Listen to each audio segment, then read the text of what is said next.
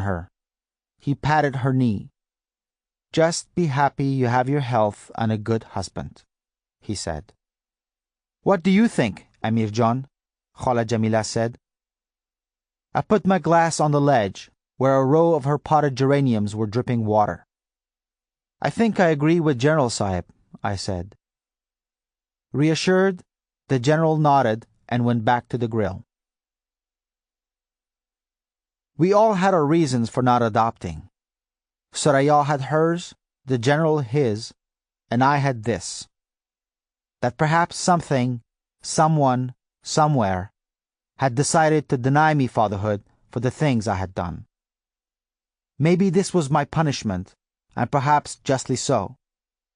It wasn't meant to be, Khala Jamila had said. Or, maybe, it was meant not to be. A few months later, we used the advance for my second novel and placed a down payment on a pretty two-bedroom Victorian house in San Francisco's Bernal Heights. It had a peaked roof, hardwood floors, and a tiny backyard which ended in a sun deck and a fire pit. The general helped me refinish the deck and paint the walls. Khala Jamila bemoaned us moving almost an hour away, especially since she thought Thoraya needed all the love and support she could get, oblivious to the fact that her well-intended but overbearing sympathy was precisely what was driving Soraya to move. Sometimes, Soraya sleeping next to me, I lay in bed and listened to the screen door swinging open and shut with the breeze and to the crickets chirping in the yard. And I could almost feel the emptiness in Soraya's womb, like it was a living, breathing thing.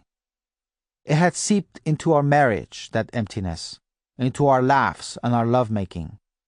And late at night, in the darkness of our room, I would feel it rising from Soraya and settling between us, sleeping between us, like a newborn child. June 2001.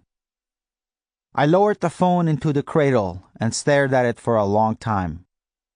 It wasn't until Aflatoon startled me with a bark that I realized how quiet the room had become. Soraya had muted the television. "You look pale, Amir," she said from the couch, the same one her parents had given us as a housewarming gift for our first apartment. She had been lying on it with Aflatoon's head nestled on her chest, her legs buried under the worn pillows. She was half watching a PBS special on the plight of wolves in Minnesota, half correcting essays from her summer school class. She had been teaching at the same school now for 6 years. She sat up, and Aflatoon leapt down from the couch. It was the general who had given our Cocker Spaniel his name, which was Farsi for Plato, because, he said, if you looked hard enough and long enough into the dog's filmy black eyes, you'd swear he was thinking wise thoughts. There was a sliver of fat, just a hint of it, beneath Soraya's chin now. The past 10 years had padded the curves of her hips some, and combed into her coal-black hair a few streaks of cinder gray. But she still had the face of a grand bald princess, with her bird-in-flight eyebrows and nose elegantly curved like a letter from ancient Arabic writings. "You look pale," Soraya repeated, placing the stack of papers on the table. "I have to go to Pakistan," I said. She stood up. "Pakistan? Rahim Khan is very sick," I said. A fist clenched inside me with those words. Kaka's old business partner? She had never met Rahim Khan, but I had told her about him. I nodded. "Oh," she said. "I'm so sorry, Amir." "We used to be close," I said. "When I was a kid, he was the first grown-up I ever thought of as a friend." I pictured him and Baba drinking tea in Baba's study, then smoking near the window, a sweetbriar-scented breeze blowing from the garden and bending the twin columns of smoke. "I remember you telling me that," Soraya said. She paused. "How long will you be gone?" "I don't know. He wants to see me," I said. "Is it—" she began. "Yes, it is safe. I'll be all right, Soraya." It was the question she'd wanted to ask all along. 15 years of marriage had turned us into mind readers. "I'm going for a walk," I said. "Should I go with you?" "Nay, I'd rather be alone." I drove to Golden Gate Park and walked along Spreckles Lake on the northern edge of the park. It was a beautiful Sunday afternoon. The sun sparkled on the water where dozens of miniature boats sailed, propelled by a crisp San Francisco breeze. I sat on a park bench and watched a man toss a football to his son, telling him not to sidearm the ball, to throw over the shoulder. I glanced up and saw a pair of kites, red with long blue tails. They floated high above the trees on the west end of the park and over the windmills. I thought about a comment Rahim Khan had made just before we hung up. He made it in passing, almost as an afterthought. I closed my eyes and saw him at the other end of the scratchy long-distance line, and saw him with his lips slightly parted, head tilted to one side. And again, something in his bottomless black eyes hinted at an unspoken secret between us. Except now, I knew he knew. My suspicions had been right all those years. He knew about Osef, the kite, the money, the watch with the lightning bolt hands. He had always known. "Come, there's a way to be good again," Rahim Khan had said on the phone just before hanging up. He had said it in passing, almost as an afterthought. A way to be good again. When I came home, Soraya was on the phone with her mother. "Won't be long, Mother John. A week, maybe 2. Yes, you and Padar can come stay with me." 2 years earlier, the general had broken his right hip. He had had one of his migraines again, and, emerging from his room, bleary-eyed and dazed, he had tripped on a loose carpet edge. His scream had brought Khala Jamila running from the kitchen. "It sounded like a joru, a broomstick, snapping in half," she was always fond of saying, though the doctor had said it was unlikely she'd heard anything of the sort. The general's shattered hip and all of the ensuing complications, the pneumonia, blood poisoning, the protracted stay at the nursing home, ended Khala Jamila's long-running soliloquies about her own health, and started new ones about the general's. She would tell anyone who'd listen that the doctors had told him his kidneys were failing. "But then, they had never seen Afghan kidneys, had they?" she'd say proudly. What I remember most about the general's hospital stay is how Khala Jamila would wait until he fell asleep and then sing to him, songs I remembered from Kabul, playing on Baba's scratchy old transistor radio. The general's frailty and time had softened things between him and Soraya, too. They took walks together and went to lunch on Saturdays, and sometimes the general sat in on some of her classes. He would sit in the back of the room, dressed in his shiny old gray suit, wooden cane across his lap, smiling. Sometimes he even took notes. That night, Soraya and I lay in bed, her back pressed to my chest, my face buried in her hair. I remembered when we used to lay forehead to forehead, sharing afterglow kisses, and whispering until our eyes drifted closed, whispering about tiny curled toes, first smiles, first words, first steps.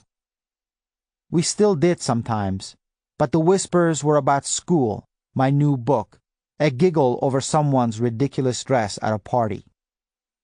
Our lovemaking was still good, at times better than good, but some nights all I would feel was a relief to be done with it, to be free to drift away and forget, at least for a while, about the futility of what we had just done.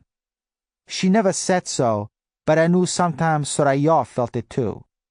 On those nights, we would each roll to our side of the bed and let our own savior take us away. Soraya's was sleep. Mine, as always, was a book. I lay in the dark the night Rahim Khan called, and traced with my eyes the parallel silver lines on the wall made by moonlight pouring through the blinds. At some point, maybe just before dawn, I drifted to sleep. and dreamed of Hassan running in the snow, the hem of his green chapan dragging behind him, snow crunching under his black rubber boots. He was yelling over his shoulder, "For you, 1,000 times over." A week later, I sat on a window seat aboard a Pakistani International Airlines flight, watching a pair of uniformed airline workers remove the wheel chocks. The plane taxied out of the terminal, and soon we were airborne, cutting through the clouds. I rested my head against the window, waited in vain for sleep. 3 hours after my flight landed in Peshawar, I was sitting on shredded upholstery in the back seat of a smoke-filled taxicab.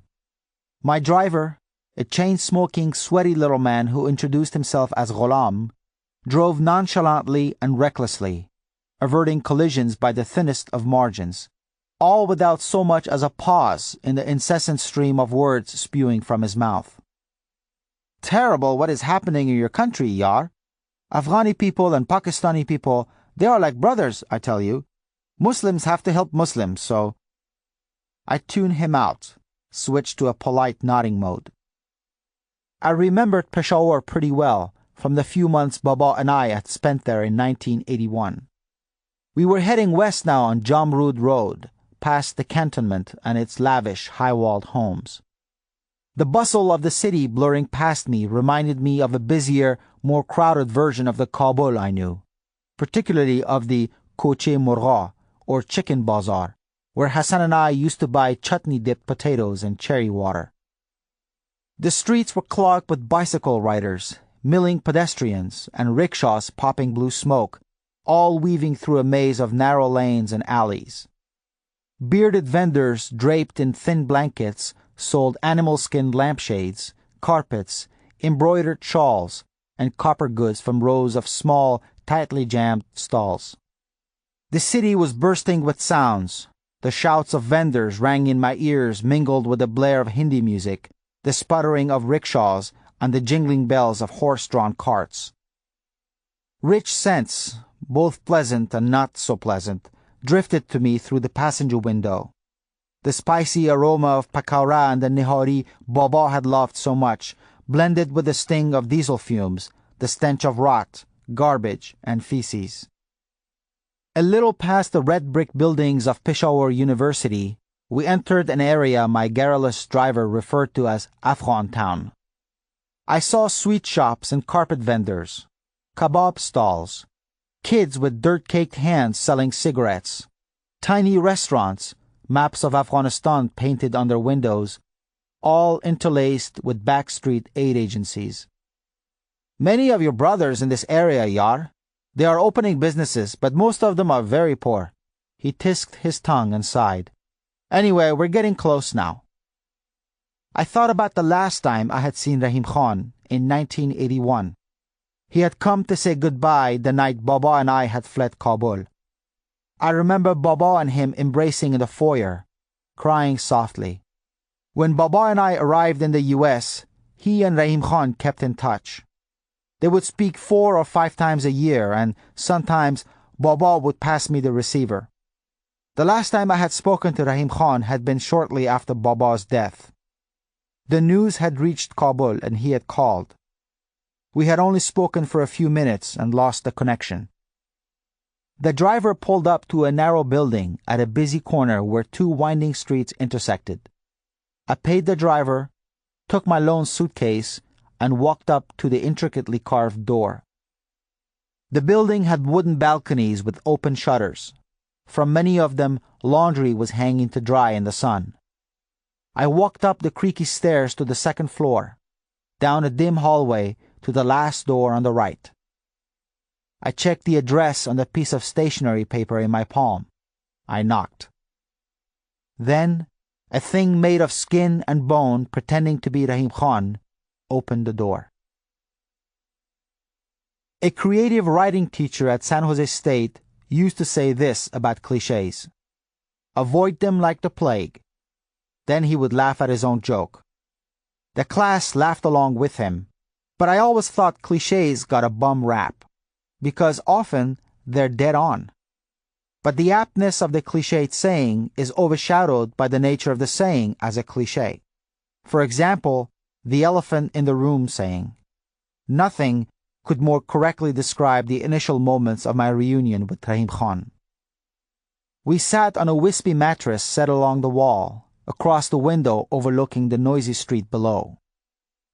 Sunlight slanted in and cast a triangular wedge of light onto the Afghan rug on the floor.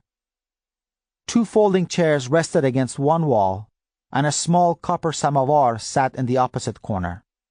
I poured us tea from it. "How did you find me?" I asked. "It's not difficult to find people in America. I bought a map of the U.S. and called up information for cities in Northern California," he said. "It's wonderfully strange to see you as a grown man."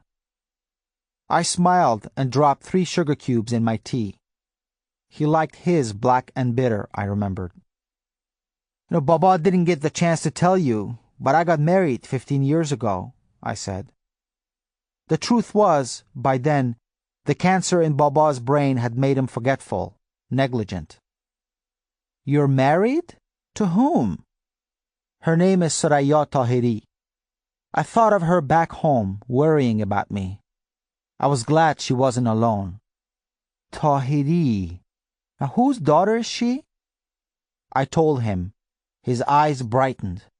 "Oh, yes, I remember now. Isn't General Tahiri married to Sharif John's sister? What was her name?" "Jamila John," I offered. "Bale," he said, smiling.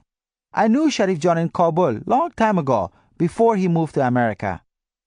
"He's been working for the INS for years," I said. "He handles a lot of Afghan cases."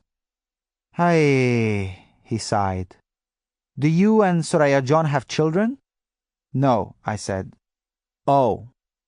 He slurped his tea and didn't ask more. Rahim Khan had always been one of the most instinctive people I had ever met. I told him a lot about Baba, his job, the flea market, and how, at the end, he had died happy. I told him about my schooling and my books, 4 published novels to my credit now. He smiled at this and said he had never had any doubt. I told him I had written short stories in the leather-bound notebook he had given me, but he didn't remember the notebook. The conversation, inevitably, turned to the Taliban. "Is it as bad as I hear?" I said. "Nay, it's worse, much worse," he said. "They don't let you be human." He pointed to a scar above his right eye cutting a crooked path through his bushy eyebrow. "I was at a soccer game in Ghazi Stadium in 1998, he said. "Kabul against Mazar-e-Sharif, I think. And by the way, the players weren't allowed to wear shorts. Indecent exposure, I guess." He gave a tired laugh. "Anyway, Kabul scored a goal, and the man next to me cheered loudly. Suddenly, this young bearded fellow who was patrolling the aisles, 18 years old at the most by the look of him, he walked up to me and struck me on the forehead with the butt of his Kalashnikov. 'Do that again, and I'll cut out your tongue, you old donkey,' he said." Rahim Khan rubbed the scar with a gnarled finger. I was old enough to be his grandfather, and I was sitting there, blood gushing down my face, apologizing to that son of a dog. I poured him more tea. Rahim Khan talked some more. Much of it I knew already, some not.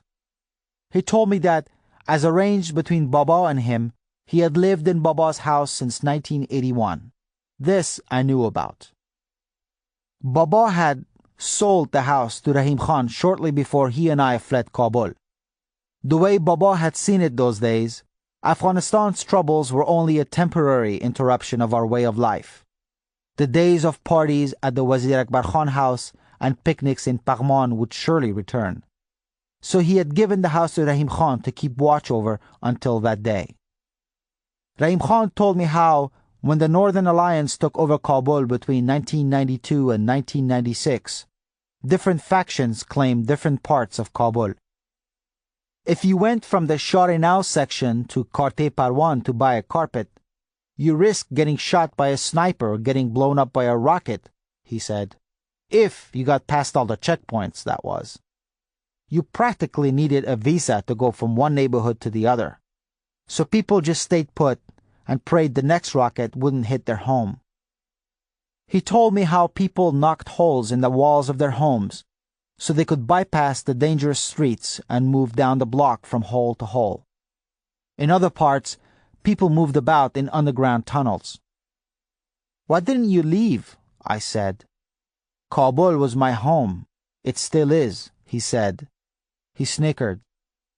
Remember the street that went from your house to the Qishla, the military barracks next to Istiqlal Middle School? Yes, I said.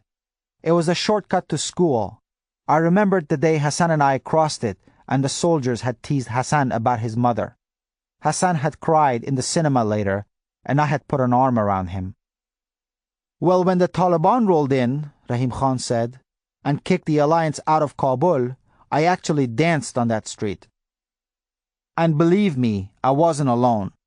People were celebrating at Chaman, at De Mazang, greeting the Taliban in the streets, climbing their tanks and posing for pictures with them. People were so tired of the constant fighting, tired of the rockets and the gunfire, the explosions, tired of watching Gulbuddin and his cohorts firing on anything that moved. The alliance did more damage to Kabul than the Shorawi. They destroyed your father's orphanage, did you know that? Why? I said. Why would they destroy an orphanage? I remembered sitting behind Baba the day they opened the orphanage. The wind had knocked off his caracal hat and everyone had laughed, then stood and clapped when he had delivered his speech. And now it was just another pile of rubble. All the money Baba had spent, all those nights he had sweated over the blueprints, all the visits to the construction site to make sure every brick, every beam, and every block was laid just right. Collateral damage, Rahim Khan said. You don't want to know, Amir John, what it was like sifting through the rubble of that orphanage. There were body parts of children. So when the Taliban came, I said, they were heroes, Rahim Khan said. Peace at last, I said. Yes, hope is a strange thing. Peace at last. But at what price? A violent coughing fit gripped Rahim Khan and rocked his gaunt body back and forth. When he spat into his handkerchief, it immediately stained red. I thought that was as good time as any to address the elephant sweating with us in the tiny room. How are you? I asked. I mean, really, how are you? Dying, actually, he said in a gurgling voice. Another round of coughing. More blood on the handkerchief. He wiped his mouth and blotted his sweaty brow from one wasted temple to the other with his sleeve, and gave me a quick glance. When he nodded, I knew he had read the next question on my face. Not long, he breathed. How long? He shrugged and coughed again. I don't think I'll see the end of this summer, he said. Let me take you home with me. I can find you a good doctor. They're coming up with new treatments all the time. There are new drugs and experimental treatments. We could enroll you in one. I was rambling and I knew it, but it was better than crying, which I was probably going to do anyway. He let out a chuff of wheezy laughter and revealed missing lower incisors. It was the most tired laughter I had ever heard. I see America has infused you with the optimism that has made her so great, he said. That's very good. We're a melancholic people, we Afghans, aren't we? Often, we wallow too much in ghamkhori and self-pity. We give in to loss, to suffering, and accept it as a fact of life, even see it as necessary. Zindagi migzara, we say. Life goes on. But I'm not surrendering to fate here. I'm being pragmatic. I've seen several good doctors here, and they have given the same answer. I trust them and believe them. There is such a thing as God's will. There's only what you do and what you don't do, I said. Rahim Khan laughed. You sounded like your father just now. I miss him so much. But it is God's will, Amir John. It really is. He paused. Besides, there's another reason I asked you to come here. I wanted to see you before I go, yes. but something else, too. Anything, I said. You know all those years I lived in your father's house after you left? Yes. I wasn't alone for all of them. Hassan lived there with me. Hassan, I said. When was the last time I had spoken his name? Those thorny old barbs of guilt bore into me once more, as if speaking his name had broken a spell and set them free to torment me anew. Suddenly, the air in Rahim Khan's little flat was too thick, too hot, too rich with the smell of the street.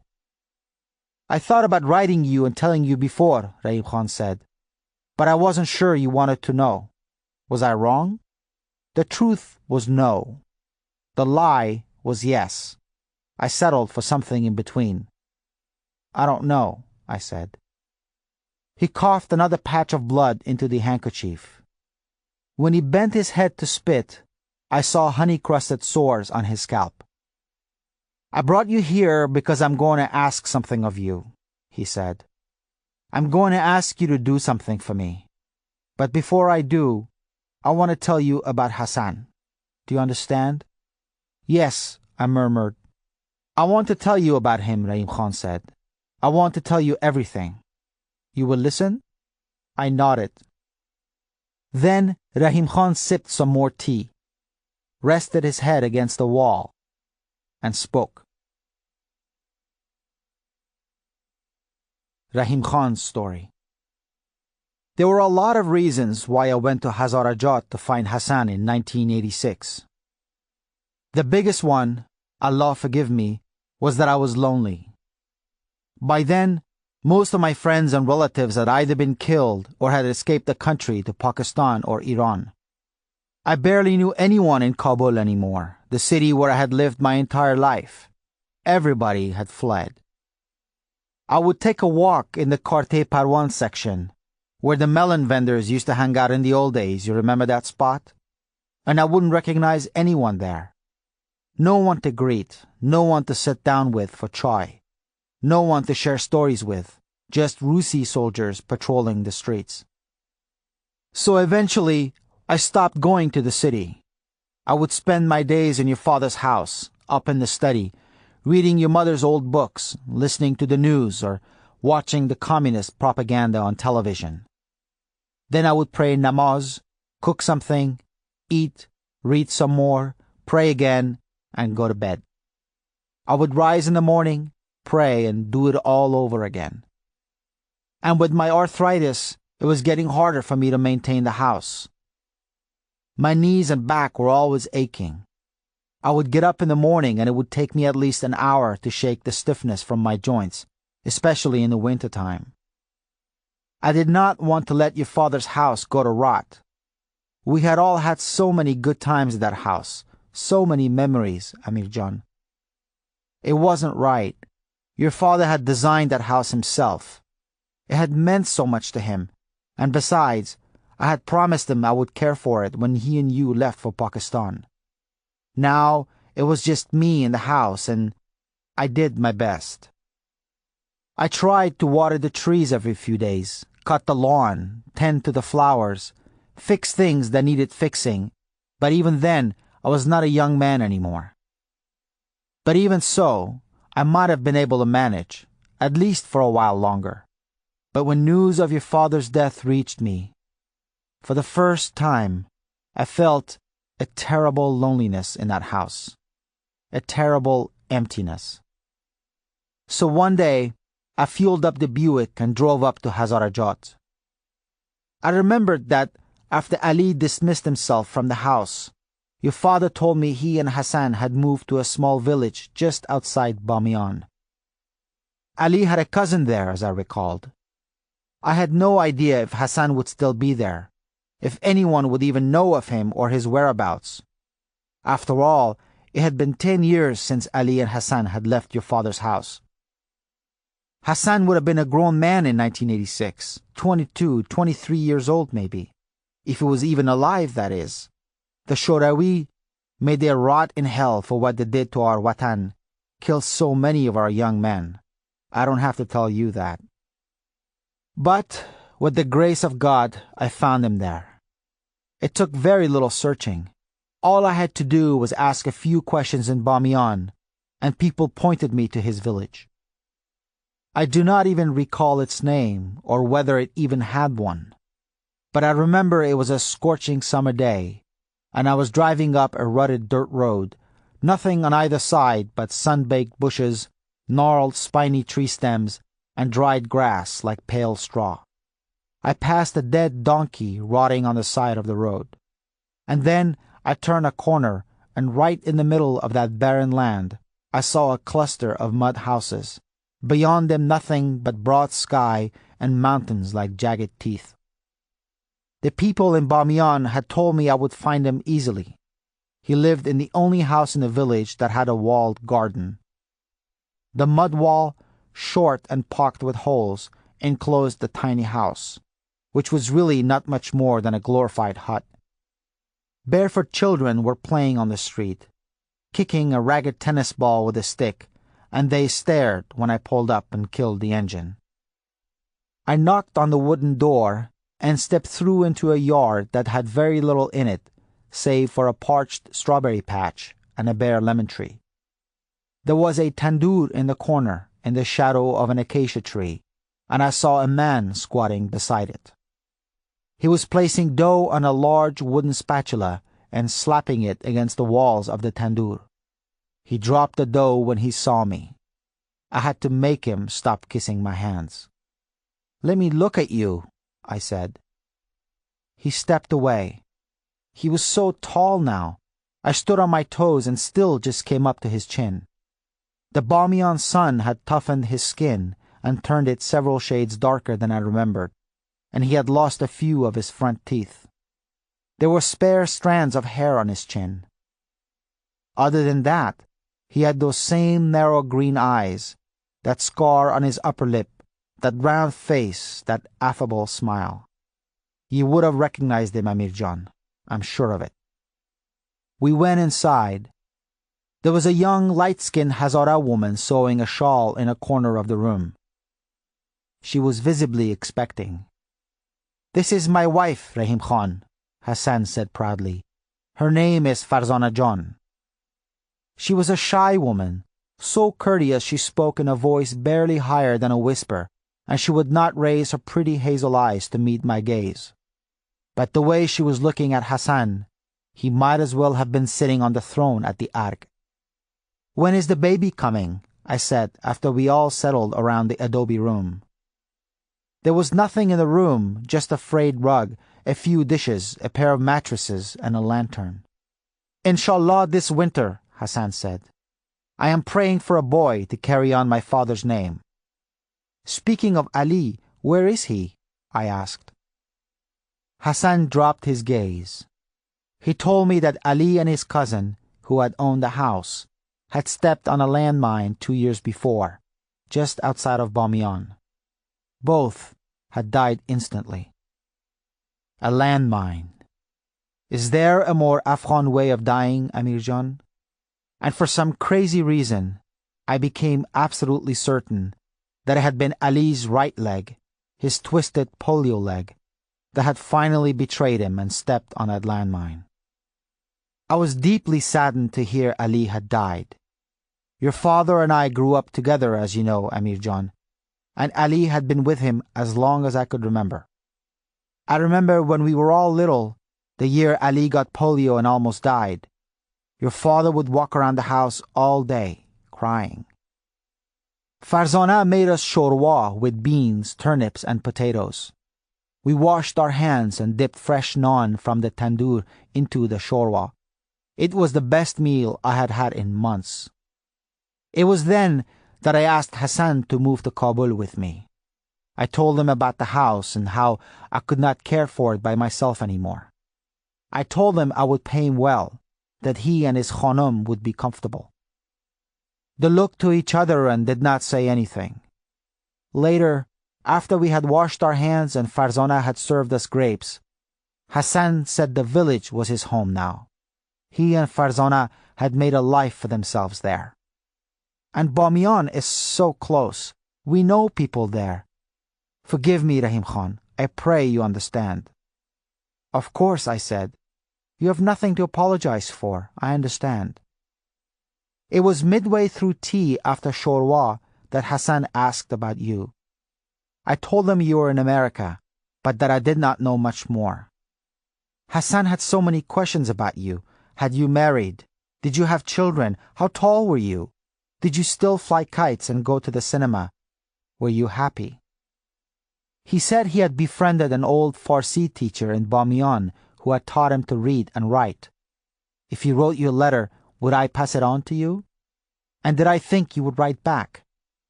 I told him what I knew of you from the few phone conversations I had had with your father, but mostly I did not know how to answer him. Then he asked me about your father. When I told him, Hassan buried his face in his hands and broke into tears. He wept like a child for the rest of that night. They insisted that I spend the night there. Farzana fixed a cot for me and left me a glass of well water in case I got thirsty. All night I heard her whispering to Hassan and heard him sobbing.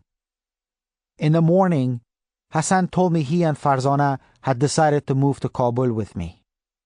I should not have come here, I said. You were right, Hassan John. You have a zindagi, a life here. It was presumptuous of me to just show up and ask you to drop everything. It's me who needs to be forgiven. Well, we don't have that much to drop, Rahim Khan, Hassan said.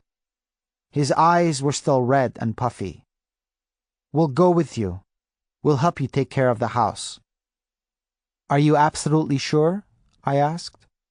He nodded and dropped his head. Agha Sahib was like my second father, God give him peace. They piled their things in the center of a few worn rags and tied the corners together. We loaded the bundle into the Buick. Hassan stood in the threshold of the house and held the Quran as we all kissed it and passed under it. Then we left for Kabul. I remember as I was pulling away, Hassan turned to take a last look at their home. When we got to Kabul, I discovered that Hassan had no intention of moving into the house. But all these rooms are empty, Hassan John. No one is going to live in them, I said. But he would not. He said it was a matter of ihtiram, a matter of respect. He and Farzana moved their things into the hut in the backyard where he was born. I pleaded for them to move into one of the guest bedrooms upstairs, but Hassan would hear nothing of it. What will Amir Agha think? He said to me. What will he think when he comes back to Kabul after the war and finds that I have assumed his place in the house? Then, in mourning for your father, Hassan wore black for the next 40 days. I did not want them to, but the two of them did all the cooking and all the cleaning. Hassan tended to the flowers in the garden, soaked the roots, picked off yellowing leaves, and planted rose bushes. He painted the walls. In the house, he swept rooms no one had slept in for years and cleaned bathrooms no one had bathed in, like he was preparing the house for someone's return. Do you remember the wall behind the row of corn your father had planted, Amir John? What did you and Hassan call it? The wall of ailing corn? A rocket destroyed a whole section of that wall in the middle of the night early that fall. Hassan rebuilt the wall with his own hands, brick by brick, until it stood whole again. I do not know what I would have done if he had not been there. Then late that fall, Farzana gave birth to a stillborn baby girl. Hassan kissed the baby's lifeless face, and we buried her in the backyard, near the sweetbriar bushes. We covered the little mound with leaves from the poplar trees. I said a prayer for her. Farzana stayed in the hut all day and wailed. It is a heartbreaking sound, Amir John, the wailing of a mother. I pray to Allah you never hear it. Outside the walls of that house, there was a war raging. But the three of us in your father's house, we made our own little haven from it. My vision started going by the late 1980s, so I had Hassan read me your mother's books. We would sit in the foyer by the stove and Hassan would read me from Masnawi or Khayyam as Farzana cooked in the kitchen. And every morning, Hassan placed a flower on the little mound by the sweetbriar bushes. In early 1990, Farzana became pregnant again. It was that same year, in the middle of the summer, that a woman covered in a sky blue burqa knocked on the front gates one morning. When I walked up to the gates, she was swaying on her feet like she was too weak to even stand. I asked her what she wanted, but she would not answer.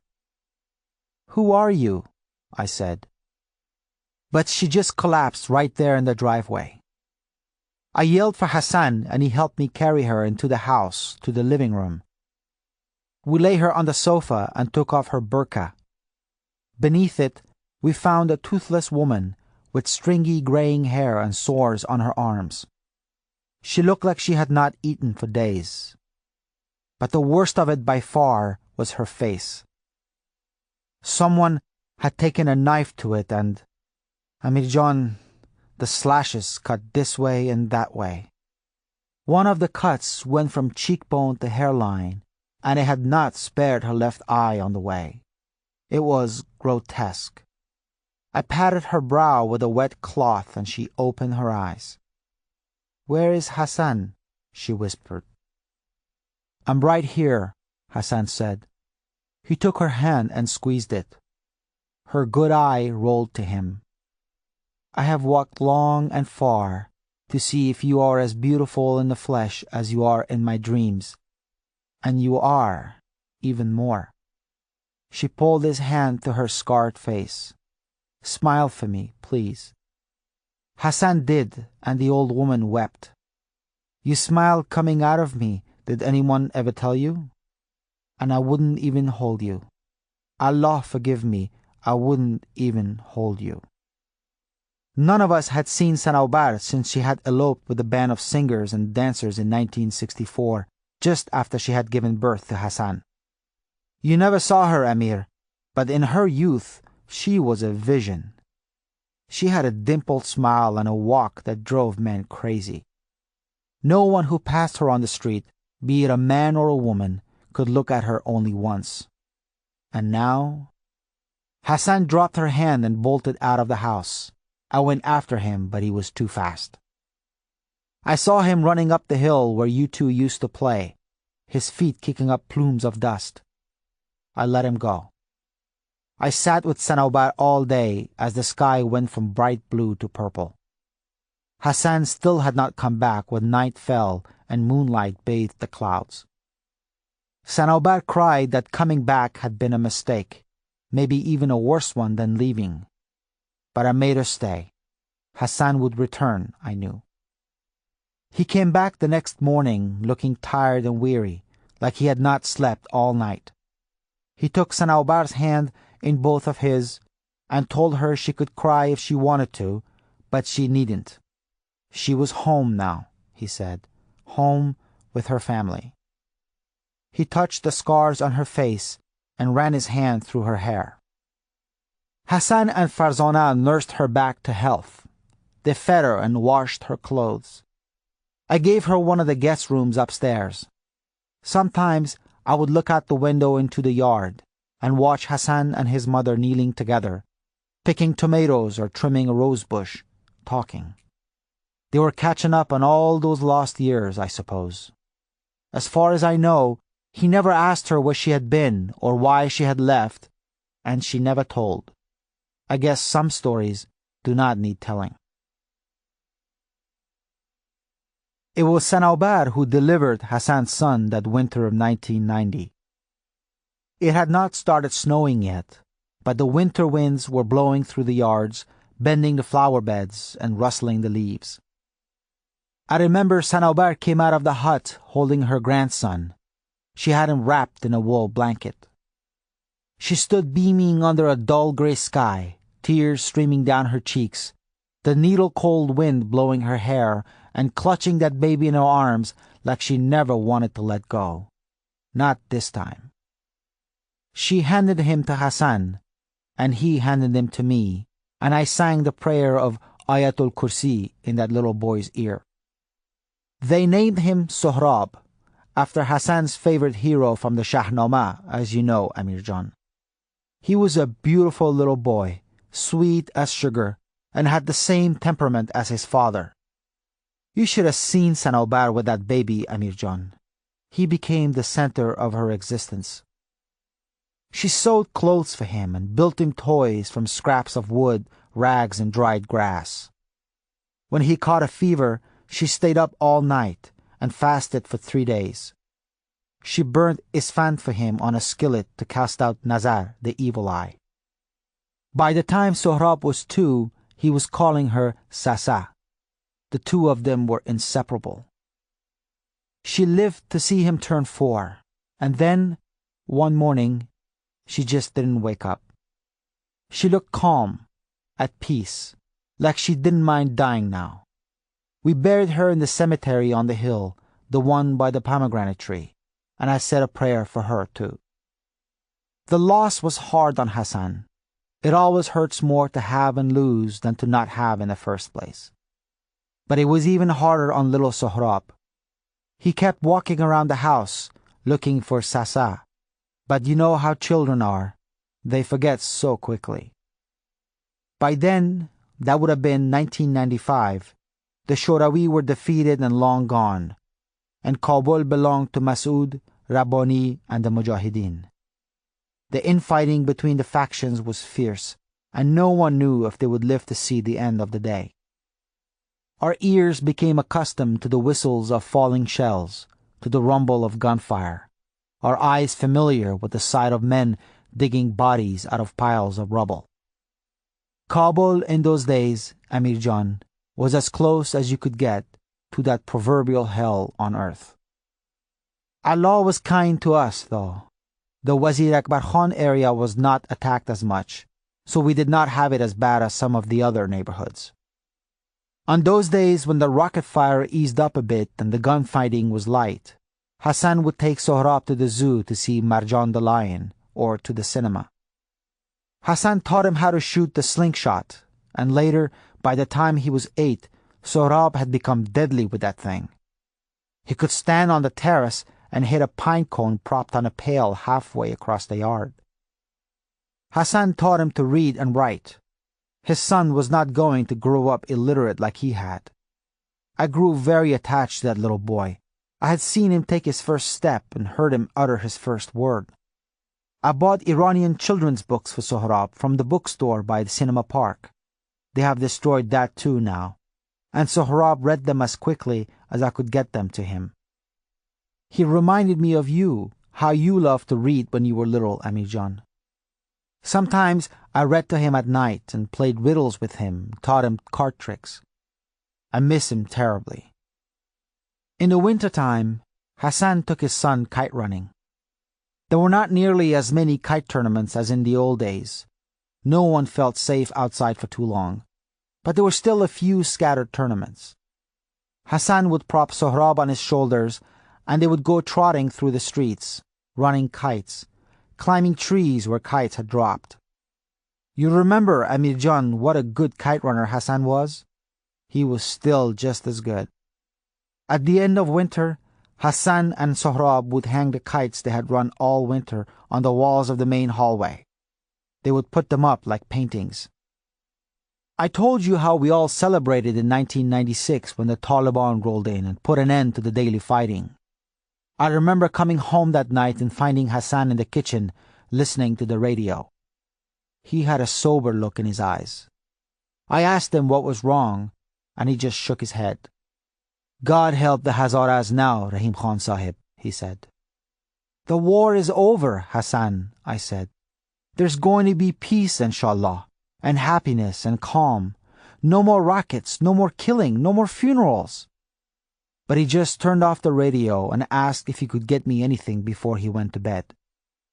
A few weeks later, the Taliban banned kite fighting, and 2 years later, in 1998, they massacred the Hazaras in Mazar-e-Sharif. Rahim Khan slowly uncrossed his legs and leaned against the bare wall in the wary, deliberate way of a man whose every movement triggers spikes of pain. Outside, a donkey was braying and someone was shouting something in Urdu. The sun was beginning to set, glittering red through the cracks between the ramshackle buildings. It hit me again, the enormity of what I had done that winter and that following summer. The names rang in my head: Hassan, Sohrab, Ali, Farzana, and Sanobar. Hearing Rahim Khan speak Ali's name was like finding an old dusty music box that hadn't been opened in years. The melody began to play immediately. "Who did you eat today, Babalu? Who did you eat, you slant-eyed Babalu?" I tried to conjure Ali's frozen face, to really see his tranquil eyes. But time can be a greedy thing. Sometimes it steals all the details for itself. "Is Hassan still in that house now?" I asked. Rahim Khan raised the teacup to his parched lips and took a sip. He then fished an envelope from the breast pocket of his vest and handed it to me. "For you." I tore the sealed envelope. Inside, I found a Polaroid photograph and a folded letter. I stared at the photograph for a full minute. A tall man dressed in a white turban and a green striped chapan stood with a little boy in front of a set of wrought iron gates. Sunlight slanted in from the left, casting a shadow on half of his rotund face. He was squinting and smiling at the camera, showing a pair of missing front teeth. Even in this blurry Polaroid, the man in the chapan exuded a sense of self-assuredness, of ease. It was in the way he stood, his feet slightly apart, his arms comfortably crossed on his chest, his head tilted a little toward the sun. Mostly, it was in the way he smiled. Looking at the photo, one might have concluded that this was a man who thought the world had been good to him. Rahim Khan was right. I would have recognized him if I had bumped into him on the street. The little boy stood barefoot, one arm wrapped around the man's thigh, his shaved head resting against his father's hip. He too was grinning and squinting. I unfolded the letter. It was written in Farsi. No dots were omitted, no crosses forgotten, no letters blurred together. The handwriting was almost childlike in its neatness. I began to read. "In the name of Allah, the most beneficent, the most merciful. Amir Agha, with my deepest respects. Farzana Jan, Sohrab and I pray that this latest letter finds you in good health and in the light of Allah's good graces. Please offer my warmest thanks to Rahim Khan Sahib for carrying it to you. I am hopeful that one day I will hold one of your letters in my hands and read of your life in America. Perhaps a photograph of you will even grace our eyes. I have told much about you to Farzana Jan and Sohrab, about us growing up together and playing games and running in the streets. They laugh at all the stories of all the mischief you and I used to cause. Amir Agha, alas, the Afghanistan of our youth is long dead. Kindness is gone from the land, and you cannot escape the killings. Always the killings. In Kabul, fear is everywhere, in the streets, in the stadium, in the markets. It is a part of our lives here, Amir Agha. The savages who rule our Watan don't care about human decency. The other day, I accompanied Farzana Jan to the bazaar to buy some potatoes and naan. She asked the vendor how much the potatoes cost, but he did not hear her. I think he had a deaf ear. So she asked louder, and suddenly a young Taleb ran over and hit her on the thighs with his wooden stick. He struck her so hard she fell down. He was screaming at her and cursing and saying the Ministry of Vice and Virtue does not allow women to speak loudly. She had a large purple bruise on her leg for days. But what could I do except stand and watch my wife get beaten? If I fought, that dog would have surely put a bullet in me, and gladly. Then what would happen to my Sohrab? The streets are full enough already of hungry orphans, and every day I thank Allah that I am alive. Not because I fear death, but because my wife has a husband and my son is not an orphan. I wish you could see Sohrab. He is a good boy. Rahim Khan Sahib and I have taught him to read and write so he does not grow up stupid like his father. And can he shoot with that slingshot? I take Sohrab around Kabul sometimes and buy him candy. There is still a monkey man in Sharinau, and if we run into him, I pay him to make his monkey dance for Sohrab. You should see how he laughs. The two of us often walk up to the cemetery on the hill. Do you remember how we used to sit under the pomegranate tree there and read from the Shahnameh? The droughts have dried the hill, and the tree hasn't borne fruit in years. But Sohrab and I still sit under its shade, and I read to him from the Shahnameh. It is not necessary to tell you that his favorite part is the one with his namesake, Rustam and Sohrab. Soon he will be able to read from the book himself. I am a very proud and very lucky father. Amir Agha, Rahim Khan Sahib is quite ill. He coughs all day and I see blood on his sleeve when he wipes his mouth. He has lost much weight and I wish he would eat a little of the shorwa and rice that Farzana Jan cooks for him. But he only takes a bite or two, and even that I think is out of courtesy to Farzana Jan. I am so worried about this dear man, I pray for him every day. He is leaving for Pakistan in a few days to consult some doctors there, and inshallah he will return with good news. But in my heart, I fear for him. Farzana Jan and I have told little Sohrab that Rahim Khan is going to be well. What can we do? He is only 10 and he adores Rahim Khan Sahib. They have grown so close to each other. Rahim Khan Sahib used to take him to the bazaar for balloons and biscuits, but he is too weak for that now. I have been dreaming a lot lately, Amir Agha. Some of them are nightmares, like hanged corpses rotting in soccer fields with blood-red grass. I wake up from those short of breath and sweaty. Mostly, though, I dream of good things and praise Allah for that. I dream that Rahim Khan Sahib will be well. I dream that my son will grow up to be a good person, a free person, and an important person. I dream that lala flowers would bloom in the streets of Kabul again, and rubab music will play in the samovar houses, and kites would fly in the skies. And I dream that someday you will return to Kabul to revisit the land of our childhood. If you do, you will find an old, faithful friend waiting for you. May Allah be with you always. Hassan. I read the letter twice. I folded the note and looked at the photograph for another minute. I pocketed both. How is he? I asked. That letter was written 6 months ago, a few days before I left for Peshawar, Rahim Khan said. I took the Polaroid the day before I left. A month after I arrived in Peshawar, I received a telephone call from one of my neighbors in Kabul. He told me this story. Soon after I took my leave, a rumor spread that a Hazara family was living alone in the big house in Wazir Akbar Khan, or so the Taliban claim.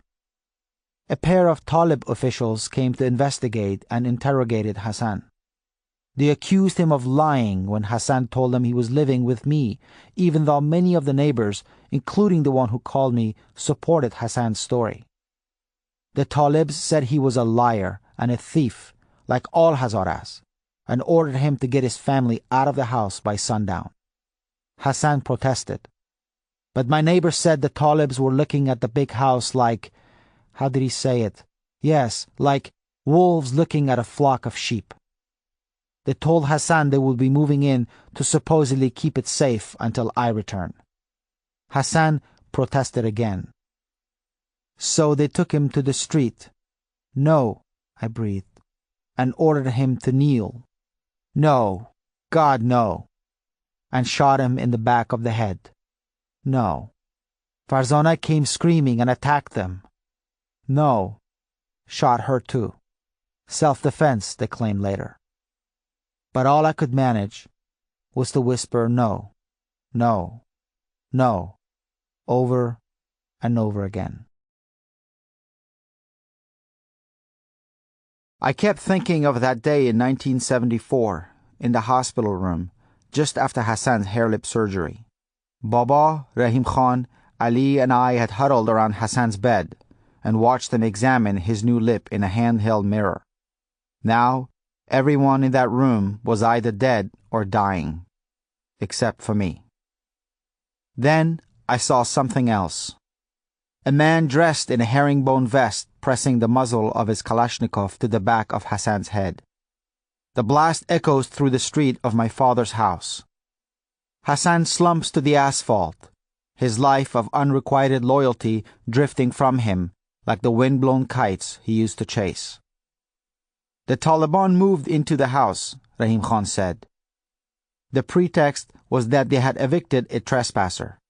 Hassan and Farzana's murders were dismissed as a case of self-defense. No one said a word about it. Most of it was fear of the Taliban, I think. But no one was going to risk anything for a pair of Hazara servants. What did they do with Sohrab? I asked. I felt tired, drained. A coughing fit gripped Rahim Khan and went on for a long time. When he finally looked up, his face was flushed and his eyes bloodshot. I heard he's in an orphanage somewhere in Karte-Se, Amir Jan. Then he was coughing again. When he stopped, he looked older than a few moments before, like he was aging with each coughing fit. Amir Jan, I summoned you here because I wanted to see you before I die, but that's not all. I said nothing. I think I already knew what he was going to say. I want you to go to Kabul. I want you to bring Sohrab here, he said. I struggled to find the right words. I had barely had time to deal with the fact that Hassan was dead. Please hear me, Rahim Khan said. I know an American pair here in Peshawar, a husband and wife named Thomas and Betty Caldwell. They're Christians and they run a small charity organization that they manage with private donations. Mostly, they house and feed Afghan children who have lost their parents. I have seen the place. It's clean and safe, and the children are well cared for. And Mr. and Mrs. Caldwell are kind people. They have already told me that Sohrab would be welcome to their home and... Rahim Khan, you can't be serious, I said. Children are fragile, Amir Jan, he said. Kabul is already full of broken children, and I don't want Sohrab to become another. Rahim Khan, I don't want to go to Kabul. I can't, I said. Sohrab is a gifted little boy, he said. We can give him a new life here, new hope, with people who would love him. Thomas Agha is a good man, and Betty Khanum is so kind. You should see how she treats those orphans. Why me? I said. Why can't you pay someone here to go? I'll pay for it if it's a matter of money. It isn't about money, Amir, Rahim Khan roared. I'm a dying man, and I will not be insulted. It has never been about money with me, and you know that. And why you? I think we both know why it has to be you, don't we? I didn't want to understand that comment, but I did. I understood it all too well. I have a wife in America, a home, a career, and a family, I said. Kabul is a dangerous place, you know that, and you'd have me risk everything for... I stopped. You know, Rahim Khan said, one time when you weren't around, your father and I were talking. And you know how he always worried about you in those days. I remember he said to me, Rahim, a boy who won't stand up for himself becomes a man who can't stand up to anything. I wonder, is that what you've become? I dropped my eyes. What I'm asking from you is to grant an old man his dying wish, he said gravely. He had gambled with that comment, played his best card, or so I thought then. His words hung in limbo between us, but at least he'd known what to say. I was still searching for the right words, and I was the writer in the room. Finally, I settled for this. Maybe Baba was right. I'm sorry you think that, Amir. I couldn't look at him. And you don't? If I did, he said, I would not have asked you to come here. I toyed with my wedding ring. You've always thought too highly of me, Rahim Khan. And you have always been far too hard on yourself, he said. He hesitated. But there's something else. Something you don't know. Please, Rahim Khan. Sanobar wasn't Ali's first wife, he said. Now I looked up. He was married once before, to a Hazara woman from the Joghuri area. This was long before you were born. They were married for 3 years. What does this have to do with anything? I said. She left him childless after 3 years and married a man in Khost. She bore him 3 daughters. That's what I'm trying to tell you. I began to see where he was going, but I didn't want to hear the rest of it. I had a good life in California. Pretty Victorian home with a peaked roof, a good marriage, a promising writing career, in-laws who loved me. I didn't need any of this shit. Ali was sterile, Rahim Khan said. No, he wasn't. He and Sanobar had Hassan, didn't they? They had Hassan. No, they didn't, Rahim Khan said. Yes, they did. No, they didn't, Amir. Then who? I think you know who. I felt like a man sliding down a steep cliff, clutching at shrubs and tangles of brambles and coming up empty-handed. The room was swooping up and down and swaying side to side. Did Hassan know? I said through lips that didn't feel like my own. Rahim Khan closed his eyes, shook his head. You bastards, I muttered. I stood up. You goddamn bastards, I screamed. All of you, you bunch of lying goddamn bastards. Please sit down, Rahim Khan said. How could you hide this from me? From him, I bellowed. Please think, Amir John. It was a shameful situation. People would talk. All that a man had back then, all that he was his honor, his name. And if people talked, we couldn't tell anyone. Surely you can see that. He reached for me, but I shut his hand, headed for the door. Amir John, please don't leave. I opened the door and turned to him. Why? What can you possibly say to me? I'm 38 years old and I've just found out my whole life is one big fucking lie. What can you possibly say to make things better? Nothing. Not a goddamn thing. And with that, I stormed out of the apartment. The sun had almost set and left the sky swathed in smothers of purple and red. I walked down the busy, narrow street that led away from Rahim Khan's building. The street was a noisy lane and a maze of alleyways choked with pedestrians, bicycles, and rickshaws. Billboards hung at its corners, advertising Coca-Cola and cigarettes. Lollywood movie posters displayed sultry actresses dancing with handsome, brown-skinned men in fields of marigolds. I walked into a smoky little samovar house and ordered a cup of tea. I tilted back on the folding chair's rear legs and rubbed my face. That feeling of sliding toward a fall was fading. But in its stead, I felt like a man who awakens in his own house and finds all the furniture rearranged, so that every familiar nook and cranny looks foreign now. Disoriented, he has to reevaluate his surroundings, reorient himself. How could I have been so blind? The signs had been there for me to see all along. They came flying back at me now. Baba hiring Dr. Kumar to fix Hassan's hair lip. Baba never missing Hassan's birthday. I remembered the day we were planting tulips when I had asked Baba if he would ever consider getting new servants. Hassan's not going anywhere, he had barked. He's staying right here with us where he belongs. This is his home and we're his family. He had wept when Ali announced he and Hassan were leaving us. The waiter placed a teacup on the table before me. Where the table's legs crossed like an X, there was a ring of brass balls, each walnut-sized. One of the balls had come unscrewed. I stooped and tightened it. I wished I could fix my own life as easily. I took a gulp of the blackest tea I had had in years and tried to think of Suraya, of the general and Khala Jamila, of the novel that needed finishing. I tried to watch the traffic bolting by on the street, the people milling in and out of the little sweet shops. Tried to listen to the qawwali music playing on the transistor radio at the next table. Anything. But I kept seeing Baba on the night of my graduation, sitting in the fort he had just given me, smelling of beer, and saying, "I wish Hassan had been with us today." How could he have lied to me all those years? To Hassan? He had sat me on his lap when I was little, looked me straight in the eyes, and said, "There's only one sin, and that is theft. When you tell a lie, you steal someone's right to the truth." Hadn't he said those words to me? And now, 15 years after I had buried him, I was learning that Baba had been a thief. And a thief of the worst kind. Because the things he had stolen had been sacred. From me, the right to know I had a brother.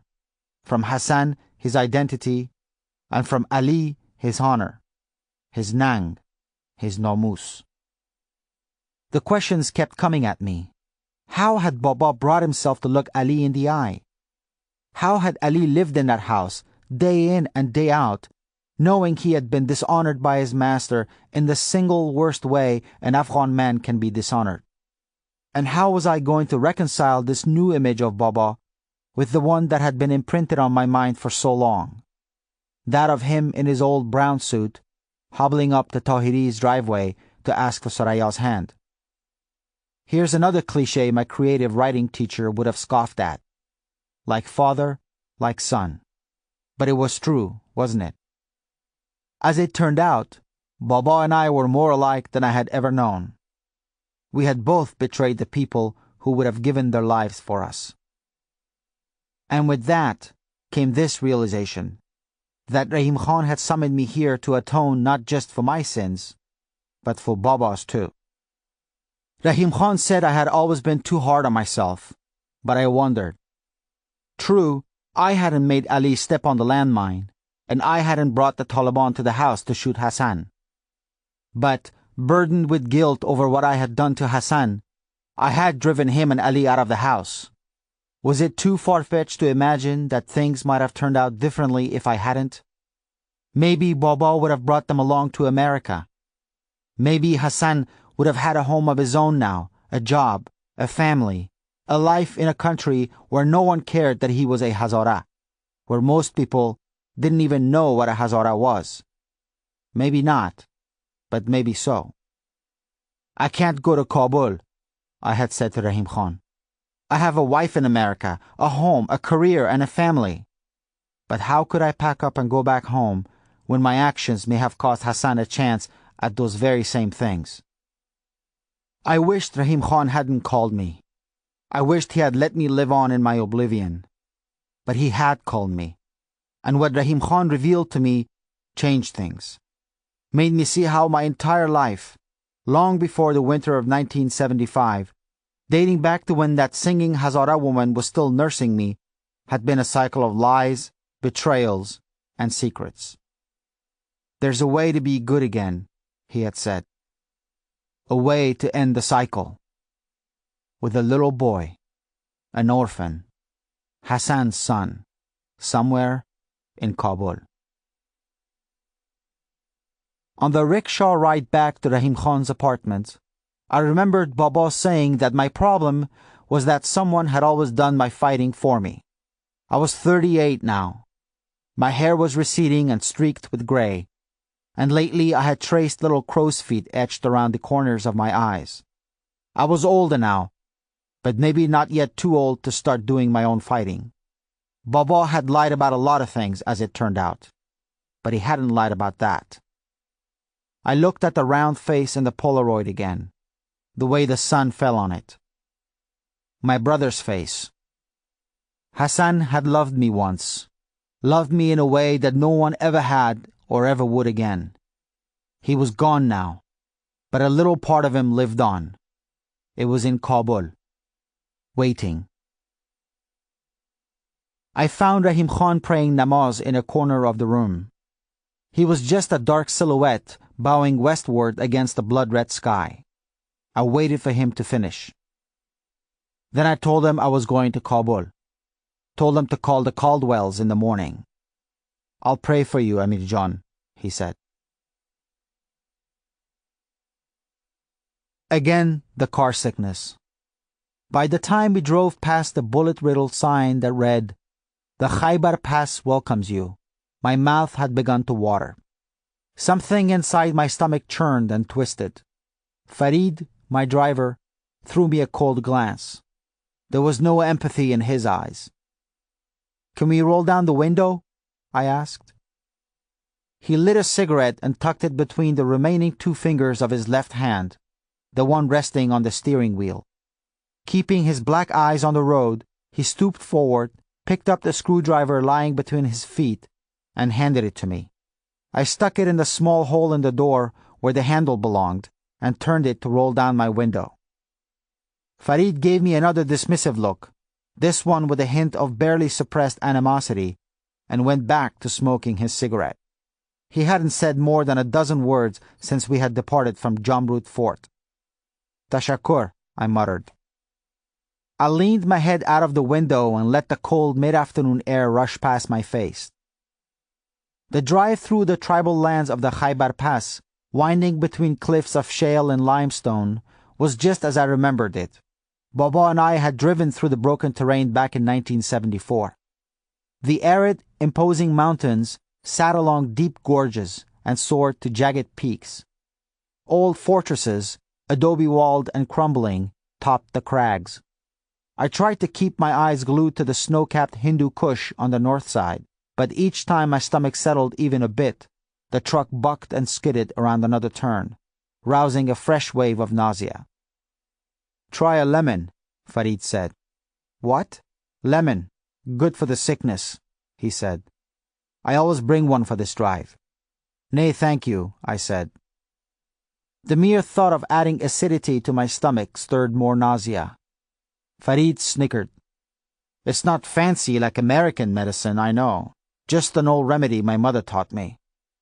I regretted blowing my chance to warm up to him.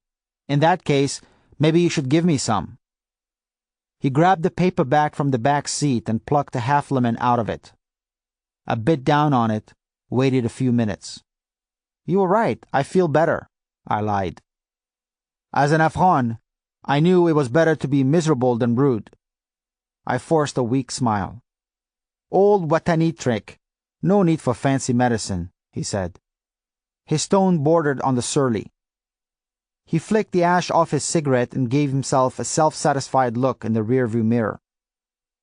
He was a Tajik, a lanky dark man with a weather-beaten face, narrow shoulders, and a long neck punctuated by a protruding Adam's apple that only peeked from behind his beard when he turned his head.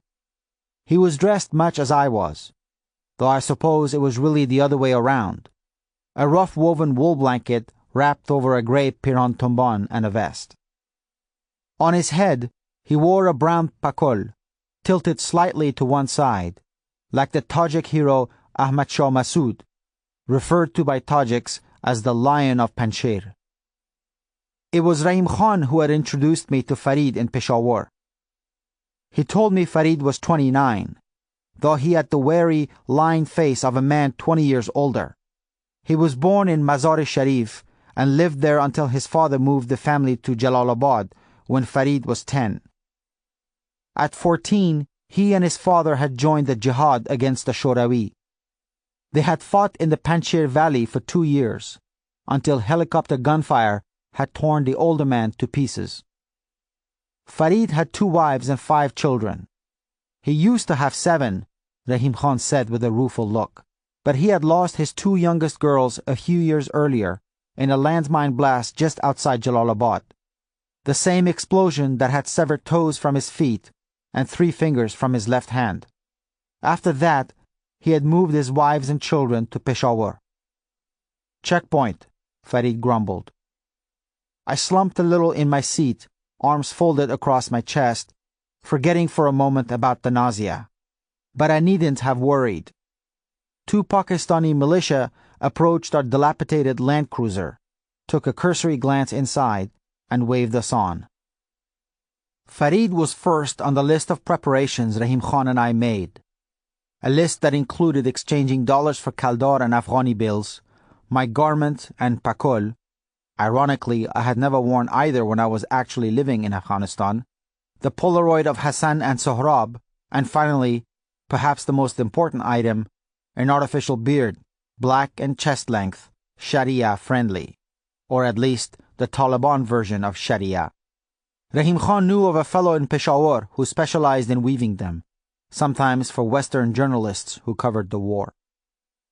Rahim Khan had wanted me to stay with him a few more days, to plan more thoroughly. But I knew I had to leave as soon as possible. I was afraid I would change my mind. I was afraid I would deliberate, ruminate, agonize, rationalize, and talk myself into not going. I was afraid the appeal of my life in America would draw me back, that I would wade back into that great big river and let myself forget, let the things I had learned these last few days sink to the bottom. I was afraid that I'd let the waters carry me away from what I had to do, from Hassan, from the past that had come calling, and from this one last chance at redemption. So I left before there was any possibility of that happening. As for Suraya, telling her I was going back to Afghanistan was not an option. If I had, she would have booked herself on the next flight to Pakistan. We had crossed the border, and the signs of poverty were everywhere. On either side of the road, I saw chains of little villages sprouting here and there, like discarded toys among the rocks, broken mud houses and huts consisting of little more than 4 wooden poles and a tattered cloth as a roof. I saw children dressed in rags chasing a soccer ball outside the huts.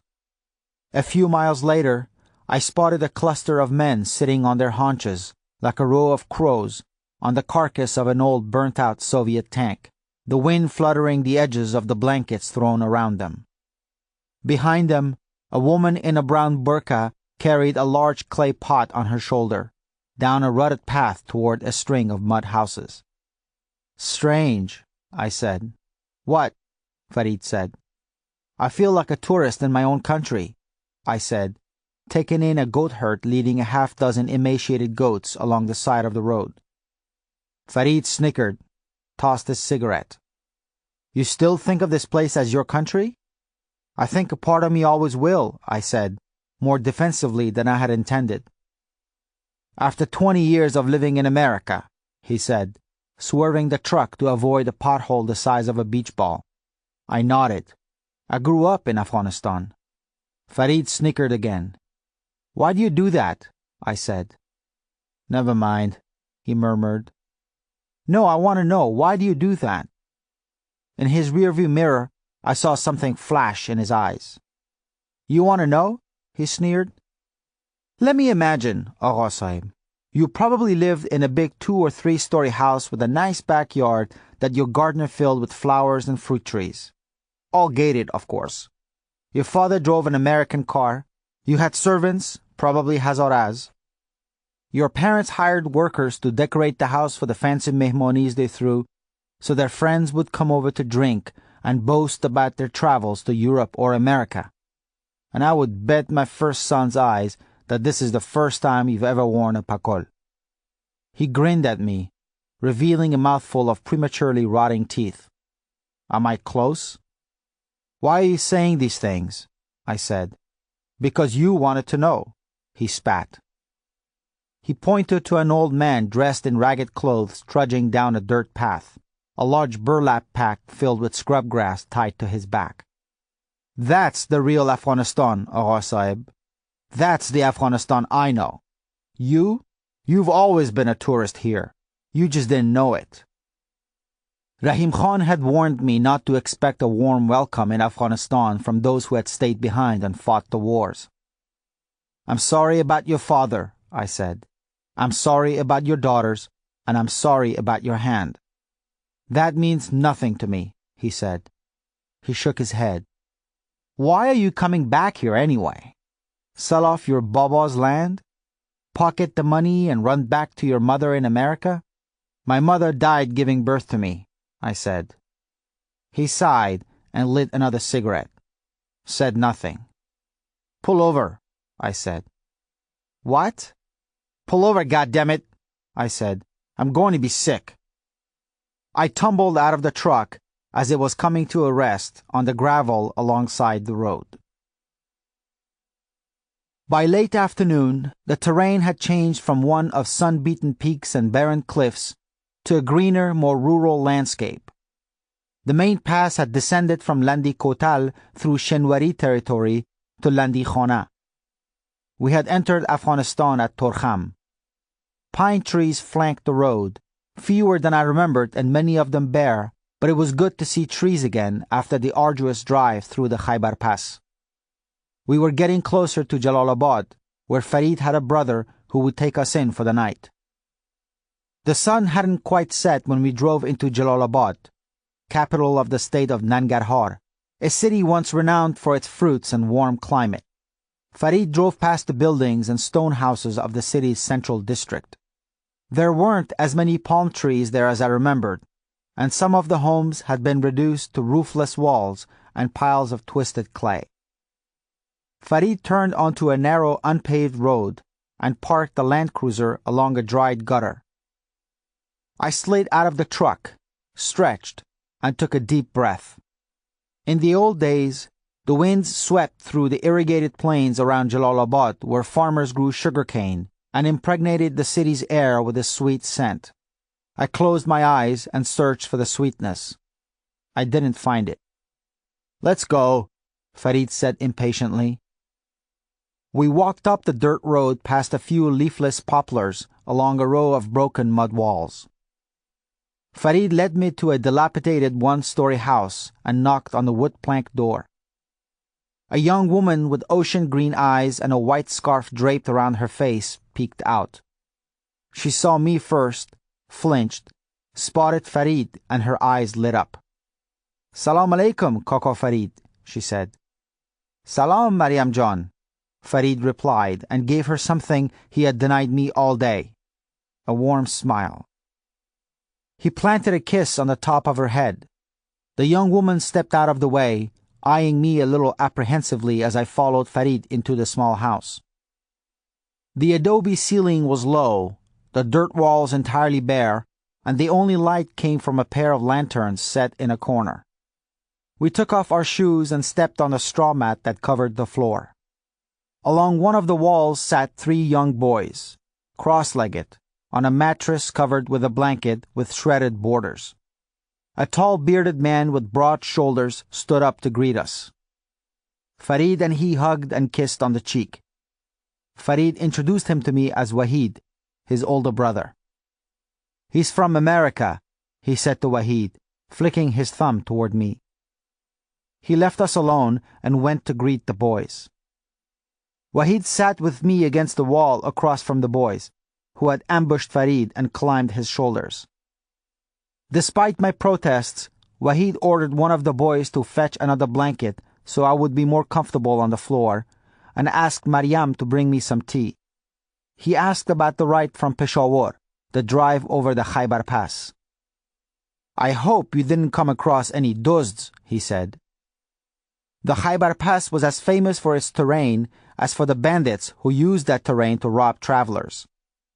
Before I could answer, he winked and said in a loud voice, "Of course, no dozd would waste his time on a car as ugly as my brother's." Farid wrestled the smallest of the 3 boys to the floor and tickled him on the ribs with his good hand. The kid giggled and kicked. "At least I have a car," Farid panted. "How is your donkey these days?" "My donkey is a better ride than your car," laughed Wahid. "Khar mishnasa," Farid shot back. "Takes a donkey to know a donkey." They all laughed and I joined in. I heard female voices from the adjoining room. I could see half of the room from where I sat. Mariam and an older woman wearing a brown hijab, presumably her mother, were speaking in low voices and pouring tea from a kettle into a pot. "So what do you do in America, Amir Agha?" Wahid asked. "I'm a writer," I said. I thought I heard Farid chuckle at that. "A writer," Wahid said, clearly impressed. "Do you write about Afghanistan?" "Well, I have, but not currently," I said. My last novel, A Season for Ashes, had been about a university professor who joins a clan of bohemians after he finds his wife in bed with one of his students. It wasn't a bad book. Some reviewers had called it a good book, and one had even used the word riveting. But suddenly, I was embarrassed by it. I hoped Wahid wouldn't ask what it was about. "Maybe you should write about Afghanistan again," Wahid said. "Tell the rest of the world what the Taliban are doing to our country." "Well, I'm not quite that kind of writer," I said. "Oh," Wahid said, nodding and blushing a bit. "You know best, of course. It's not for me to suggest." Just then, Mariam and the other woman came into the room with a pair of cups and a teapot on a small platter. I stood up in respect, pressed my hand to my chest, and bowed my head. "Salam alaikum," I said. The woman, who had now wrapped her hijab to conceal her lower face, bowed her head too. "Salam," she replied, in a barely audible voice. We never made eye contact. She poured the tea while I stood. The woman placed a steaming cup of tea before me and exited the room, her bare feet making no sound at all as she disappeared. I sat down and sipped the strong black tea. Wahid finally broke the uneasy silence that followed. "So, what brings you back to Afghanistan?" "What brings them all back to Afghanistan, dear brother?" Farid said, speaking to Wahid but fixing me with a contemptuous gaze. "Bas!" Wahid snapped. "It's always the same thing," Farid said. "Sell this land, sell that house, collect the money, and run away like a mouse. Go back to America and spend the money on a family vacation to Mexico." "Farid!" Wahid roared. His children, and even Farid, flinched. "Have you forgotten your manners? This is my house. Amir Agha is my guest tonight, and I will not allow you to dishonor me like this."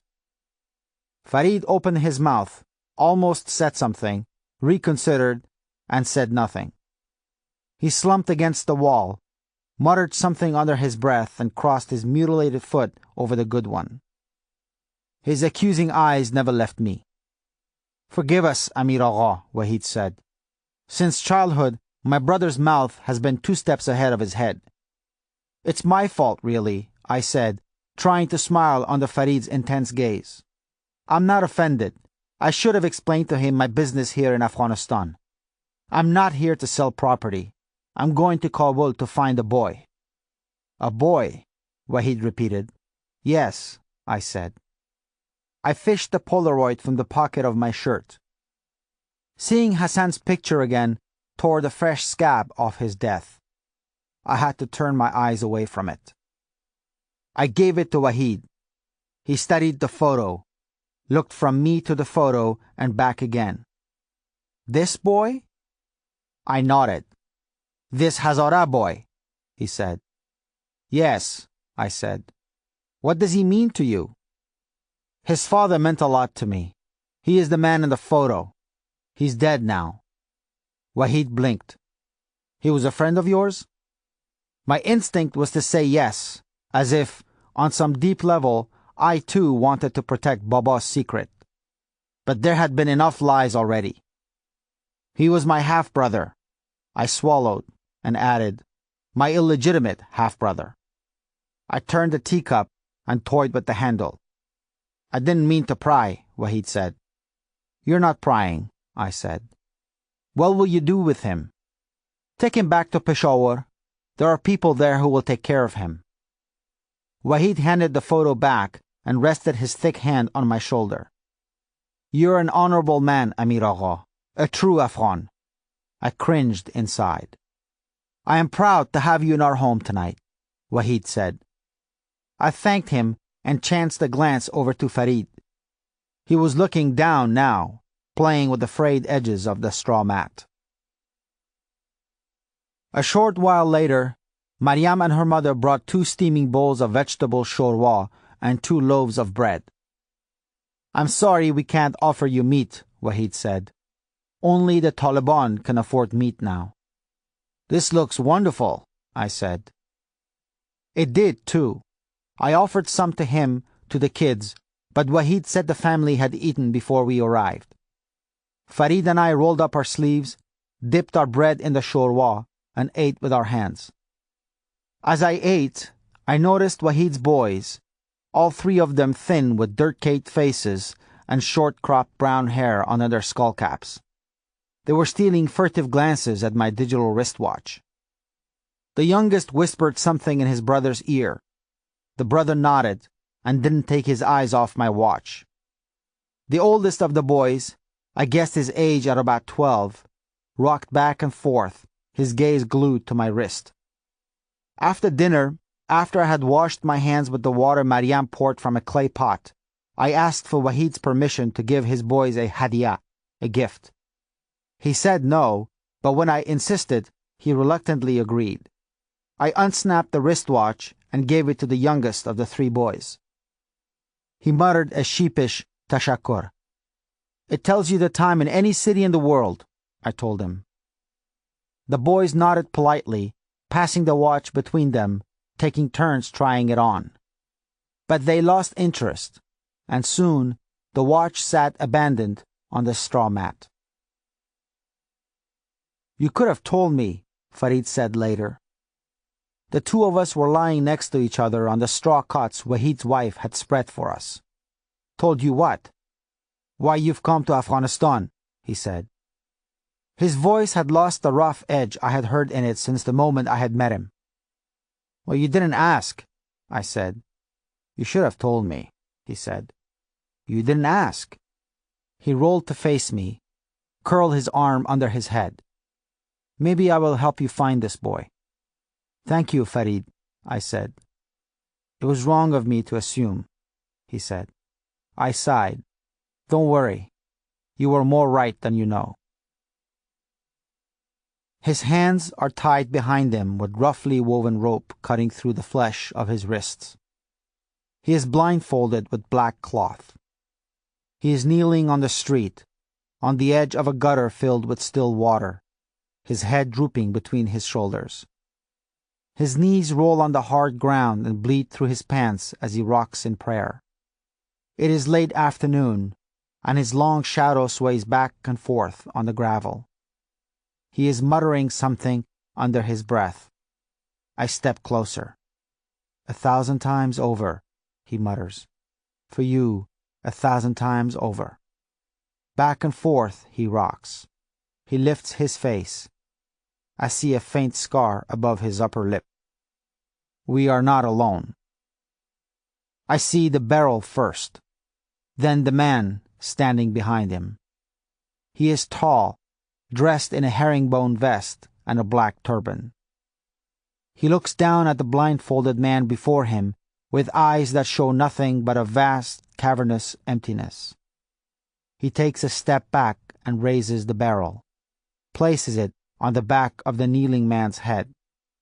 For a moment, fading sunlight catches in the metal and twinkles. The rifle roars with a deafening crack. I follow the barrel on its upward arc. I see the face behind the plume of smoke swirling from the muzzle. I am the man in the herringbone vest. I woke up with a scream trapped in my throat. I stepped outside, stood in the silver tarnish of a half moon, and glanced up to a sky riddled with stars.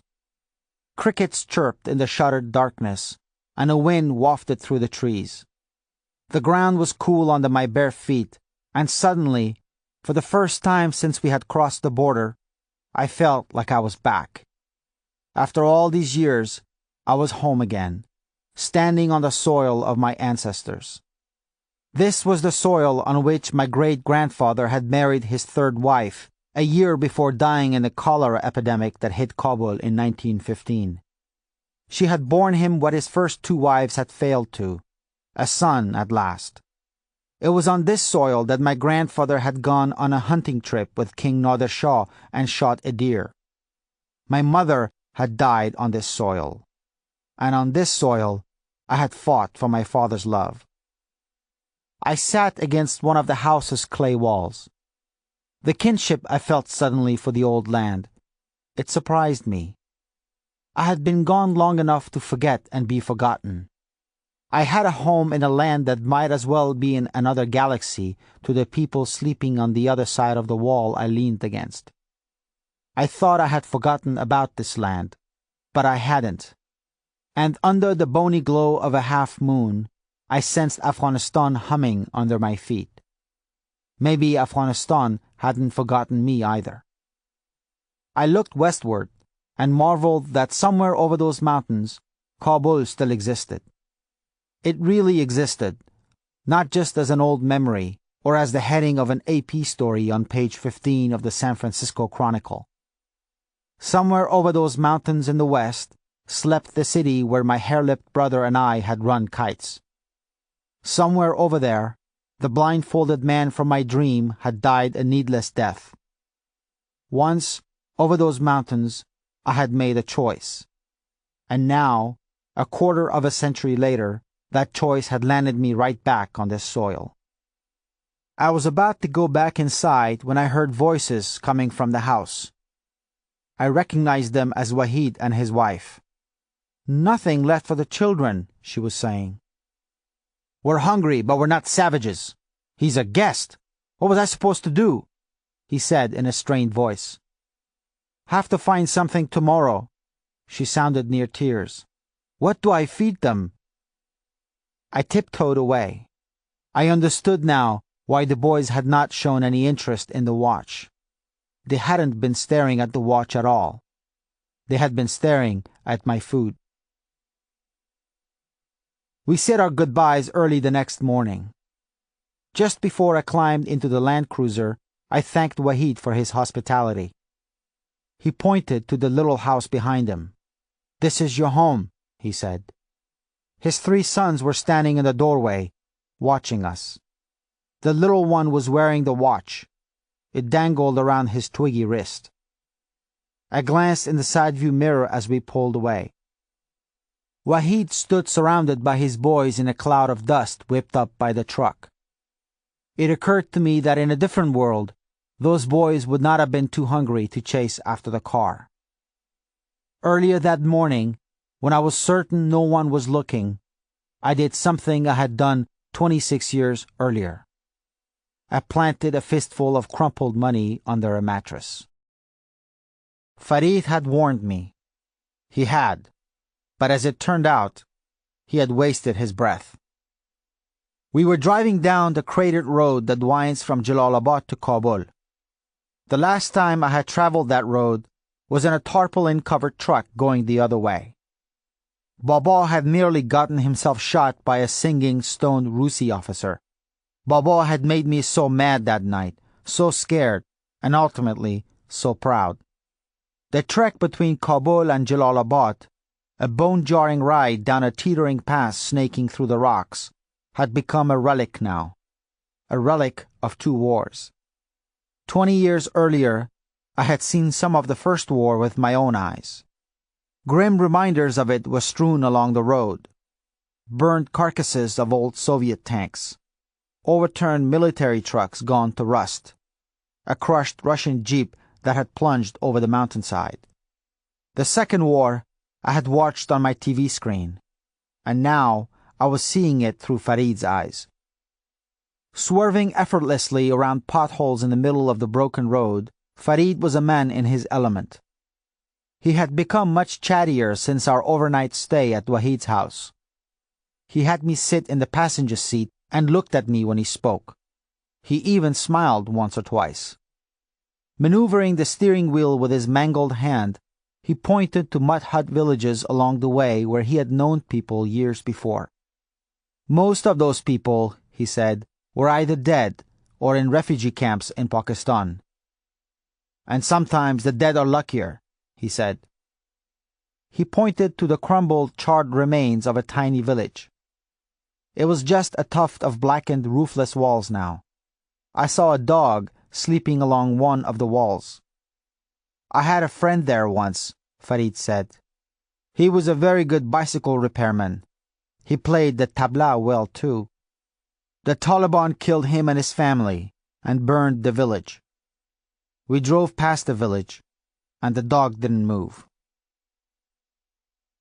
In the old days, The drive from Jalalabad to Kabul took 2 hours, maybe a little more. It took Farid and me 6 hours to reach Kabul. And when we did, Farid warned me just after we passed the Mahipar Dam. "Kabul is not the way you remember it," he said. "So I hear." Farid gave me a look that said hearing is not the same as seeing, and he was right. Because when Kabul finally did unroll before us, I was certain, absolutely certain, that he had taken a wrong turn somewhere. Farid must have seen my stupefied expression. Shuttling people back and forth to Kabul, he would have become familiar with that expression on the faces of those who had not seen Kabul for a long time. He patted me on the shoulder. "Welcome back," he said morosely. Rubble and beggars.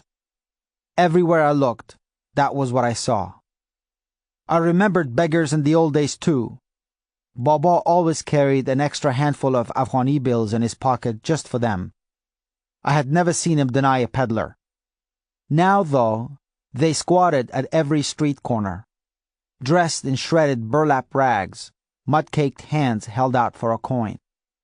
And the beggars were mostly children now, thin and grim-faced, some no older than 5 or 6. They sat in the laps of their burqa-clad mothers, alongside gutters at busy street corners, and chanted for bakshish, bakshish. And something else, something I hadn't noticed right away. Hardly any of them sat with an adult male. The wars had made fathers a rare commodity in Afghanistan.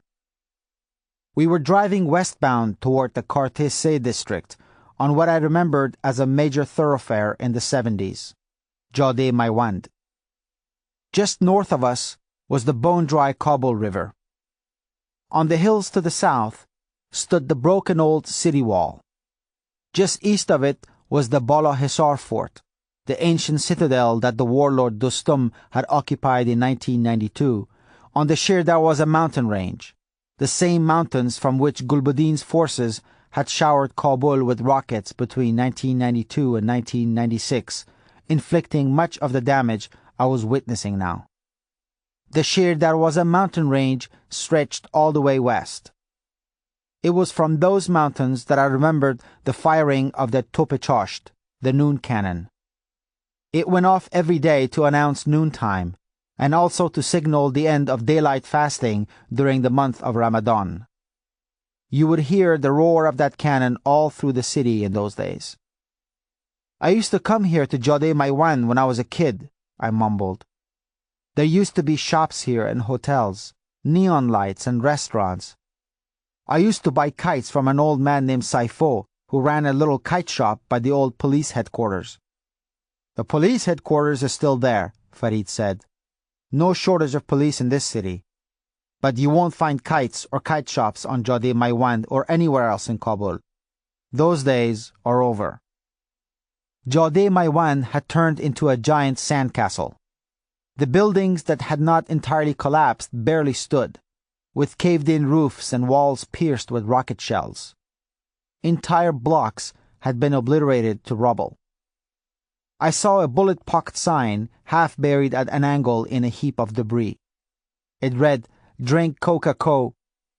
I saw children playing in the ruins of a windowless building amid jagged stumps of brick and stone. Bicycle riders and mule-drawn carts swerved around kids, stray dogs, and piles of debris. A haze of dust hovered over the city, and, across the river, a single plume of smoke rose to the sky. "Where are the trees?" I said. "People cut them down for firewood in the winter," Farid said. "The Shorawi cut a lot of them down too." "Why?" I said. "Snipers used to hide in them," he said. A sadness came over me. Returning to Kabul was like running into an old forgotten friend and seeing that life had not been good to him, that he had become homeless and destitute. "My father built an orphanage in Sharikona, the old city south of here," I said. "I remember it," Farid said. "It was destroyed a few years ago." "Can you pull over?" I said. "I want to take a quick walk here." Farid parked along the curb on a small back street next to a ramshackle abandoned building with no door. "That used to be a pharmacy," Farid muttered as we exited the truck. We walked back to Jode Maiwand and turned right, heading west. "What's that smell?" I said. Something was making my eyes water. "Diesel," Farid replied.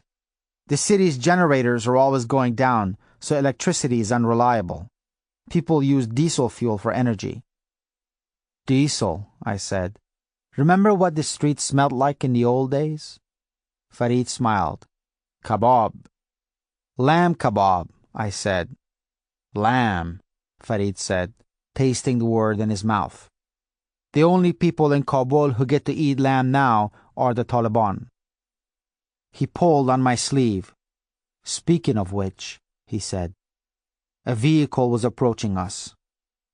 "Beard Patrol," Farid murmured.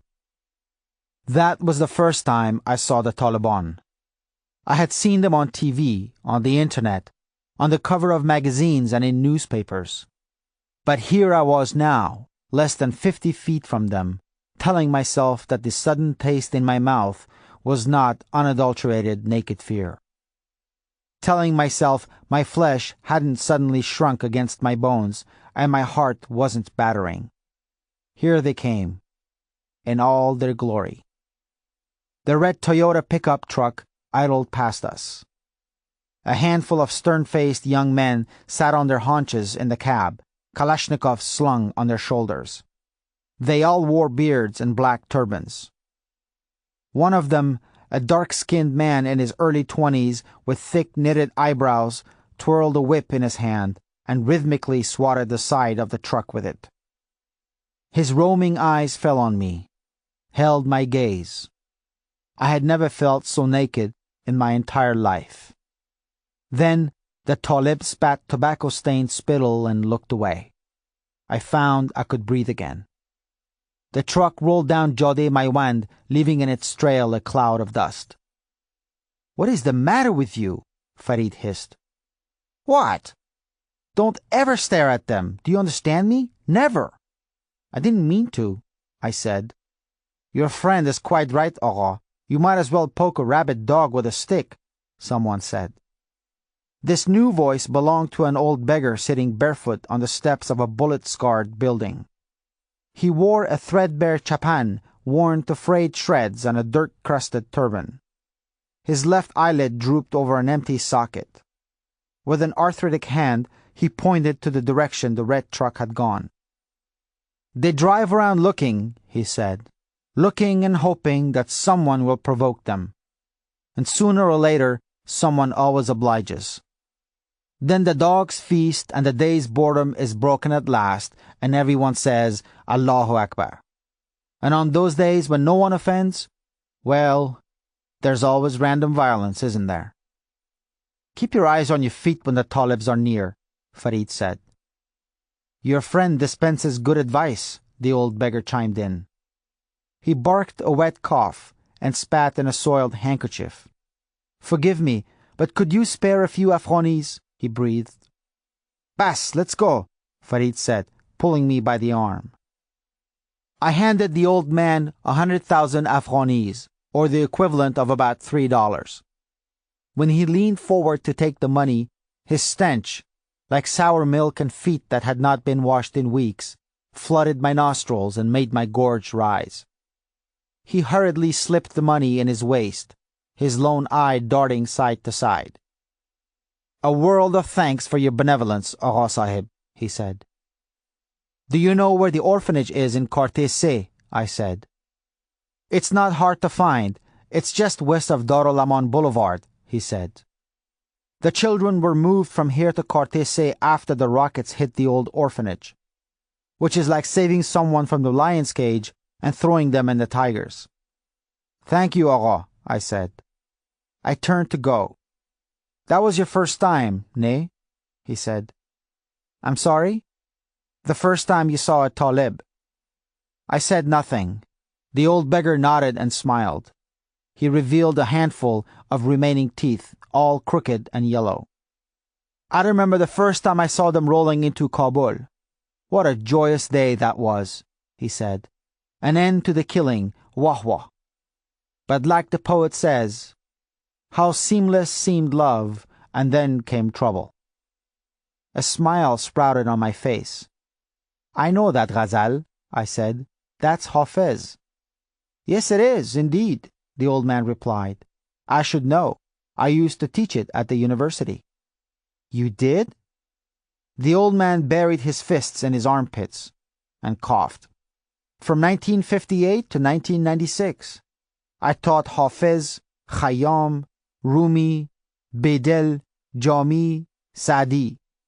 Once, I was even a guest lecturer in Tehran, 1971 that was. I gave a lecture on the mystic Bedel. I remember how they all stood and clapped. Ah. He shook his head. But you saw those young men in the truck. What value do you think they see in Sufism? My mother taught at the university, I said. And what was her name? Sufia Akrami. His eye managed to twinkle under the veil of cataracts. The desert weed lives on, but the flower of spring blooms and wilts. Such grace, such dignity, such a tragedy, he said. You knew my mother?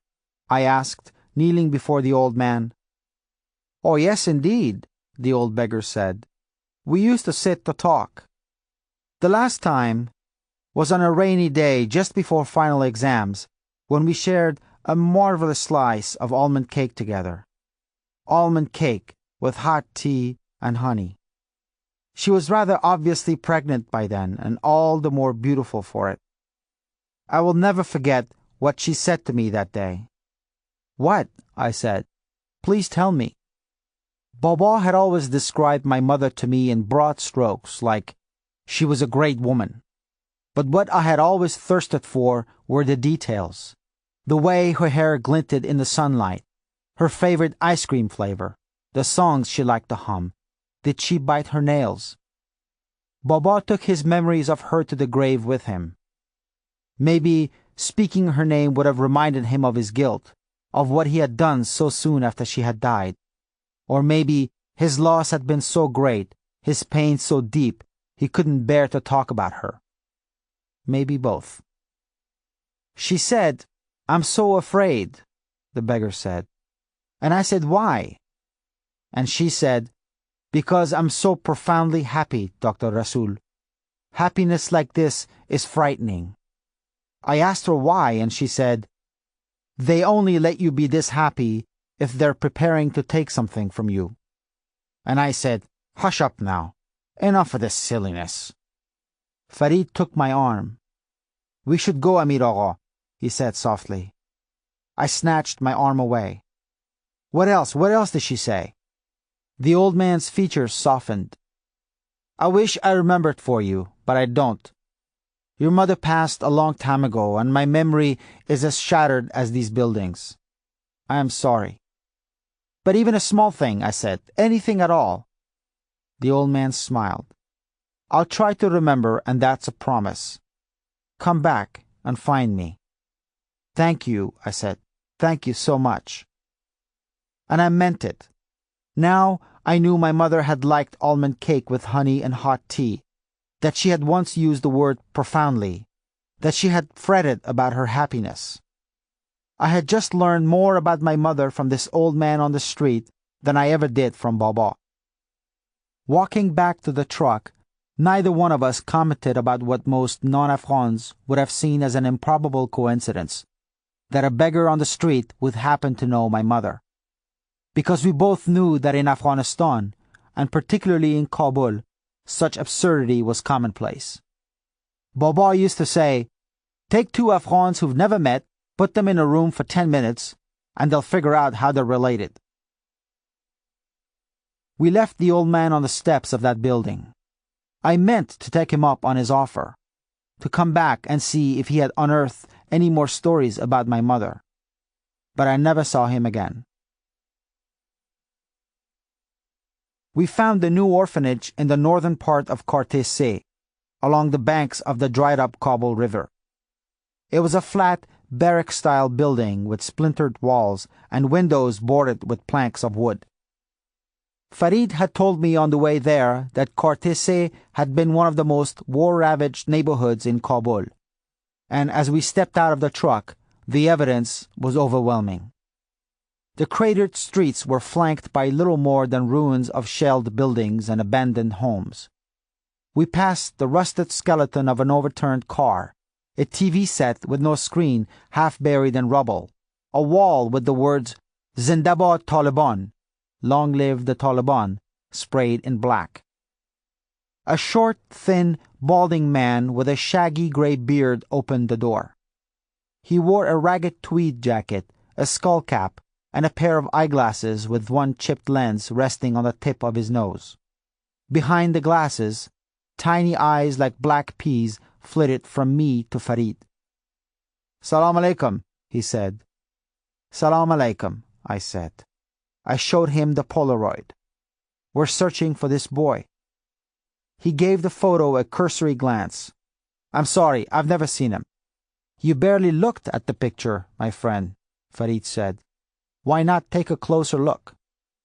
"Lutfan," I added. "Please."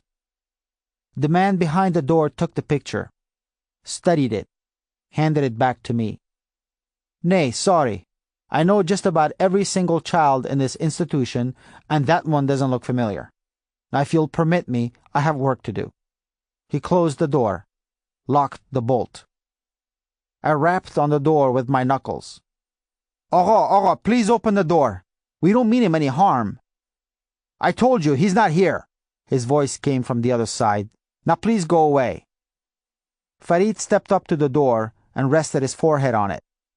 "Friend, we're not with the Taliban," he said in a low, cautious voice. "The man who is with me wants to take this boy to a safe place." "I come from Peshawar," I said. "A good friend of mine knows an American couple there who run a charity home for children." I felt the man's presence on the other side of the door. I sensed him standing there, listening, hesitating, caught between suspicion and hope. "Look, I knew Sohrab's father," I said. "His name was Hassan. His mother's name was Farzana. He called his grandmother Sasa. He knows how to read and write, and he's good with the slingshot. There's hope for this boy, Agha, a way out. Please open the door." From the other side, only silence. "I'm his half-uncle," I said. A moment passed. Then a key rattled in the lock. The man's narrow face reappeared in the crack. He looked from me to Farid and back. "You were wrong about one thing," he said. "What?" "He's great with the slingshot." I smiled. "He's inseparable from that thing," he said. "He tucks it in the waist of his pants everywhere he goes." The man who let us in introduced himself as Zaman, the director of the orphanage. "I'll take you to my office," he said. We followed him through dim, grimy hallways where barefoot children dressed in frayed sweaters ambled around. We walked past rooms with no floor covering but matted carpets and windows shuttered with sheets of plastic. Skeleton frames of steel beds, most with no mattress, filled the rooms. "How many orphans live here?" Farid said. "More than we have room for, about 250, Zaman said over his shoulder. "But they're not all yatim. Many of them have lost their fathers in the war, and their mothers can't feed them because the Taliban don't allow them to work. So they bring their children here." He made a sweeping gesture with his hand and added ruefully, "This place is better than the street, but not that much better. This building was never meant to be lived in. It used to be a storage warehouse for a carpet manufacturer. So there's no water heater, and they've let the well go dry." He dropped his voice. "I've asked the Taliban for money to dig a new well more times than I remember, and they just twirl their rosaries and tell me there's no money." "No money," he snickered. He pointed to a row of beds along the wall. "We don't have enough beds and not enough mattresses for the beds we do have. Worse, we don't have enough blankets." He showed us a little girl skipping rope with two other kids. "You see that girl? This past winter, The children had to share blankets. Her brother died of exposure. He walked on. The last time I checked, we have less than a month's supply of rice left in the warehouse, and when that runs out, the children will have to eat bread and tea for breakfast and dinner. I noticed he made no mention of lunch. He stopped and turned to me. There is very little shelter here, almost no food, no clothes, and no clean water. What I have in ample supply here is children who have lost their childhood. But the tragedy is that these are the lucky ones. We're filled beyond capacity, and every day I turn away mothers who bring their children. He took a step toward me. You say there is hope for Sohrab? I pray you don't lie, Aura. But you may well be too late. What do you mean? I said. Zaman's eyes shifted. Follow me. What passed for the director's office was 4 bare cracked walls, a mat on the floor, a table, and 2 folding chairs. As Zaman and I sat down, I saw a gray rat poke its head from a burrow in the wall and flit across the room. I cringed when it sniffed at my shoes, then Zaman's, and scurried through the open door. What did you mean it may be too late? I said. Would you like some chai? I could make some, he said. Nay, thank you. I'd rather we just talk. Zaman tilted back in his chair and crossed his arms on his chest. What I have to tell you is not pleasant, not to mention that it may be very dangerous. For whom? I said. You, me, and of course for Sohrab, if it's not too late already. I need to know, I said. He nodded. So you say. But first, I want to ask you a question. How badly do you want to find your nephew? I thought of the street fights we would get into when we were kids. All the times Hassan used to take them on for me, 2 against 1, sometimes 3 against 1. I would wince and watch, tempted to step in, but always stopping short, always held back by something. I looked at the hallway and saw a group of kids dancing in a circle. A little girl, her left leg amputated below the knee, sat on a ratty mattress and watched, smiling and clapping along with the other children. I saw Farid watching the children too, his own mangled hand hanging at his side. I remembered Wahid's boys, and I realized something. I would not leave Afghanistan without finding Sohrab. Tell me where he is, I said. Zaman's gaze lingered on me. Then he nodded, picked up a pencil, and twirled it between his fingers. Keep my name out of it. I promise, I said. He tapped the table with the pencil. Despite your promise, I think I will live to regret this. But perhaps it's just as well. I'm damned anyway. But if something can be done for Sohrab, I'll tell you because I believe you. You have the look of a desperate man. He was quiet for a long time. There is a Talib official, he muttered. He visits once every month or 2. He brings cash with him, not a lot, but better than nothing at all. His shifty eyes fell on me, rolled away. Usually, he'll take a girl, but not always. And you allow this? Farid said behind me. He was going around the table, closing in on Zaman. What choice do I have? Zaman shot back. He pushed himself away from the desk. You're the director here, Farid said. Your job is to watch over these children. There's nothing I can do to stop it, Zaman said. You're selling children, Farid barked. Farid, sit down, let it go, I said. But I was too late, because suddenly Farid was leaping over the table. Zaman's chair went flying as Farid fell on him and pinned him to the floor. The director thrashed beneath Farid and made muffled screaming sounds. His legs kicked the desk drawer free and sheets of paper spilled to the floor. I ran around the desk and saw why Zaman's screaming was muffled. Farid was strangling him. I grasped Farid's shoulders with both hands and pulled hard. He snatched away from me. That's enough, I barked. But Farid's face had flushed red, his lips pulled back to a snarl. "I'm killing him! You can't stop me! I'm killing him!" he sneered. "Get off him!" I said. "I'm killing him!" Something in his voice told me that if I didn't do something quickly, I would witness my first murder. "The children are watching, Farid. They're watching," I said. His shoulder muscles tightened under my grip, and for a moment I thought he would keep squeezing Zamon's neck anyway. Then he turned around, saw the children. They were standing silently by the door, holding hands, some of them crying. I felt Farid's muscles slacken. He dropped his hands, rose to his feet. He looked down on Zaman and dropped a mouthful of spit on his face. Then he walked to the door and closed it. Zaman struggled to his feet, blotted his bloody lips with his sleeve, wiped the spit off his cheek. Coughing and wheezing, he put on his skullcap, his glasses, saw both lenses had cracked, and took them off.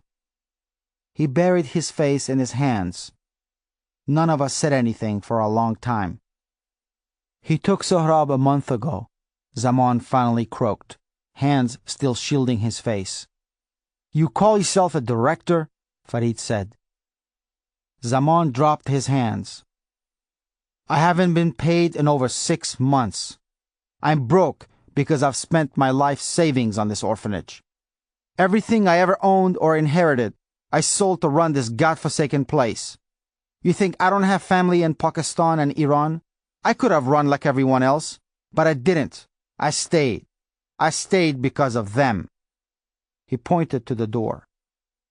"If I deny him one child, he takes 10. So I let him take one and leave the judging to Allah. I swallow my pride and take his goddamn filthy, dirty money. Then I go to the bazaar and buy food for the children." Farid dropped his eyes. "What happens to the children he takes?" I asked. Zaman rubbed his eyes with his forefinger and thumb. "Sometimes they come back," he said. "Who is he? How do we find him?" I said. "Go to Qazi Stadium tomorrow. You'll see him at halftime. He'll be the one wearing black sunglasses." He picked up his broken glasses and turned them in his hands. "I want you to go now. The children are frightened." He escorted us out. As the truck pulled away, I saw Zaman in the side view mirror, standing in the doorway. A group of children surrounded him, clutching the hem of his loose shirt. I saw he had put on his broken glasses. We crossed the river and drove north through the crowded Pashtunistan square. Baba used to take me to Khaybar restaurant there for kebab. The building was still standing, but its doors were padlocked, the windows shattered, and the letters K and R missing from its name. I saw a dead body outside the restaurant. There had been a hanging. A young man dangled from the end of a rope tied to a beam, his face puffy and blue, the clothes he had worn on the last day of his life shredded, bloody. Hardly anyone seemed to notice him. We rode silently through the square and headed toward the Wazir Akbar Khan district. Everywhere I looked, a haze of dust covered the city and its sun-dried brick buildings. A few blocks north of Pashtunistan Square, Farid pointed to 2 men talking animatedly at a busy street corner. One of them was hobbling on one leg, his other leg amputated below the knee. He cradled an artificial leg in his arms. "You know what they're doing? Haggling over the leg," Farid said. "He's selling his leg?" Farid nodded. "You can get good money for it on the black market. It'll feed your kids for a couple of weeks." To my surprise, most of the houses in the Wazir Akbar Khan district still had roofs and standing walls. In fact, they were in pretty good shape. Trees still peaked over the walls, and the streets weren't nearly as rubble-strewn as the ones in Quartier C. Faded street signs, some twisted and bullet-pocked, still pointed the way. "This isn't so bad," I remarked. "No surprise," Farid said. "Most of the important people live here now." "The Taliban?" I asked. "Them too," he said. "Who else?" He drove us into a wide street with fairly clean sidewalks and walled homes on either side. The people behind the Taliban, the real brains of this government, if you can call it that, Arabs, Chechens, Pakistanis, Farid said. He pointed northwest. Street 15, that way, is called Sarak-e Mehmana, Street of the Guests. That's what they call him here, guests. I think someday these guests are going to pee all over the carpet. I think that's it, I said. Over there. I pointed to the landmark that used to serve as a guide for me when I was a kid. If you ever get lost, Baba used to say, remember that our street is the one with the pink house at the end of it. The pink house with the steeply pitched roof had been the neighborhood's only house of that color in the old days. It still was. Farid turned onto the street. I saw Baba's house right away. We find the little turtle behind tangles of sweetbriar in the yard. We don't know how it got there, and we're too excited to care. We paint its shell a bright red, Hassan's idea, and a good one. This way, we'll never lose it in the bushes. We pretend we're a pair of daredevil explorers who have discovered a giant prehistoric monster in some distant jungle, and we've brought it back for the world to see. We set it down in the wooden wagon Ali built Hassan last winter for his birthday and pretend it's a giant steel cage. Behold the fire-breathing monstrosity. We march on the grass and pull the wagon behind us, around apple and cherry trees which become skyscrapers soaring into clouds, heads poking out of thousands of windows to watch the spectacle passing below. We walk over the small garden bridge Baba has built near a cluster of fig trees. It becomes a great suspension bridge joining cities, and the little pond below, a foamy sea. Fireworks explode above the bridge's massive pylons, and armed soldiers salute us on both sides as gigantic steel cables shoot to the sky.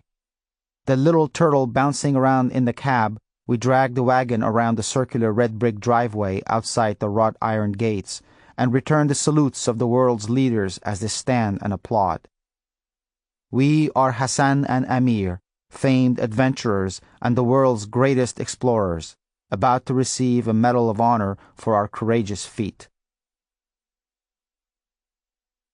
Gingerly, I walked up the driveway where tufts of weed now grew between the sun-faded bricks. I stood outside the gates of my father's house, feeling like a stranger. I set my hands on the rusty bars, remembering how I had run through these same gates thousands of times as a child, for things that mattered not at all now, and yet had seemed so important then. I peered in.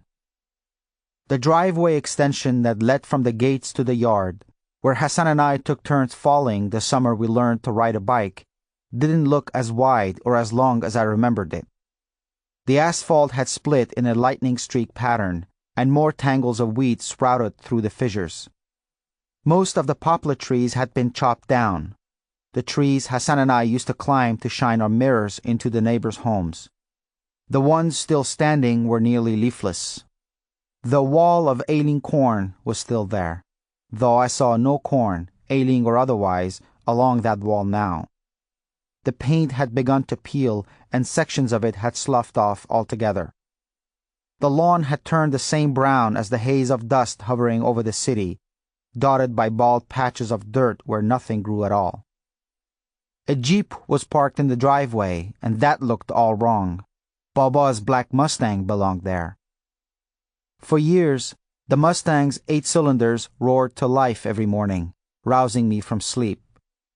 I saw that oil had spilled under the jeep and stained the driveway like a big Rorschach ink blot. Beyond the jeep, an empty wheelbarrow lay on its side. I saw no sign of the rose bushes that Baba and Ali had planted on the left side of the driveway, only dirt that spilled onto the asphalt, and weeds. Farid honked twice behind me. "We should go, Agha. We'll draw attention," he called. "Just give me one more minute," I said. The house itself was far from the sprawling white mansion I remembered from my childhood. It looked smaller. The roof sagged and the plaster was cracked. The windows to the living room, the foyer, and the upstairs guest bathroom were broken, patched haphazardly with sheets of clear plastic or wooden boards nailed across the frames.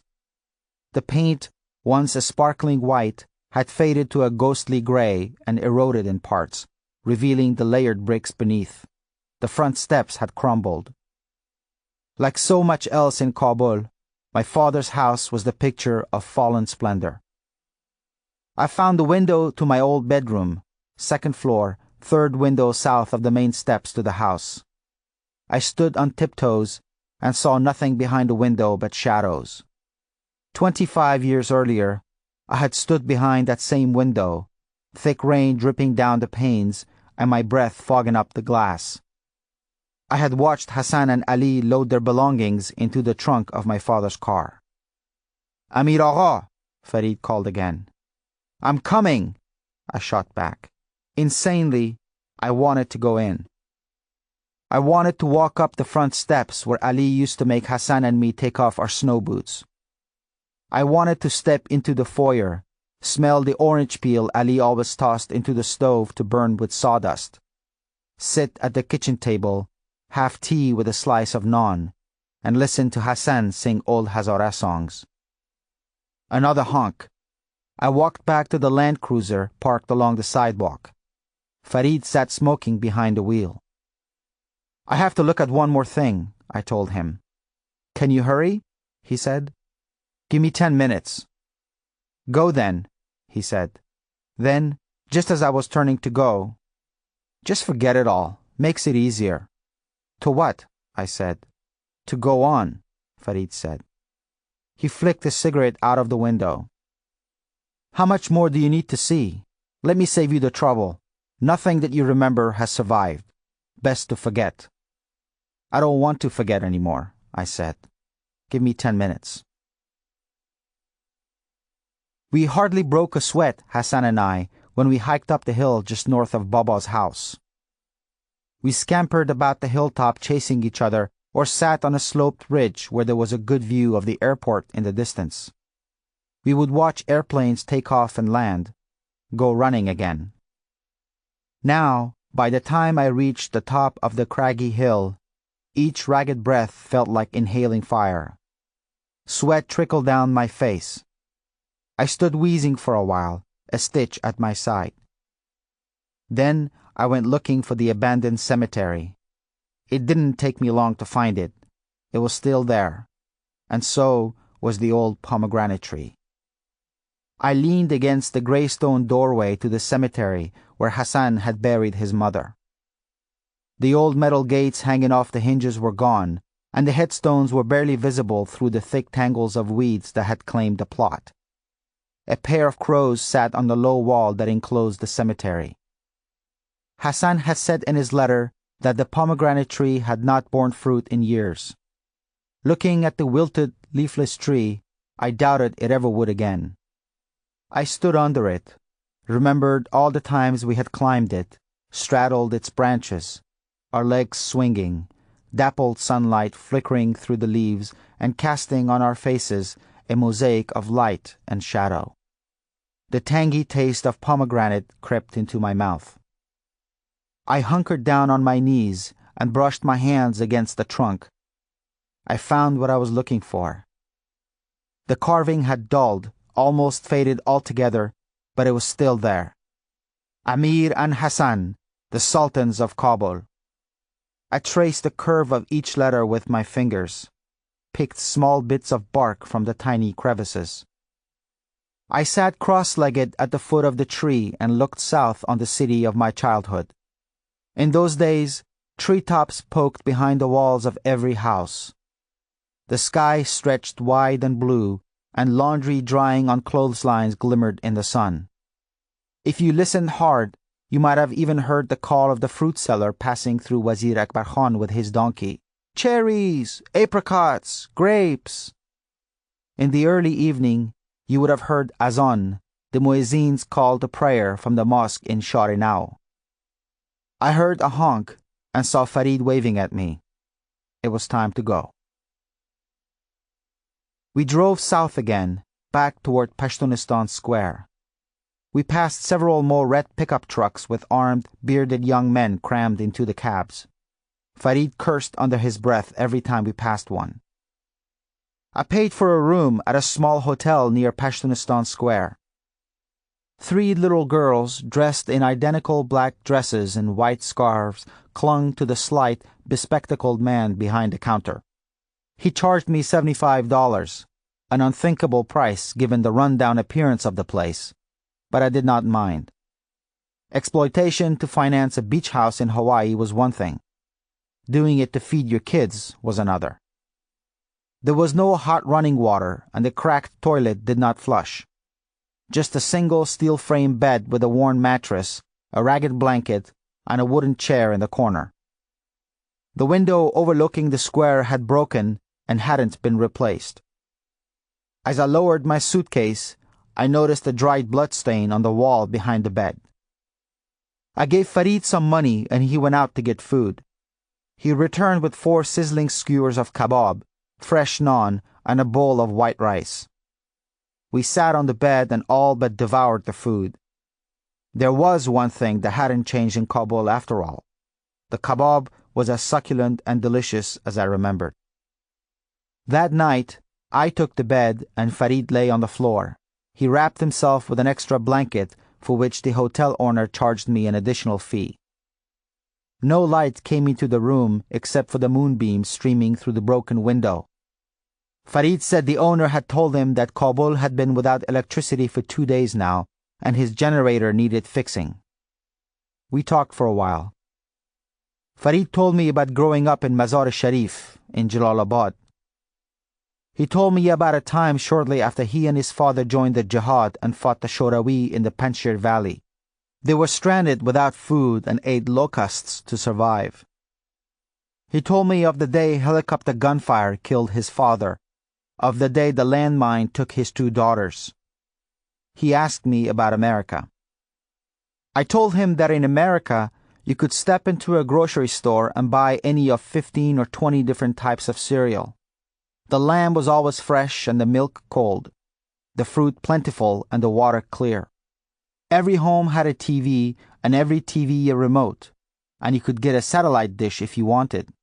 Receive over 500 channels. 500, Farid exclaimed.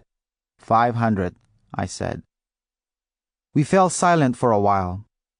Just when I thought he had fallen asleep, Farid chuckled. Agha, did you hear what Mullah Nasruddin did when his daughter came home and complained that her husband had beaten her? I could feel him smiling in the dark, and a smile of my own formed on my face. There wasn't an Afghan in the world who didn't know at least a few jokes about the bumbling mullah. What? I said. He beat her too, then sent her back to tell the husband that mullah was no fool. If the bastard was going to beat his daughter, then mullah would beat his wife in return. I laughed, partly at the joke, partly at how Afghan humor never changed. Wars were waged, the internet was invented, and a robot had rolled on the surface of Mars. And in Afghanistan, we were still telling Mullah Nasruddin jokes. Did you hear about the time Mullah had placed a heavy bag on his shoulders and was riding his donkey? I said. No. Someone on the street said, "Why don't you put the bag on the donkey?" And he said, "That would be cruel. I'm heavy enough already for the poor thing." We exchanged Mullah Nasruddin jokes until we ran out of them and we fell silent.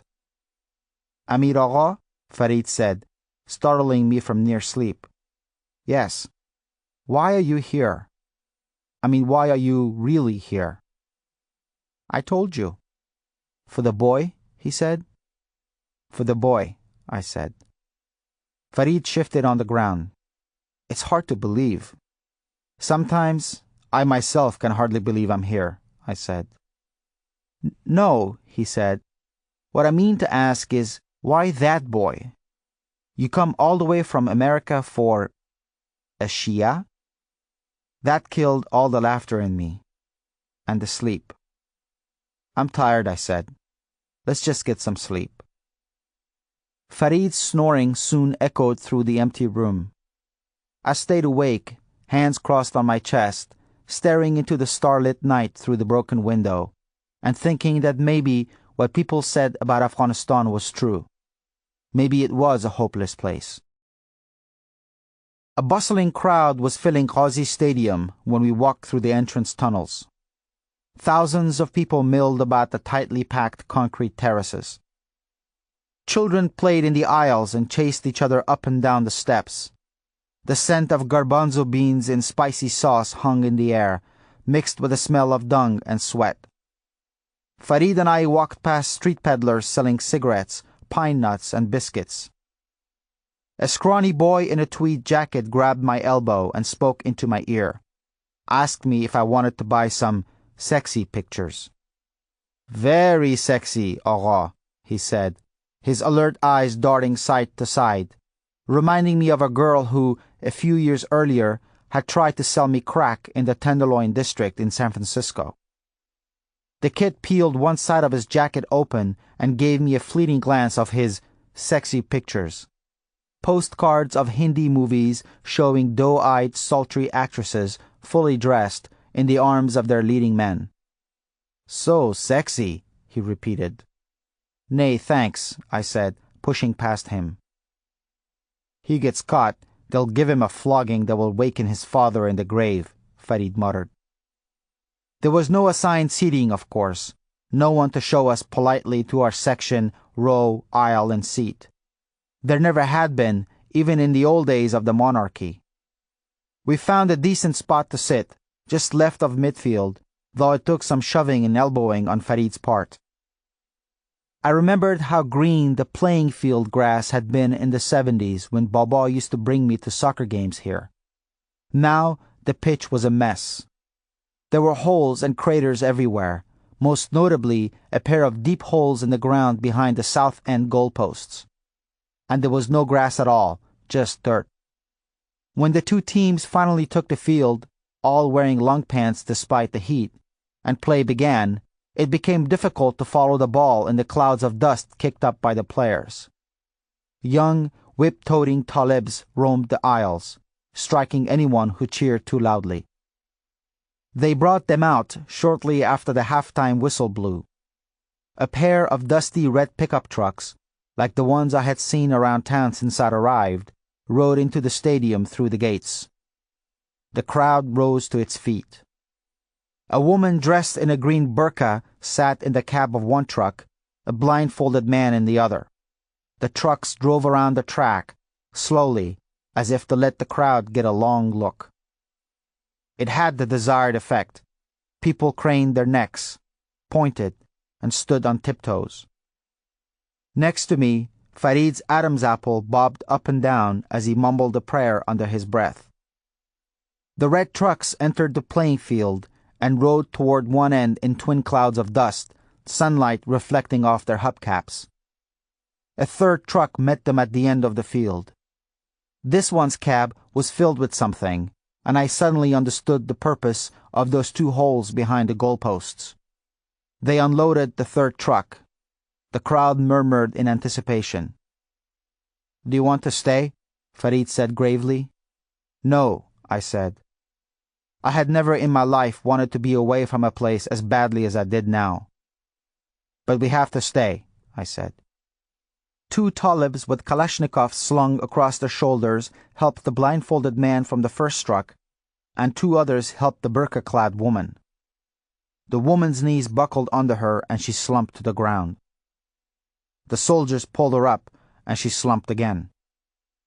When they tried to lift her again, she screamed and kicked. I will never, as long as I draw breath, forget the sound of that scream. It was the cry of a wild animal trying to pry its mangled leg free from the bear trap. Two more talibs joined in and helped force her into one of the chest-deep holes. The blindfolded man, on the other hand, quietly allowed them to lower him into the hole dug for him. Now only the accused pair's torsos protruded from the ground. A chubby, white-bearded cleric, dressed in gray garments, stood near the goalposts and cleared his throat into a handheld microphone. Behind him, the woman in the hole was still screaming. He recited a lengthy prayer from the Quran. his nasal voice undulating through the sudden hush of the stadium's crowd. I remembered something Baba had said to me a long time ago. Piss on the beards of all those self-righteous monkeys. They do nothing but thumb their rosaries and recite a book written in a tongue they don't even understand. God help us all if Afghanistan ever falls into their hands. When the prayer was done, the cleric cleared his throat.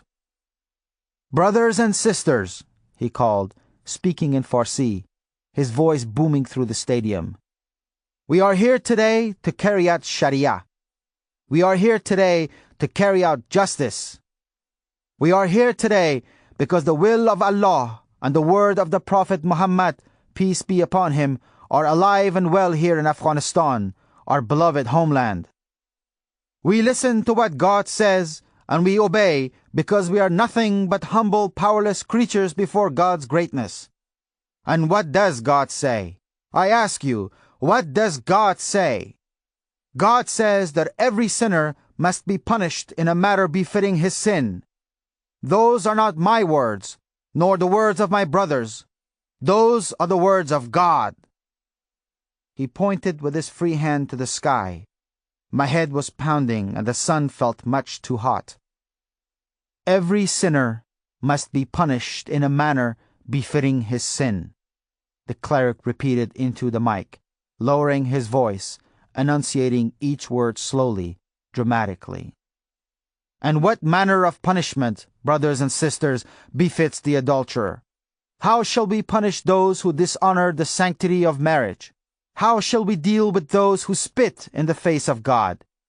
How shall we answer those who throw stones at the windows of God's house? We shall throw the stones back. He shut off the microphone. A low-pitched murmur spread through the crowd. Next to me, Farid was shaking his head. And they call themselves Muslims, he whispered. Then a tall, broad-shouldered man stepped out of the pickup truck. The man's sparkling white garment glimmered in the afternoon sun. The hem of his loose shirt fluttered in the breeze, his arms spread like those of Jesus on the cross. He greeted the crowd by turning slowly in a full circle. When he faced our section, I saw he was wearing dark round sunglasses like the ones John Lennon wore. That must be our man, Farid said. The tall Talib with the black sunglasses walked to the pile of stones they had unloaded from the third truck. He picked up a rock and showed it to the crowd. The noise fell, replaced by a buzzing sound that rippled through the stadium. I looked around me and saw that everyone was tsisking. The Talib, looking absurdly like a baseball pitcher on the mound, hurled a stone at the blindfolded man in the hole.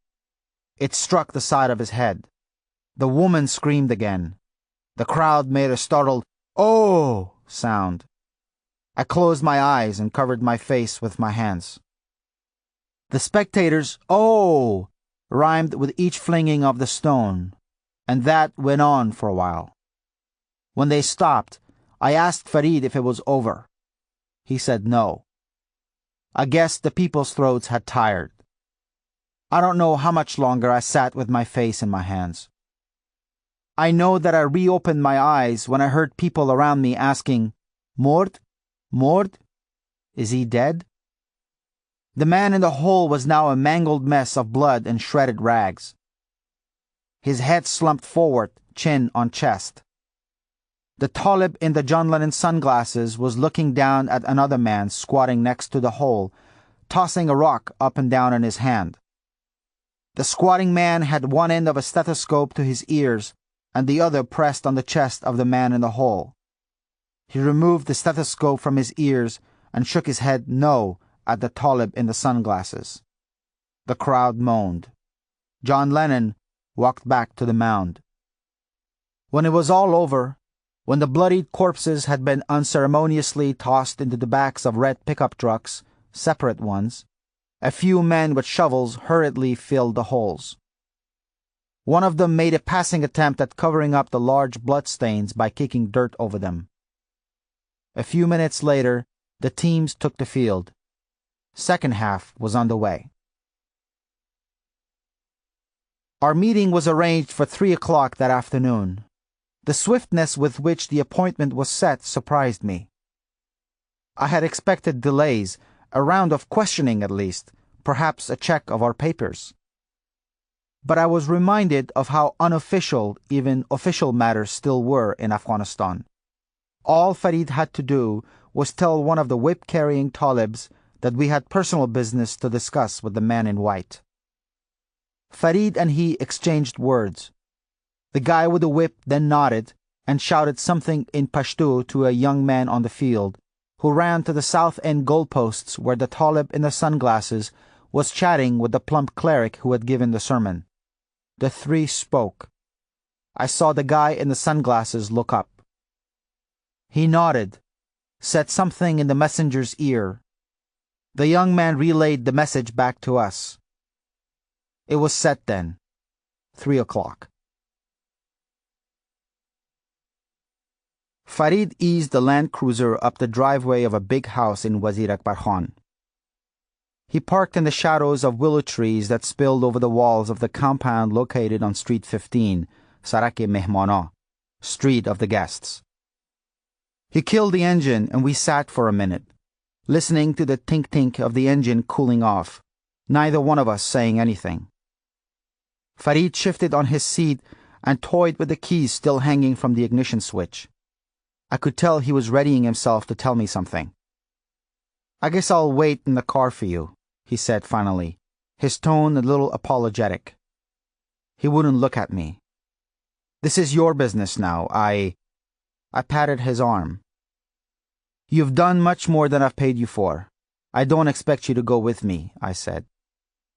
But I wished I didn't have to go in alone. Despite what I had learned about Baba, I wished he were standing alongside me now. Baba would have busted through the front doors and demanded to be taken to the man in charge, piss on the beard of anyone who stood in his way. But Baba was long dead, buried in the Afghan section of a little cemetery in Hayward. Just last month, Soraya and I had placed a bouquet of daisies and freesias beside his headstone. I was on my own. I stepped out of the car and walked to the tall wooden front gates of the house. I rang the bell, but no buzz came, still no electricity, and I had to pound on the doors.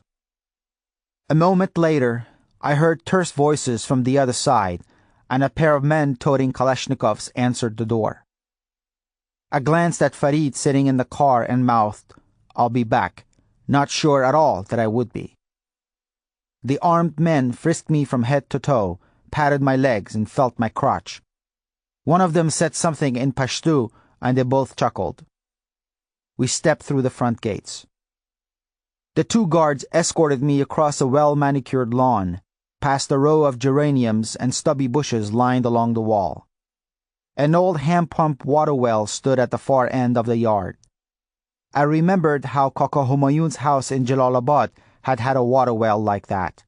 The twins, Fazila and Karima, and I used to drop pebbles in it, listen for the plink. We climbed a few steps and entered a large, sparsely decorated house. We crossed a foyer. A large Afghan flag draped one of the walls, and the men took me upstairs to a room with twin mint-green sofas and a big-screen TV in the far corner. A prayer rug showing a slightly oblong Mecca was nailed to one of the walls. The older of the two men motioned me toward the sofa with the barrel of his weapon. I sat down. They left the room. I crossed my legs, uncrossed them, sat with my sweaty hands on my knees. Did that make me look nervous? I clasped them together, decided that was worse, and just crossed my arms on my chest. Blood thudded in my temples. I felt utterly alone. Thoughts were flying around in my head, but I didn't want to think at all, because a sober part of me knew that what I had managed to get myself into was insanity. I was thousands of miles from my wife, sitting in a room that felt like a holding cell, waiting for a man I had seen murder 2 people that same day. It was insanity. Worse yet, it was irresponsible. There was a very realistic chance that I was going to render Soraya a bewa, a widow, at the age of 36. "This isn't you, Amir," part of me said. "You're gutless. It's how you were made. And that's not such a bad thing, because your saving grace is that you've never lied to yourself about it. Not about that. Nothing wrong with cowardice, as long as it comes with prudence. But when a coward stops remembering who he is, God help him." There was a coffee table by the sofa. The base was X-shaped, walnut-sized brass balls studding the ring where the metallic legs crossed. I had seen a table like that before. Where? And then it came to me, at the crowded tea shop in Peshawar, that night I had gone for a walk. On the table sat a bowl of red grapes. I plucked one and tossed it in my mouth. I had to preoccupy myself with something, anything, to silence the voice in my head. The grape was sweet. I popped another one in, unaware that it would be the last bit of solid food I would eat for a long time. The door opened and the two armed men returned, between them the tall Talib in white, still wearing his dark John Lennon glasses, looking like some broad-shouldered New Age mystic guru. He took a seat across from me and lowered his hands on the armrests. For a long time he said nothing, just sat there, watching me, one hand drumming the upholstery, the other twirling turquoise-blue prayer beads. He wore a black vest over the white shirt now, and a gold watch. I saw a splotch of dried blood on his left sleeve. I found it morbidly fascinating that he had not changed clothes after the executions earlier that day. Periodically, his free hand floated up and his thick fingers batted at something in the air. They made slow stroking motions, up and down, side to side, as if he were caressing an invisible pet. One of his sleeves retracted and I saw marks on his forearm. I had seen those same tracks on homeless people living in grimy alleys in San Francisco. His skin was much paler than the other two men's, almost sallow, and a crop of tiny sweat beads gleamed on his forehead just below the edge of his black turban. His beard, chest-length like the others, was lighter in color too. "Salaam alaikum," he said. "Salam," I said. "You can do away with that now, you know," he said. "Pardon?" I said. He turned his palm to one of the armed men and motioned. "Rip." Suddenly, my cheeks were stinging, and the guard was tossing my beard up and down in his hand, giggling. The Talib grinned. "One of the better ones I've seen in a while, but it really is so much better this way, I think. Don't you?" He twirled his fingers, snapped them, fist opening and closing. "So," he said, "Inshallah you enjoyed the show today." "Was that what it was?" I said, rubbing my cheeks, hoping my voice did not betray the explosion of terror I felt inside. "Public justice is the greatest kind of show, my brother. Drama, suspense, and best of all, education en masse." He snapped his fingers. The younger of the two guards lit him a cigarette. The Talib laughed, mumbled to himself. His hands were shaking and he almost dropped the cigarette. "But you want a real show? You should have been with me in Mazar. August of 1998, that was." "I'm sorry?" I said. "We left them out for the dogs, you know." I saw what he was getting at. He stood up, paced around the sofa once, twice, sat down again. He spoke rapidly. "Door to door we went, calling for the men and the boys. We'd shoot them right there in front of their families. Let them see. Let them remember who they were and where they belonged." He was almost panting now. "Sometimes we broke down their doors and went inside their homes, and I'd sweep the barrel of my machine gun around the room and fire until the smoke blinded me." He leaned toward me, like a man about to share a great secret. "You don't know the meaning of the word liberating until you've done that. Stood in a room full of targets, let the bullets fly, free of guilt and remorse, knowing you are virtuous, good, and decent, knowing you're doing God's work. It's breathtaking." He kissed the prayer beads and tilted his head. "You remember that, Jovid?" "Yes, Agha Sahib," the younger of the guards replied. "How could I forget?" I had read about the Hazara massacre in Mazar-e-Sharif in the papers. It had happened just after the Taliban took over Mazar, one of the last cities to fall. I remembered Suraya handing me the article over breakfast, her face bloodless. "Door to door," he said. "We only rested for food and prayer." He said it fondly, like a man telling of a great party he'd attended. "We left the bodies in the streets, and if their families tried to sneak out to drag them back into their homes, we'd shoot them too. We left them in the streets for days. We left them for the dogs. Dog meat for dogs." He crushed his cigarette, rubbed his eyes with tremulous hands. "You come from America," he said. "Yes," I said. "How is that whore these days?" I had a sudden urge to urinate. I prayed it would pass. "I'm looking for a boy," I said. "Isn't everyone?" he said. The men with the Kalashnikovs laughed. Their teeth were stained green with chewing tobacco. "I understand he is here with you," I said. "His name is Sohrab." "I'll ask you something," he said. "What are you doing with that whore? Why aren't you here, with your Muslim brothers and serving your country?" "I've been away a long time," was all I could think of saying. My head felt so hot. I pressed my knees together and held my bladder. The Talib turned to the other two men standing by the door. "That's an answer?" he asked them. "Nay, Agha Sahib," they said in unison, smiling. He turned his eyes to me, shrugged. "Not an answer, they say." He took a drag of his cigarette. "There are those in my circle who believe that abandoning Watan when it needs you most is the same as treason. I could have you arrested for treason, have you shot for it even. Does that frighten you?" "I'm only here for the boy," I said. "Does that frighten you?" "Yes, it should," he said. He leaned back in the sofa, crushed the cigarette. I thought about Suraya. It calmed me. I thought of her sickle-shaped birthmark, the elegant curve of her neck, her luminous eyes. I thought of our wedding night, gazing at each other's reflection in the mirror under the green veil, and how her cheeks blushed when I whispered that I loved her. I remembered the two of us dancing to an old Afghan song, round and round, everyone watching and clapping, the world a blur of flowers, dresses, tuxedos, and smiling faces. The Talib was saying something. "Pardon?" I said. "I said, would you like to see him?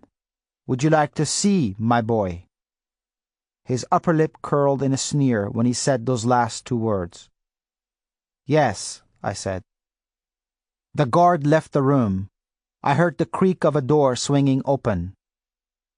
Heard the guard say something in Pashto in a hard voice. Then footfalls and the jingle of bells with each step. It reminded me of the monkey man Hassan and I used to chase down in Sharinau. We used to pay him a rupiah of our allowance for a dance. The bell around his monkey's neck had made that same jingling sound.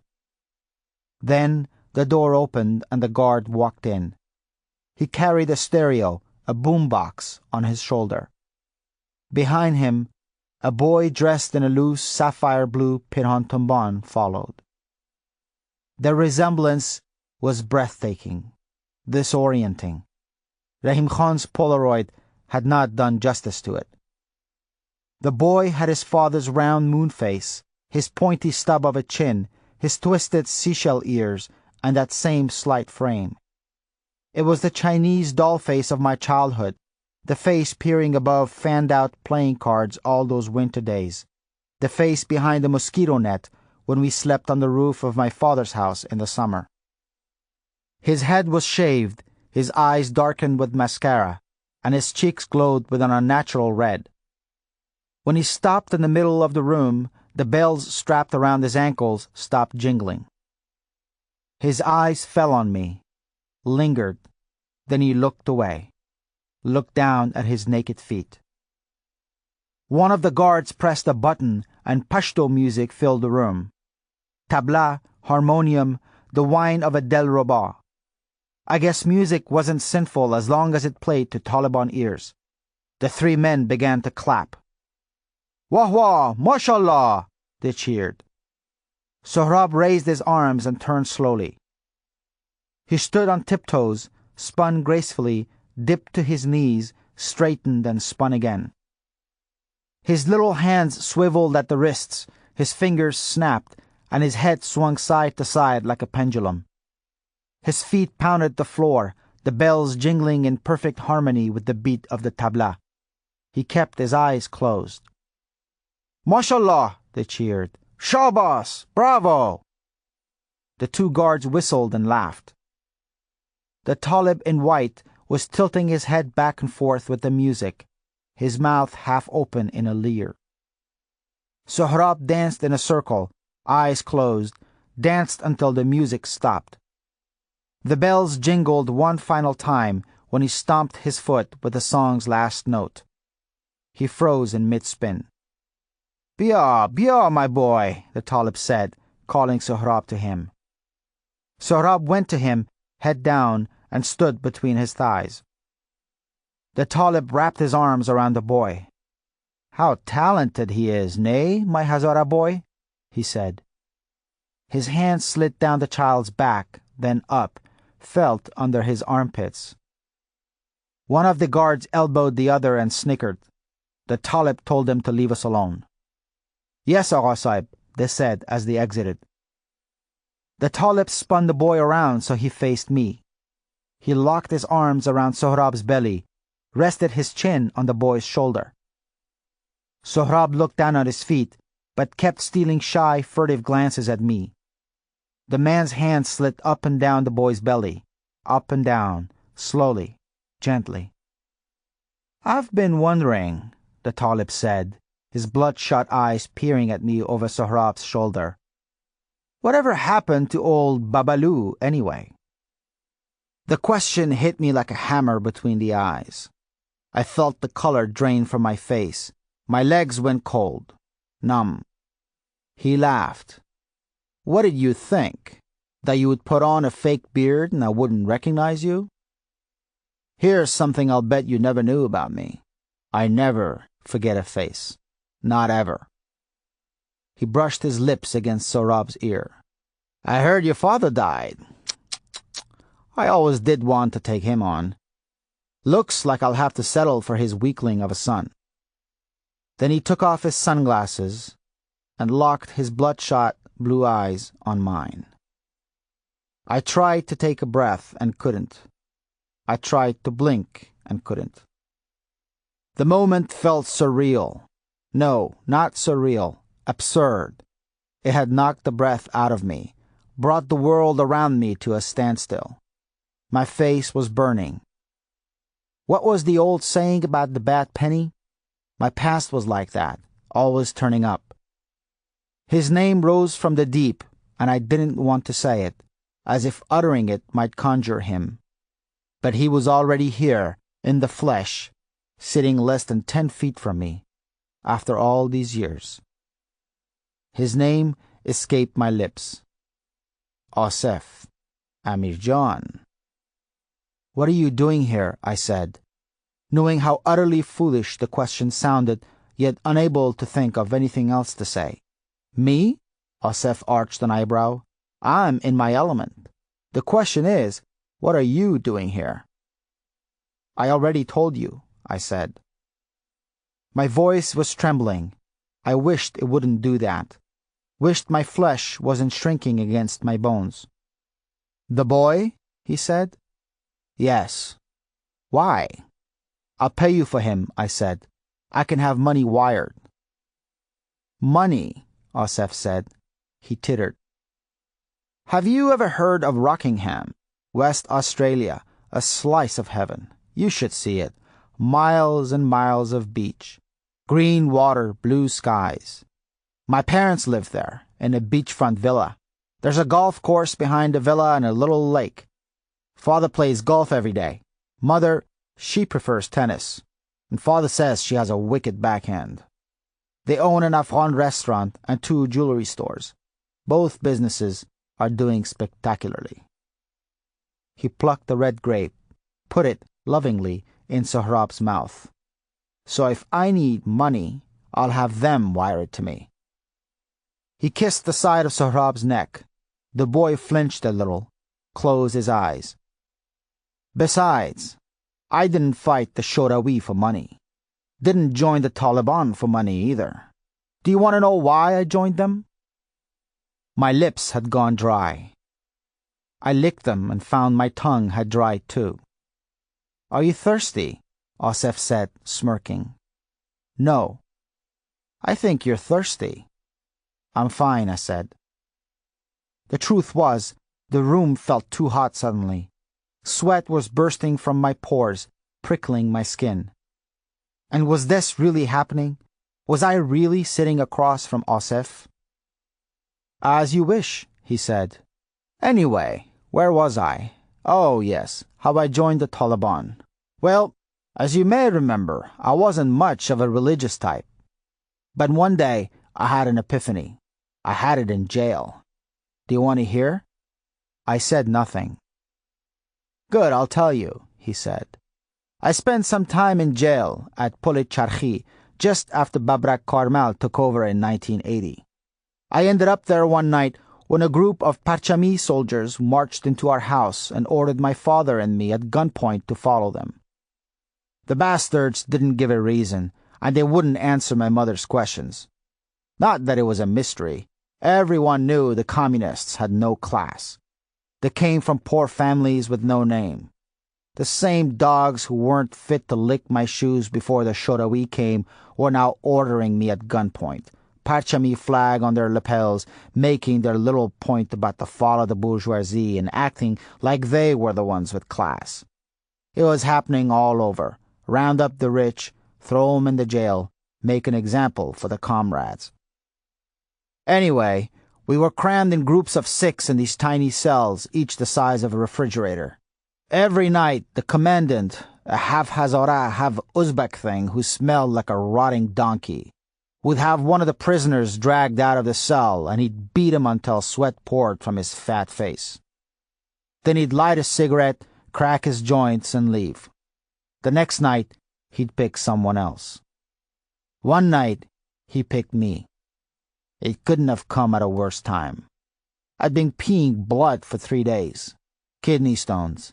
And if you've never had one, believe me when I say it's the worst imaginable pain. My mother used to get him too, and I remember she told me once she'd rather give birth than pass a kidney stone. Anyway, what could I do? They dragged me out, and he started kicking me. He had knee-high boots with steel toes that he wore every night for his little kicking game, and he used them on me. I was screaming, and he kept kicking me, and then, suddenly, he kicked me on the left kidney, and the stone passed. Just like that. Oh, the relief. Osef laughed. And I yelled, Allahu Akbar. And he kicked me even harder, and I started laughing.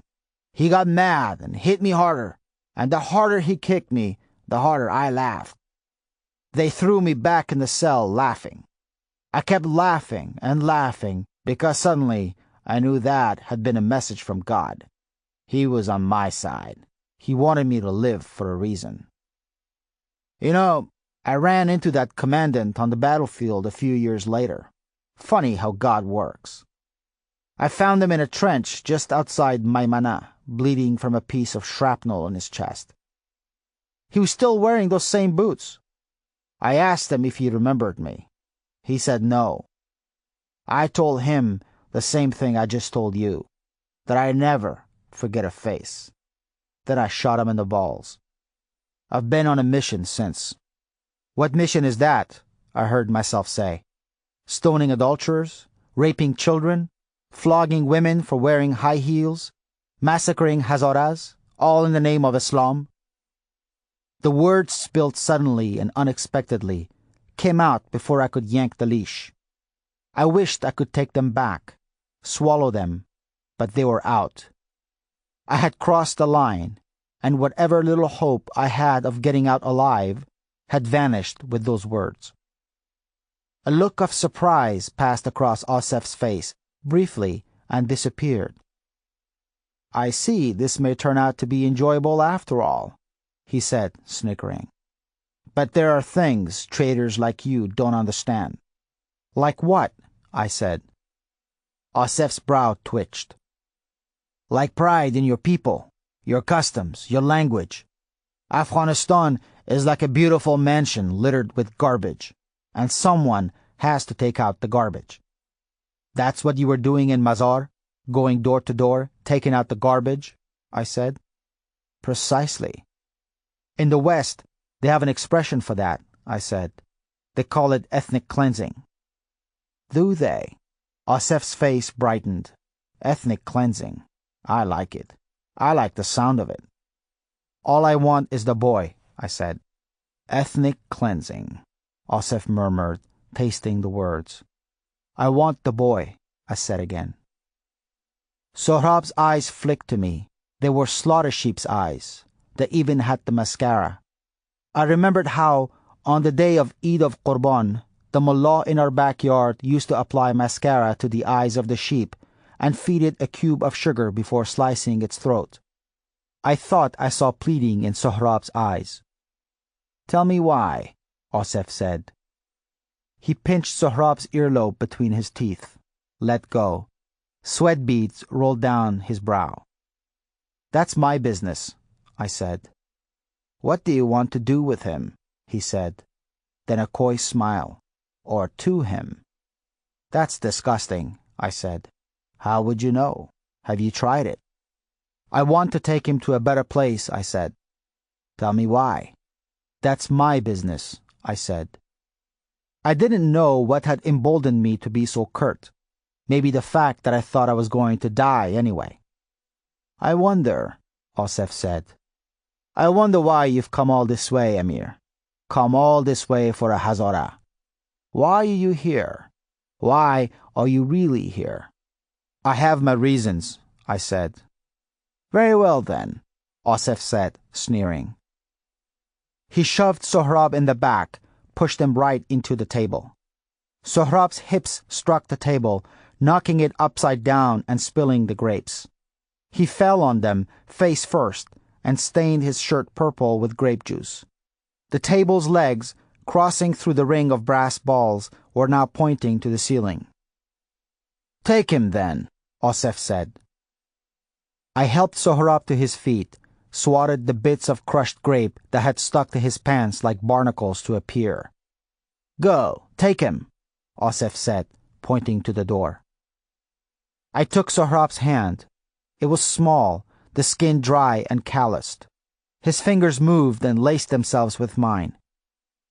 I saw Sohrab in that Polaroid again, the way his arm was wrapped around Hassan's leg, his head resting against his father's hip. They had both been smiling.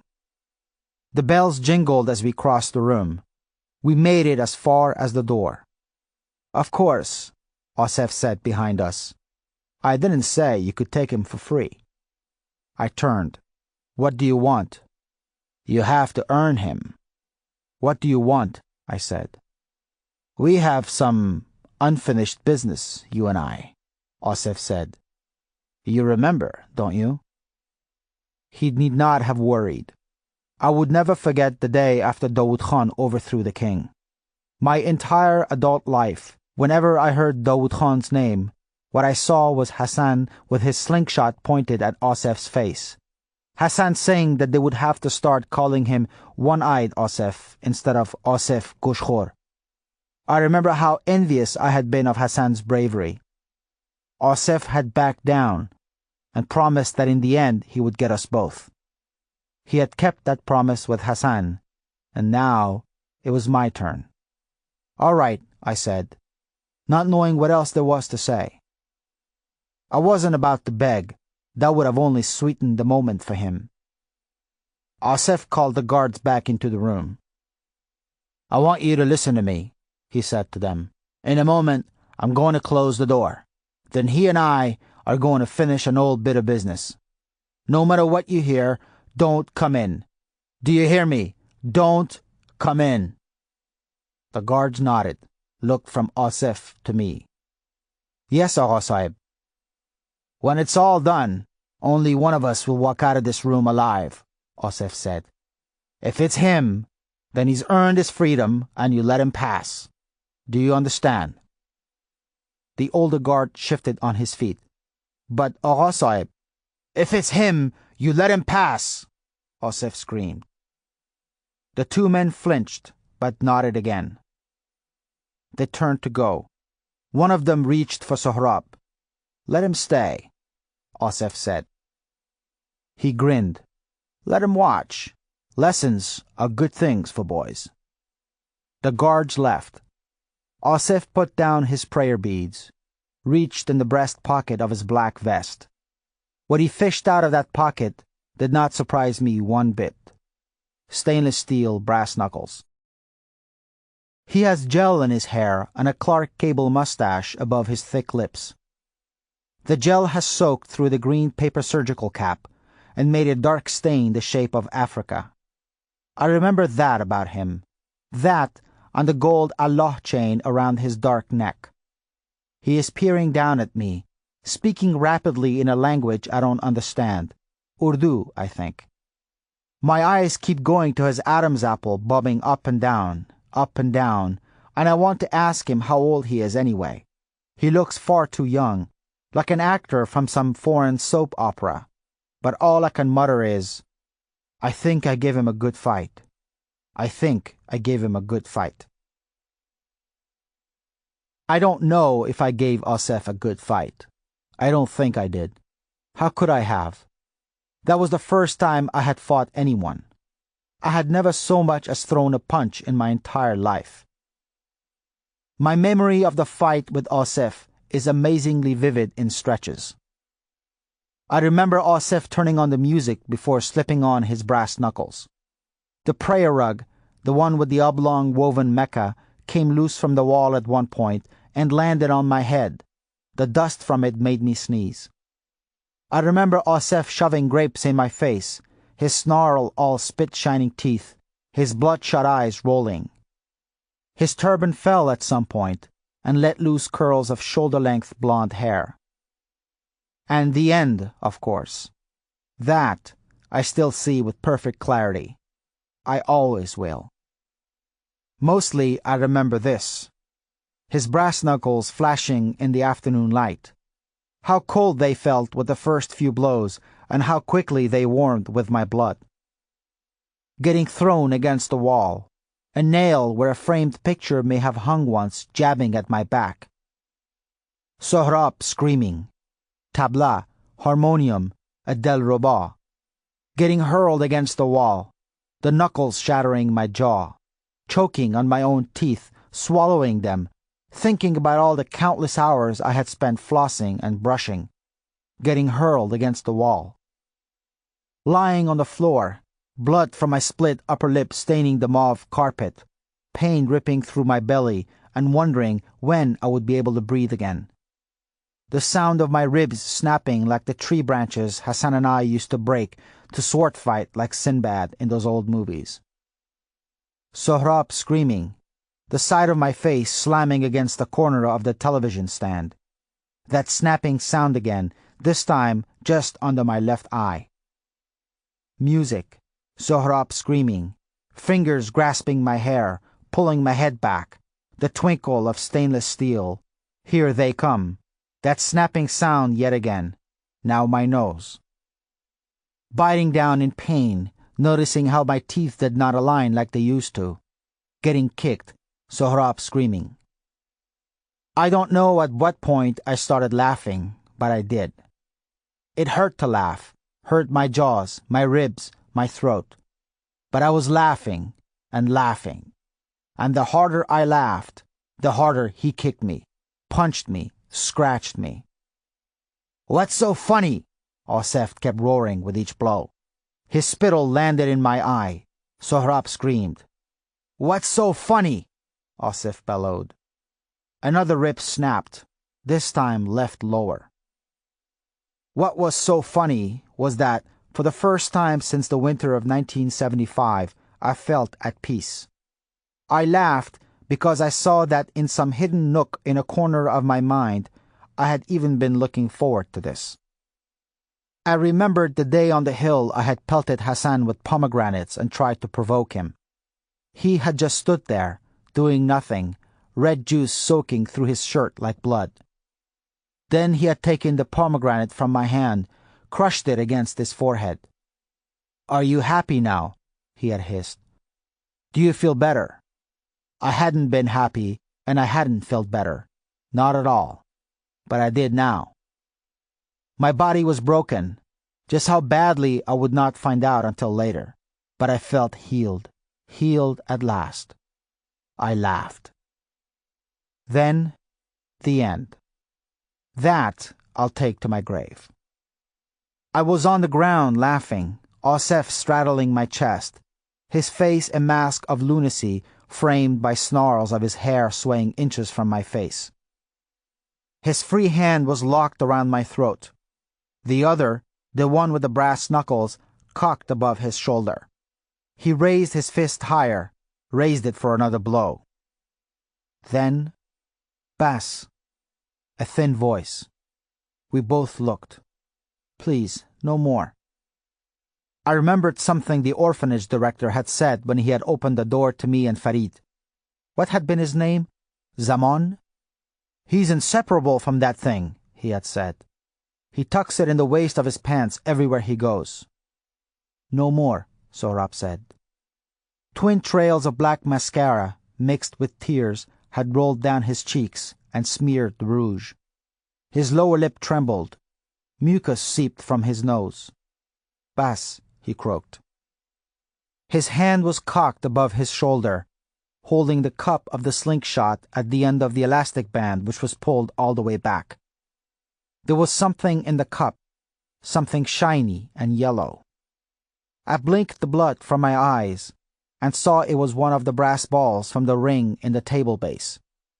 Sohrab had the slingshot pointed to Osef's face. "No more, Agha, please," he said, his voice husky and trembling. "Stop hurting him." Osef's mouth moved wordlessly. He began to say something and stopped. "What do you think you're doing?" he finally said. "Please stop," Sohrab said, fresh tears pooling in his green eyes, mixing with mascara. "Put it down, Hazara," Osef said. "Put it down, or what I'm doing to him will be a gentle ear-twisting compared to what I'll do to you." The tears broke free. Sohrab shook his head. "Please, Agha," he said. "Stop. Put it down. Don't hurt him anymore. Put it down. Please. Put it down. Bas. Put it down." Osef let go of my throat and lunged at Sohrab. The slingshot made a th sound when Sohrab released the cup. Then Osef was screaming.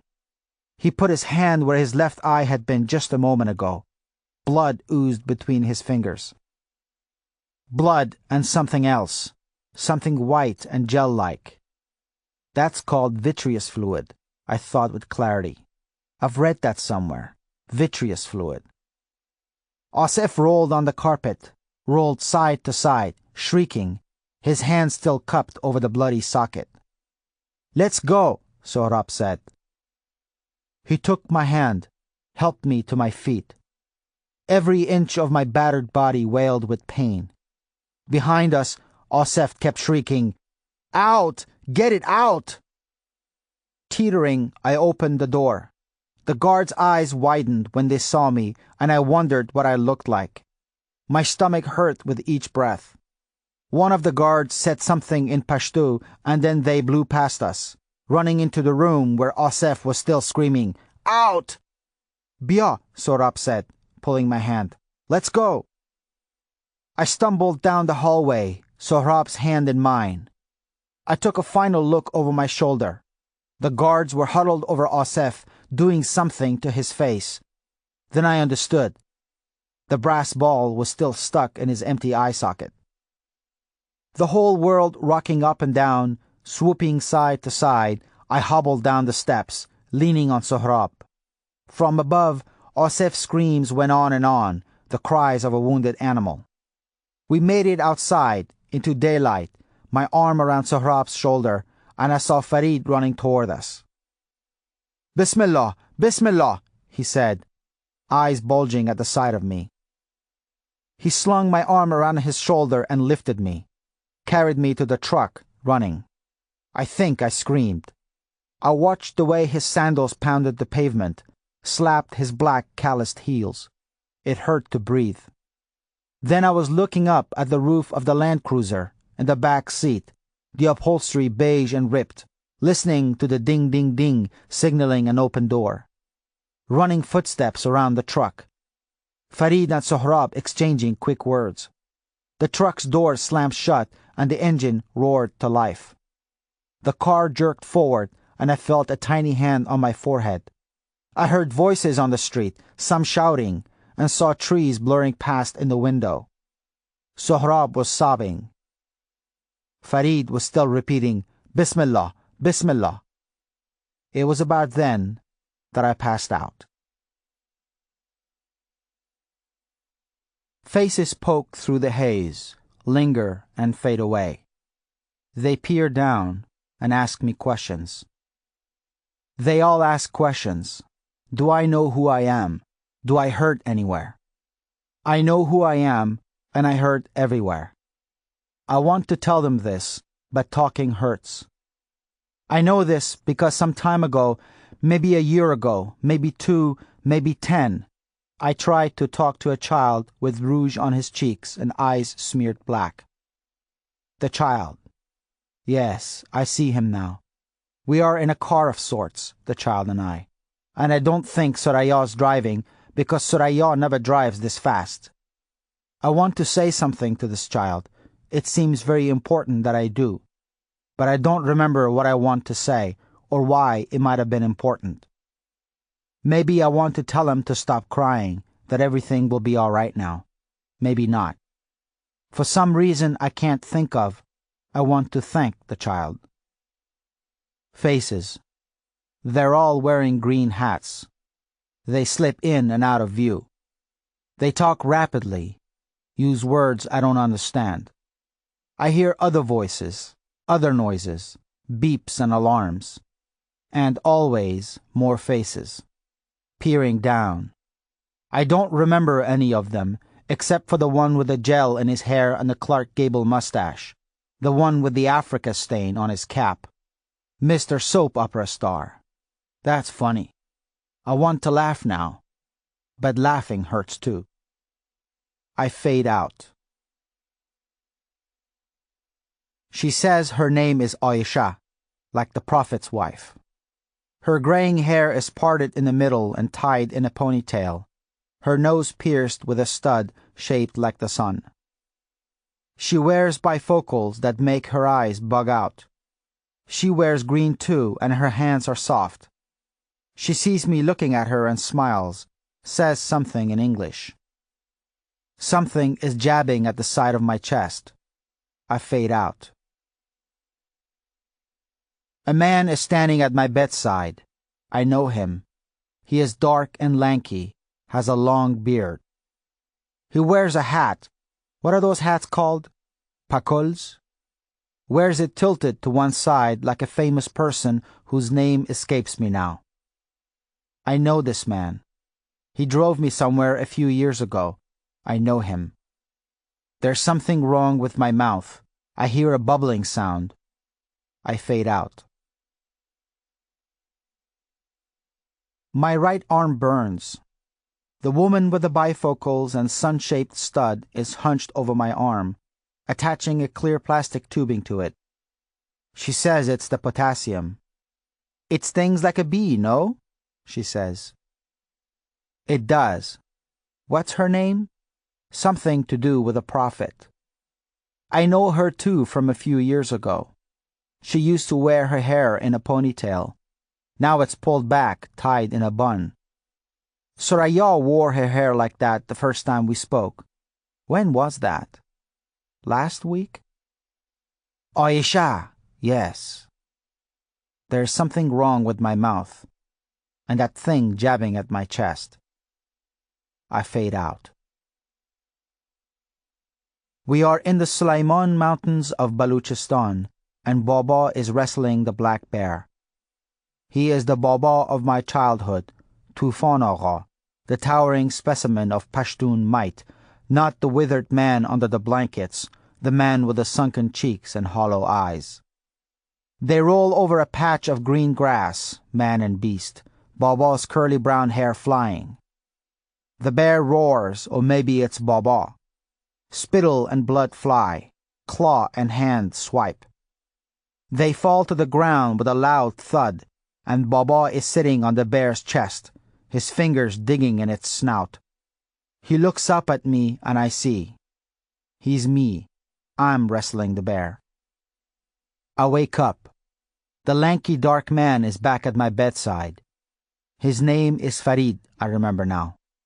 And with him is a child from the car. His face reminds me of the sound of bells. I'm thirsty. I fade out. I keep fading in and out. The name of the man with the Clark Gable mustache turned out to be Dr. Farouqi. He wasn't a soap opera star at all, but a head and neck surgeon, though I kept thinking of him as someone named Armand in some steamy soap set on a tropical island. Where am I wanted to ask, but my mouth wouldn't open. I frowned, grunted. Armand smiled. His teeth were blinding white. Not yet, Amir, he said, but soon, when the wires are out. He spoke English with a thick, rolling Urdu accent. Wires? Armand crossed his arms.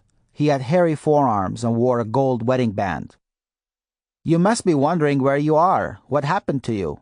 That's perfectly normal. The post-surgical state is always disorienting, so I'll tell you what I know.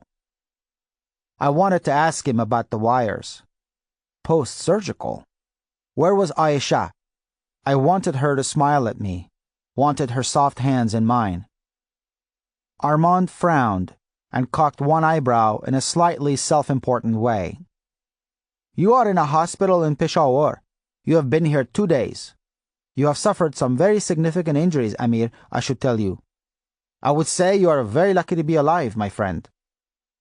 He swayed his index finger back and forth like a pendulum when he said this. Your spleen had ruptured, probably and fortunately for you a delayed rupture because you had signs of early hemorrhage into your abdominal cavity. My colleagues from the general surgery unit had to perform an emergency splenectomy. If it had ruptured earlier, you would have bled to death. He patted me on the arm, the one with the IV, and smiled. You also suffered 7 broken ribs. One of them caused a pneumothorax. I frowned, tried to open my mouth, and remembered about the wires. That means a punctured lung, Armand explained. He tugged at a clear plastic tubing on my left side. I felt the jabbing again in my chest. We sealed the leak with this chest tube. I followed the tube poking through bandages on my chest to a container half filled with columns of water. The bubbling sound came from there. You also suffered various lacerations. That means cuts. I wanted to tell him I knew what the word meant. I was a writer. I went to open my mouth, forgot about the wires again. The worst laceration was on your upper lip, Armand said. The impact had cut your upper lip in 2, clean down the middle. But not to worry. The plastics guys sewed it back together, and they think you will have an excellent result, though there will be a scar. That is unavoidable. There was also an orbital fracture on the left side. That's the eye socket bone, and we had to fix that too. The wires in your jaws will come out in about 6 weeks, Armand said. Until then, it's liquids and shakes. You will lose some weight, and you will be talking like Al Pacino from the first Godfather movie for a little while. He laughed. But you have a job to do today. Do you know what it is? I shook my head. Your job today is to pass gas. You do that and we can start feeding you liquids. No fart, no food. He laughed again. Later, after Aisha changed the IV tubing and raised the head of the bed like I had asked, I thought about what had happened to me. Ruptured spleen, broken teeth, punctured lung, busted eye socket. But as I watched a pigeon peck at a breadcrumb on the windowsill, I kept thinking of something else Armand or Dr. Farouqi had said. The impact had cut your upper lip in two, he had said. Clean down the middle. Clean down the middle. Like a hair lip. Farid and Sohrab came to visit the next day. Do you know who we are today? Do you remember? Farid said, only half jokingly. I nodded. Alhamdulillah, he said, beaming. No more talking nonsense. Thank you, Farid, I said, through jaws wired shut. Armand was right. I did sound like Al Pacino from The Godfather, and my tongue surprised me every time it poked in one of the empty spaces left by the teeth I had swallowed. I mean, thank you for everything, I said. He waved a hand and blushed a little. Bas, it's not worthy of thanks, he said. I turned to Sohrab. He was wearing a new outfit, a light brown pirhan tomban that looked a bit big for him, and a black skullcap. He was looking down at his feet and toying with the IV line coiled on the bed. We were never properly introduced, I said. I offered him my hand. I am Amir. He looked at my hand, then to me. You're the Amir Agha father told me about, he said. Yes. I remembered the words from Hassan's letter. I have told much about you to Farzana Jan and Sohrab, about us growing up together and playing games and running in the streets. They laugh at the stories of all the mischief you and I used to cause, he had written. I owe you thanks too, Sohrab Jan, I said. You saved my life. He did not say anything. I dropped my hand when he didn't take it.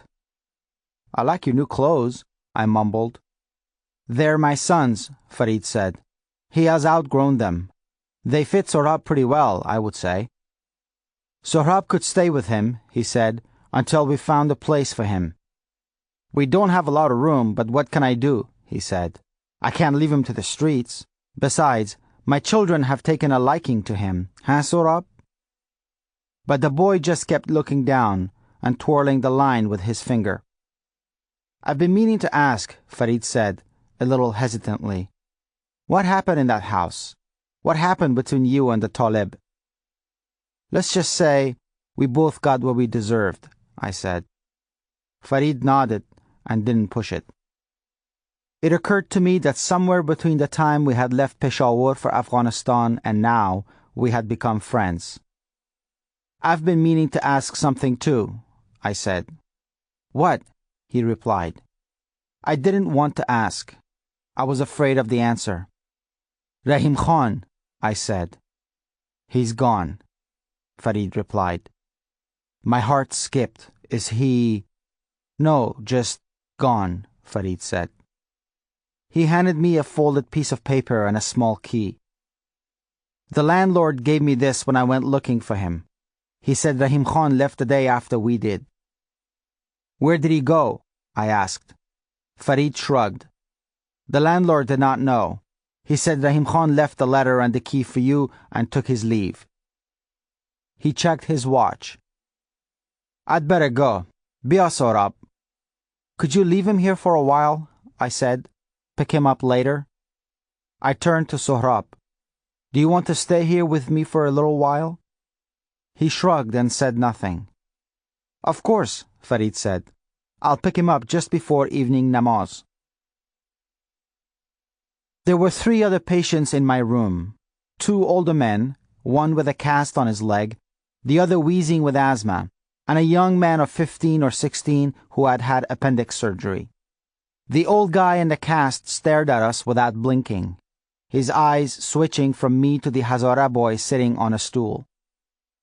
My roommates' families, old women in bright shalwar kamizes, children, men wearing skull caps, shuffled noisily in and out of the room. They brought with them pakauras, naan, samosas, and biryani. Sometimes people just wandered into the room, like the tall bearded man who walked in just before Farid and Sohrab arrived. He wore a brown blanket wrapped around him. Ayesha, the nurse, asked him something in Urdu. He paid her no attention and scanned the room with his eyes. I thought he looked at me a little longer than necessary. When the nurse spoke to him again, he just spun around and left. "How are you?" I asked Sohrab. He shrugged and looked at his hands. "Are you hungry? That lady there gave me a plate of biryani, but I can't eat it," I said. I didn't know what else to say to him. "Do you want it?" He shook his head. "Do you want to talk?" I said. He shook his head again. We sat there like that for a while, silent, me propped up in bed, 2 pillows behind my back, Sohrab on the 3-legged stool next to the bed. I fell asleep at some point, and when I woke up, daylight had dimmed a bit, the shadows had stretched, and Sohrab was still sitting next to me. He was still looking down at his hands. That night, after Farid picked up Sohrab, I unfolded Rahim Khan's letter. I had delayed reading it as long as possible.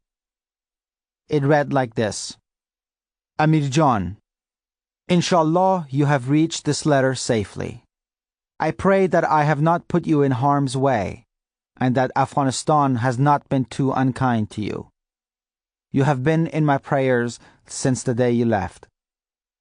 You were right all those years to suspect that I knew. I did know. Hassan told me shortly after it happened. What you did was wrong, Amir John. But do not forget that you were a boy when it happened, a troubled little boy. You were too hard on yourself then, and you still are. I saw it in your eyes in Peshawar. But I hope you will heed this. A man who has no conscience, no goodness, does not suffer. I hope your suffering comes to an end with this journey to Afghanistan. Amir John, I am ashamed for the lies we told you all those years. You were right to be angry in Peshawar. You had a right to know. So did Hassan. I know it doesn't absolve anyone of anything. But the Kabul that we lived in those days was a strange world, one in which some things mattered more than the truth. Amir John, I know how hard your father was on you when you were growing up. I saw how you suffered and yearned for his affections, and my heart bled for you. But your father was a man torn between 2 halves, Amir John, you and Hassan. He loved you both, but he could not love Hassan the way he longed to, openly and as a father. So he took it out on you instead, Amir, the socially legitimate half, the half that represented the riches he had inherited and the sin with impunity privileges that came with them. When he saw you, he saw himself and his guilt. You are still angry, and I realize it is far too early to expect you to accept this. But maybe someday you will see that when your father was hard on you, he was also being hard on himself. Your father, like you, was a tortured soul, Amir John. I cannot describe to you the depth and blackness of the sorrow that came over me when I learned of his passing. I loved him because he was my friend, but also because he was a good man, maybe even a great man. And this is what I want you to understand, that good, real good, was born out of your father's remorse. Sometimes I think everything he did, feeding the poor on the streets, building the orphanage, giving money to friends in need, it was all his way of redeeming himself. And that, I believe, is what true redemption is, Amir John, when guilt leads to good. I know that in the end, God will forgive. He will forgive your father, me, and you too. I hope you can do the same. Forgive your father if you can. Forgive me if you wish. But most importantly, forgive yourself. I have left you some money, most of what I have left, in fact. I think you may have some expenses when you return here, and the money should be enough to cover them. There is a bank in Peshawar Farid knows the location. The money is in a safe deposit box. I have given you the key. As for me, it's time to go. I have little time left and I wish to spend it alone. Please do not look for me. That is my final request of you. I leave you in the hands of God. Your friend always, Rahim. I dragged the hospital gown sleeve across my eyes. I folded the letter and put it under my mattress. Amir, the socially legitimate half, the half that represented the riches he had inherited and the sin with impunity privileges that came with them, Rahim Khan had written. Maybe that was why Baba and I had been on such better terms in the U.S., I wondered. Selling junk for petty cash, our menial jobs, our grimy apartment, the American version of a hut. Maybe in America, when Baba looked at me, he saw a little bit of Hassan. Your father, like you, was a tortured soul, Rahim Khan had said. Maybe so. We had both sinned and betrayed. But Baba had found a way to create good out of his remorse. What had I done, other than take my guilt out on the very same people I had betrayed, and then try to forget it all? What had I done, other than become an insomniac? What had I ever done to right things? When the nurse, not Aisha, but a red-haired woman whose name escapes me, walked in with a syringe in hand and asked me if I needed a morphine injection, I said yes. They removed the chest tube early the next morning, and Armand gave the staff the go-ahead to let me sip apple juice. I asked Aisha for a mirror when she placed a cup of juice on the dresser next to my bed. She lifted her bifocals to her forehead as she pulled the curtain open and let the morning sun flood the room.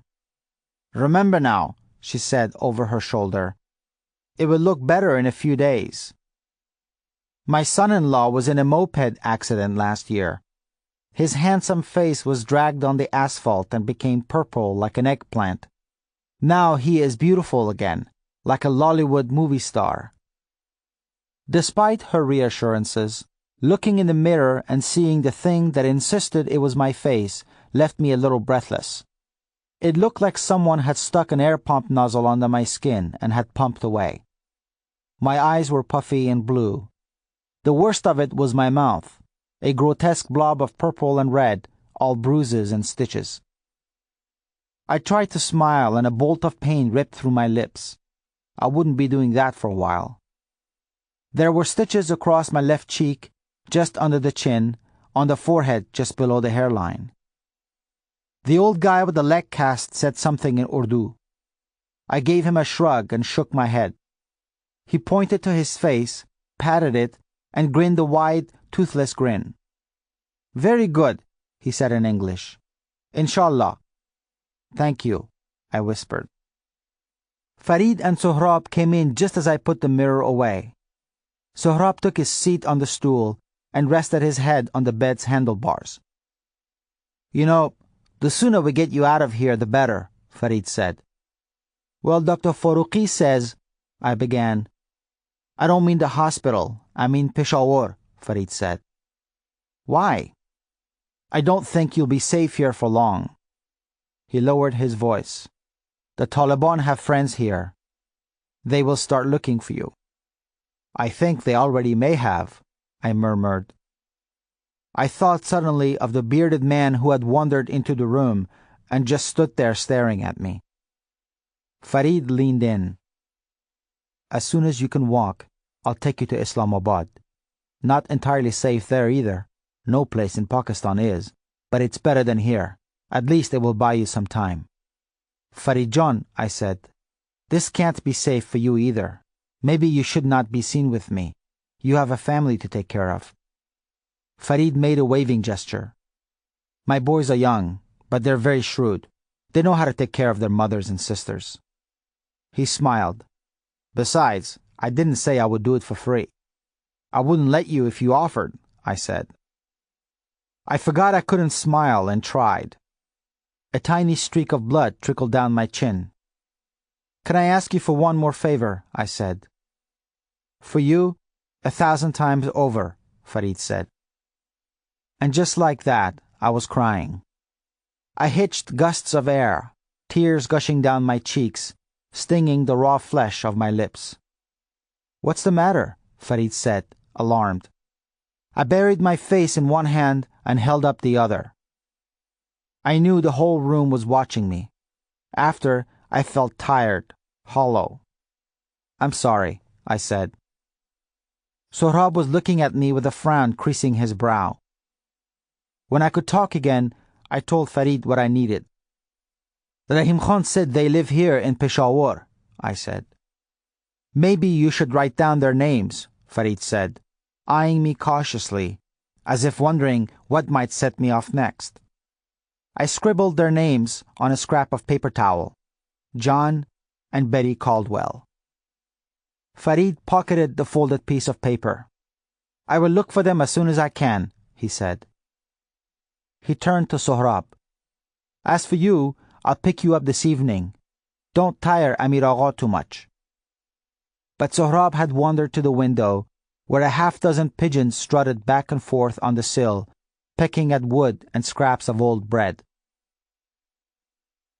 In the middle drawer of the dresser beside my bed, I had found an old National Geographic magazine, a chewed-up pencil, a comb with missing teeth, and what I was reaching for now, sweat pouring down my face from the effort, a deck of cards. I had counted them earlier and surprisingly found the deck complete.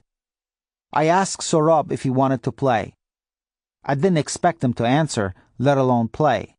He had been quiet since we had left Kabul. But he turned from the window and said, The only game I know is Panchpar. Well, I feel sorry for you already, because I'm a grandmaster at Panchpar, world-renowned, I said. He took his seat on the stool next to me. I dealt him his 5 cards. When your father and I were your age, we used to play this game, I said, especially in the winter, when it snowed and we couldn't go outside. We used to play until the sun went down. Sohrab played me a card and picked one up from the pile. I stole looks at him as he pondered his cards. He was his father in so many ways. The way he fanned out his cards with both hands. The way he squinted while reading them. The way he rarely looked a person in the eye. We played in silence. I won the first game, let him win the next one, and lost the next 5 fair and square. You're as good as your father, maybe even better, I said after my last loss. I used to beat him sometimes, but I think he let me win. I paused before saying, Your father and I were nursed by the same woman. I know, he said. What did he tell you about us? I said. That you were the best friend he ever had, he said. I twirled the jack of diamonds in my fingers and flipped it back and forth. I wasn't such a good friend, I'm afraid, I said. But I'd like to be your friend. I think I could be a good friend to you. Would that be all right? Would you like that? I put my hand on his arm, gingerly, but he flinched. He dropped his cards and pushed away on the stool. He walked back to the window. The sky was awash with streaks of red and purple as the sun set on Peshawar. From the street below came a succession of honks and the braying of a donkey, the whistle of a policeman. Sohrab stood in that crimson light, forehead pressed to the glass, fists buried in his armpits. Ayesha had a male assistant help me take my first steps that night. I only walked around the room once, one hand clutching the wheeled IV rack, the other clasping the assistant's forearm. It took me 10 minutes to make it back to bed, and by then, the incision on my stomach throbbed, and I had broken out in a drenching sweat.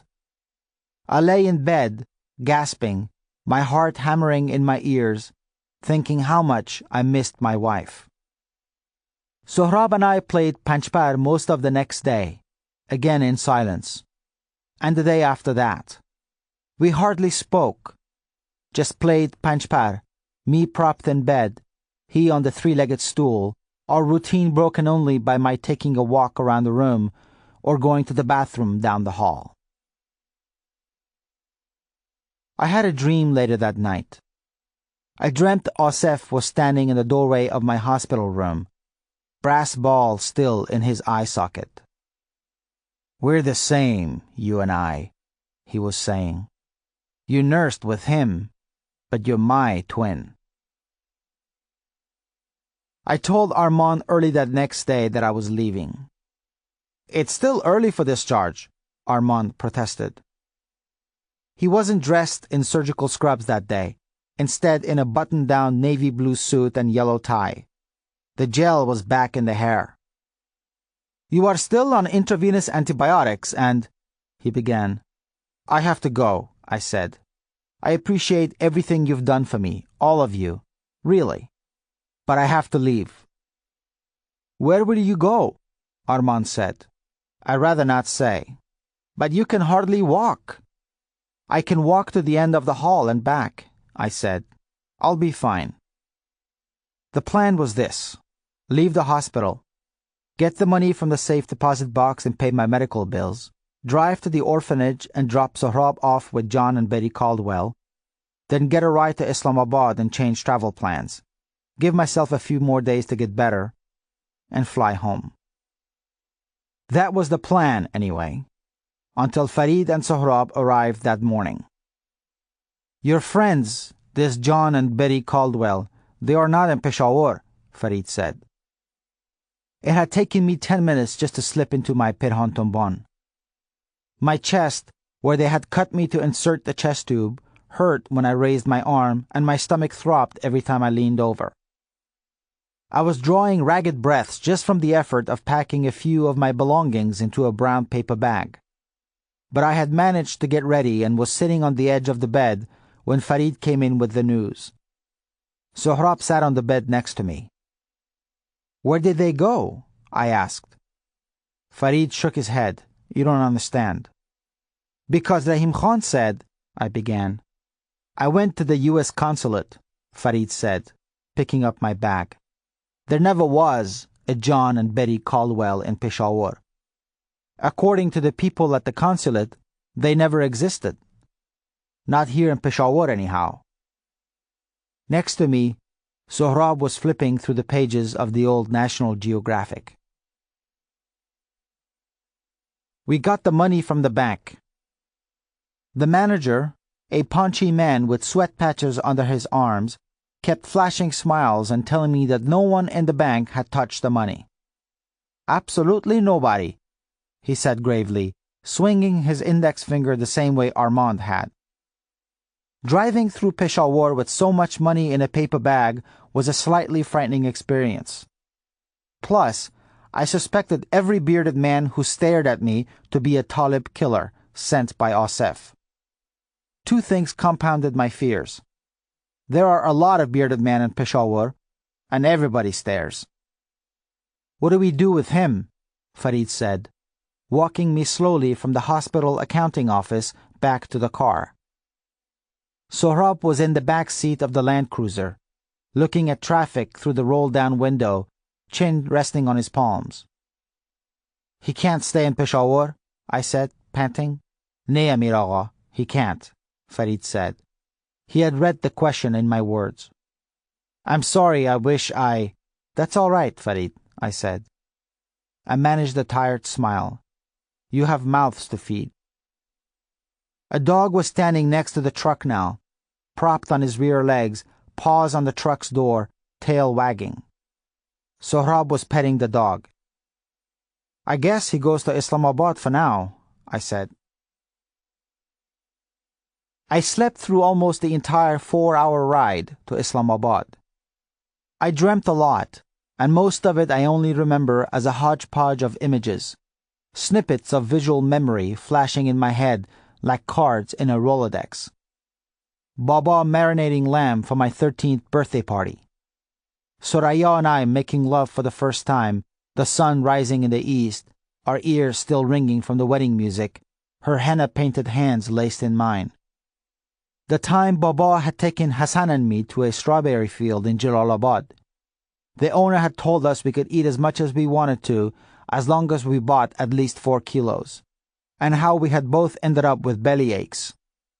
How dark, almost black, Hassan's blood had looked on the snow, dropping from the seat of his pants. Blood is a powerful thing, Bachim. Khala Jamila patting Soraya's knee and saying, God knows best, maybe it wasn't meant to be. Sleeping on the roof of my father's house. Baba saying that the only sin that mattered was theft. When you tell a lie, you steal a man's right to the truth. Rahim Khan on the phone telling me there was a way to be good again. A way to be good again. If Peshawar was the city that reminded me of what Kabul used to be, then Islamabad was the city Kabul could have become someday. The streets were wider than Peshawar's, cleaner, and lined with rows of hibiscus and flame trees. The bazaars were more organized and not nearly as clogged with rickshaws and pedestrians. The architecture was more elegant too, more modern, and I saw parks where roses and jasmines blossomed in the shadows of trees. Farid found a small hotel on a side street running along the foot of the Margala Hills. We passed the famous Shah Faisal Mosque on the way there, reputedly the biggest mosque in the world, with its giant concrete girders and soaring minarets. Sohrab perked up at the sight of the mosque, leaned out of the window and looked at it until Farid turned the corner. The hotel room was a vast improvement over the one in Kabul where Farid and I had stayed.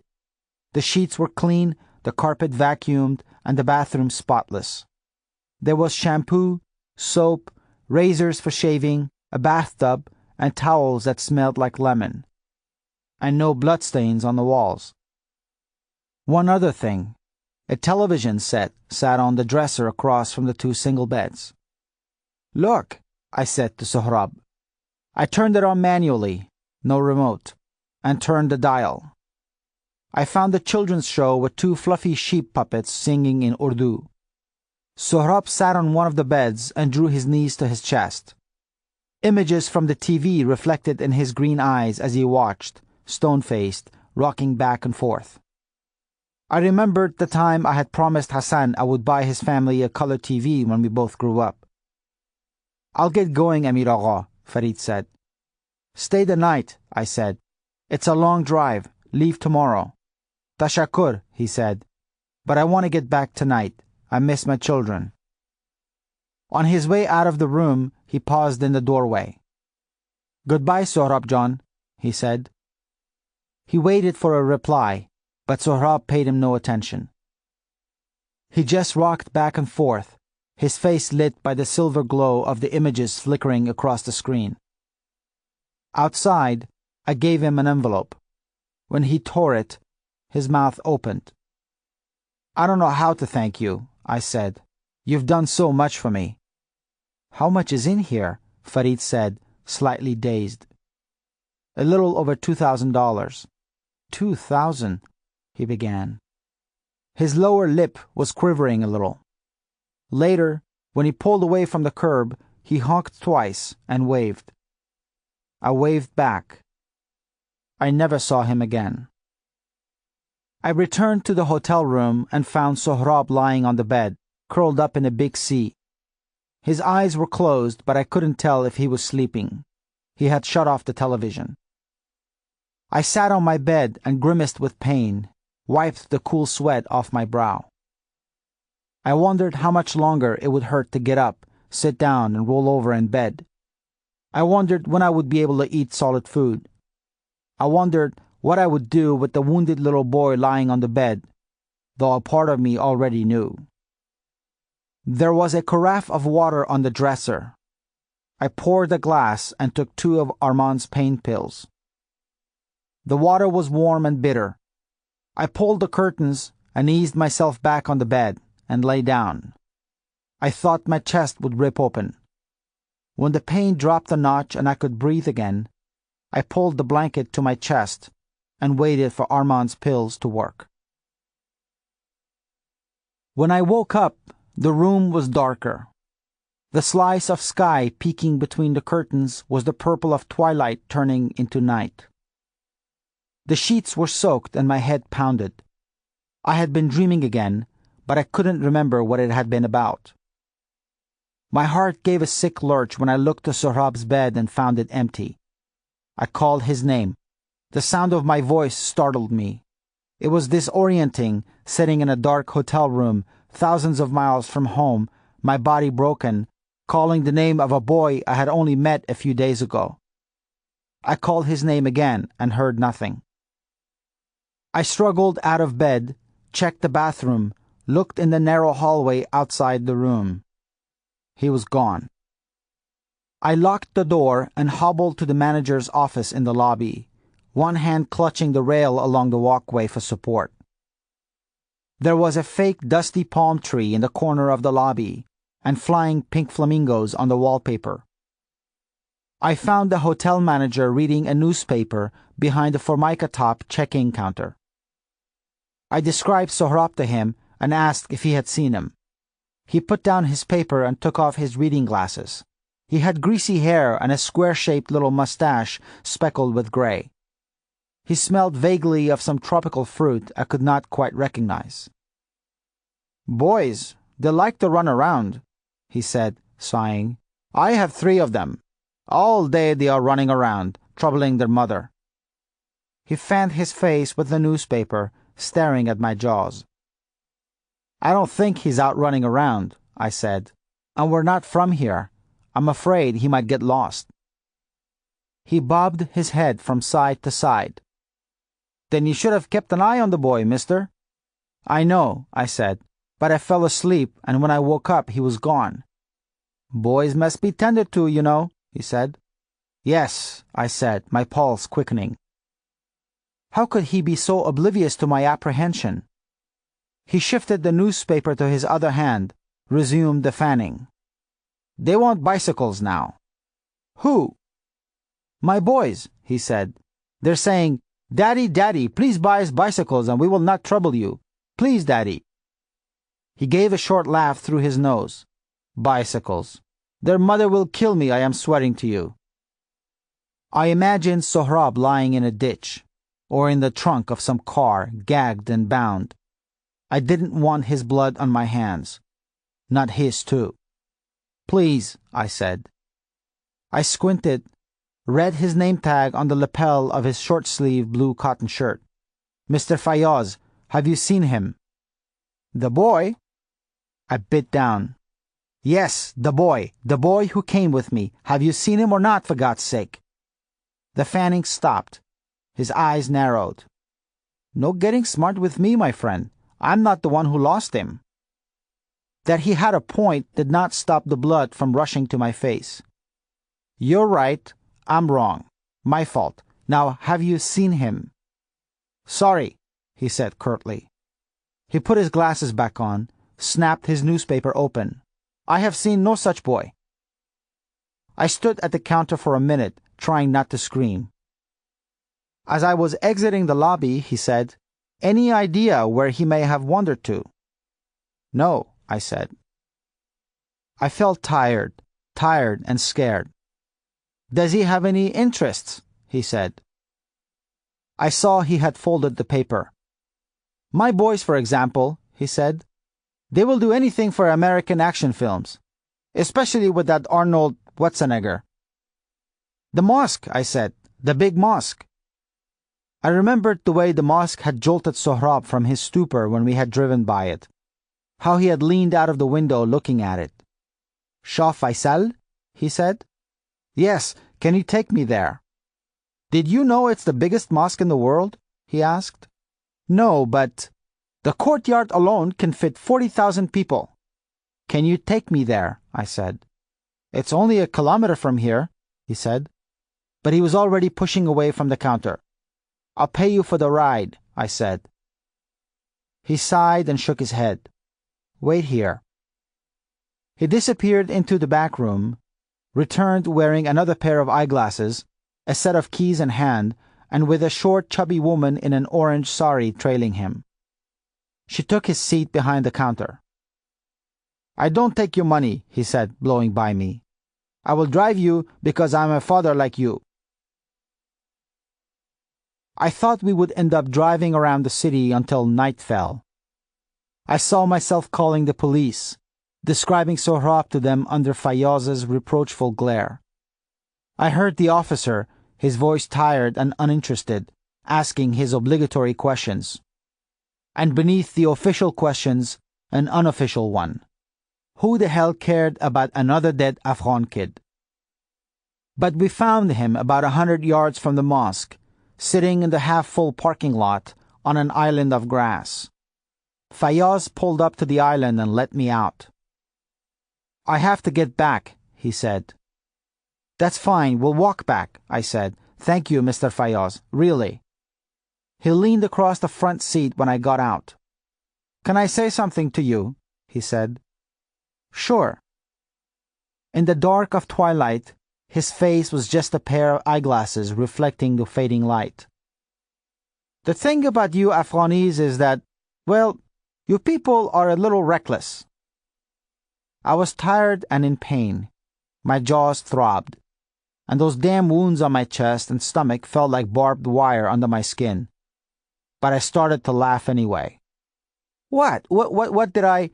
Fayyaz was saying, but I was cackling by then, full-throated bursts of laughter spilling through my wired mouth. "Crazy people," he said. His tires screeched when he peeled away, his taillights blinking red in the dimming light. "You gave me a good scare," I said. I sat beside him, wincing with pain as I bent. He was looking at the mosque. Shah Faisal Mosque was shaped like a giant tent. Cars came and went. Worshippers dressed in white streamed in and out. We sat in silence, me leaning against the tree, Sohrab next to me, knees to his chest. We listened to the call to prayer, watched the building's hundreds of lights come on as daylight faded. The mosque sparkled like a diamond in the dark. It lit up the sky and Sohrab's face. "Have you ever been to Mazar-e-Sharif?" Sohrab said, his chin resting on his kneecaps. "A long time ago. I don't remember it much." "Father took me there when I was little," he said. "Mother and Sasa came along too. Father bought me a monkey from the bazaar. Not a real one, but the kind you have to blow up. It was brown and had a bow tie." "I might have had one of those when I was a kid," I said. "Father took me to the Blue Mosque," Sohrab said. "I remember there were so many pigeons outside the masjid, and they weren't afraid of people. They came right up to us. Sasa gave me little pieces of naan and I fed the birds. Soon there were pigeons cooing all around me. That was fun." "You must miss your parents very much," I said. I wondered if he had seen the Taliban drag his parents out into the street. I hoped he hadn't. "Do you miss your parents?" he asked, resting his cheek on his knees, looking up at me. "Do I miss my parents? Well, I never met my mother. My father died a few years ago, and yes, I do miss him. Sometimes a lot." "Do you remember what he looked like?" he said. I thought of Baba's thick neck, his black eyes, his unruly brown hair. Sitting on his lap had been like sitting on a pair of tree trunks. "I remember what he looked like," I said. "What he smelled like, too." "I'm starting to forget their faces," Sohrab said. "Is that bad?" "No," I said. "Time does that." I thought of something. I looked in the front pocket of my coat and found a Polaroid snapshot of Hassan and Sohrab. "Here," I said. He brought the photo to within an inch of his face. He turned it so the light from the mosque fell on it. He looked at it for a long time. I thought he might cry, but he didn't. He just held it in both hands and traced his thumb over its surface. I thought of a line I had read somewhere, or maybe I had heard someone say it. There are a lot of children in Afghanistan, but little childhood. He stretched his hand to give it back to me. "Keep it," I said. "It's yours." "Thank you." He looked at the photo again and stowed it in the pocket of his vest. A horse-drawn cart click-clocked by in the parking lot. Little bells dangled from the horse's neck and jingled with each step. "I've been thinking a lot about mosques lately," Sohrab said. "You have? What about them?" He shrugged. "Just thinking about them." He lifted his face and looked straight at me. Now he was crying, softly, silently. "Can I ask you something, Amir Agha?" "Of course." "Will God," he began and choked a little. "Will God put me in hell for what I did to that man?" I reached for him and he flinched. I pulled back. "Nay, of course not," I said. I wanted to pull him close and hold him, tell him the world had been unkind to him, not the other way around. His face twisted and strained to stay composed.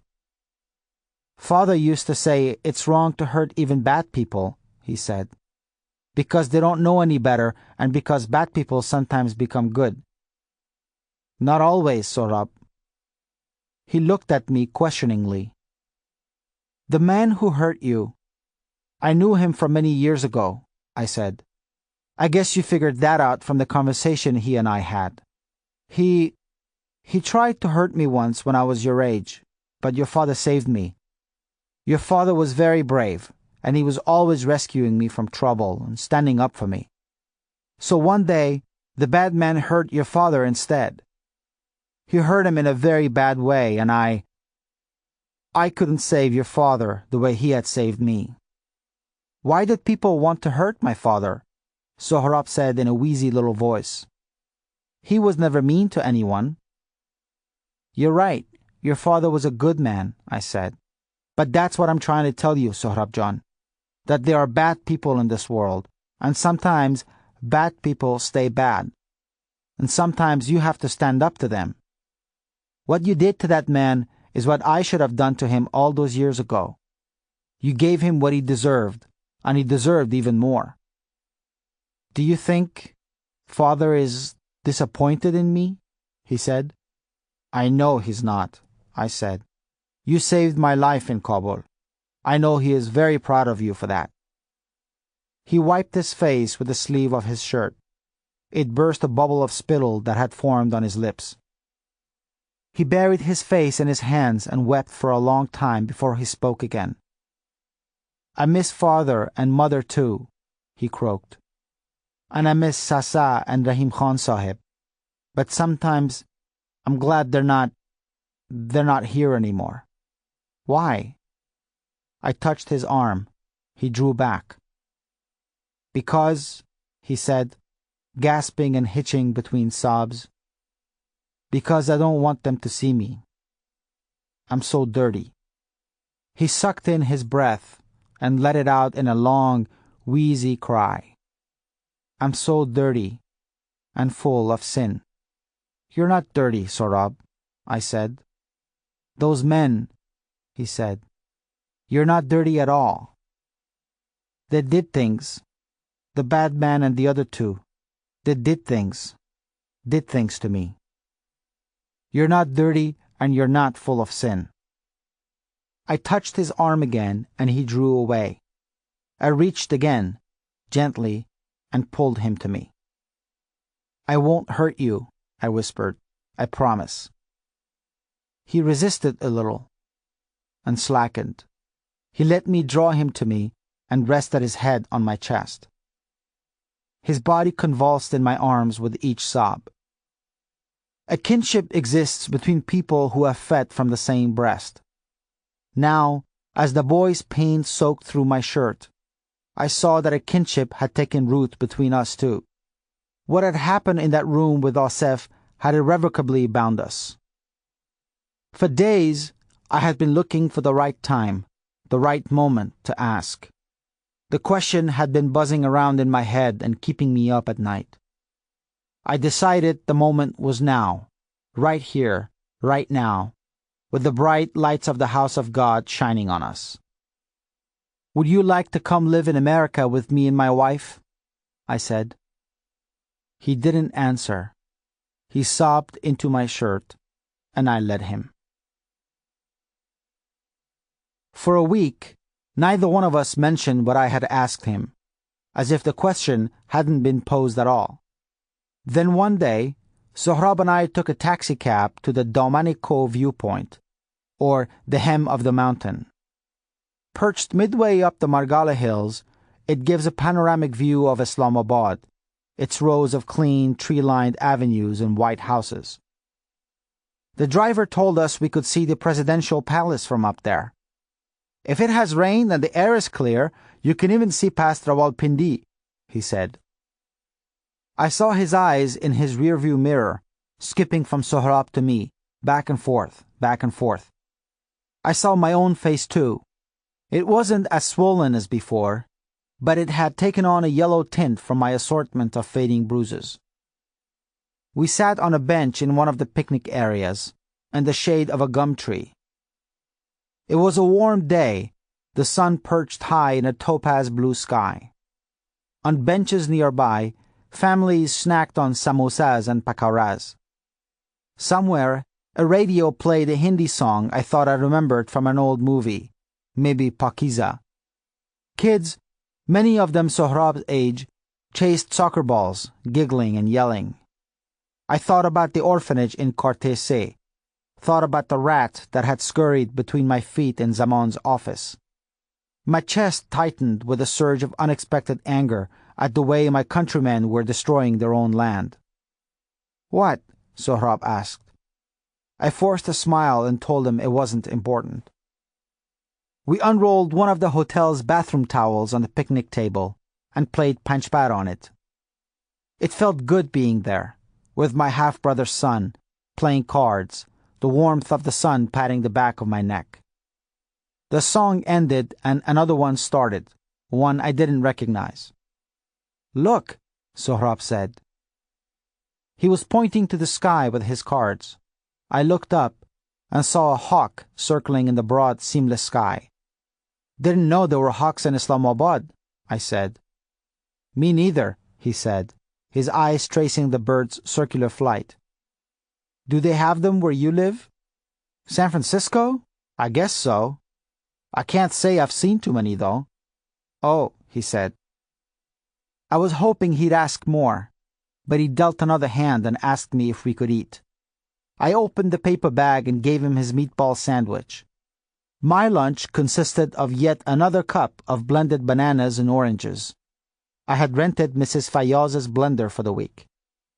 I sucked through the straw and my mouth filled with the sweet blended fruit. Some of it dripped from the corner of my lips. Sohrab handed me a napkin and watched me dab at my lips.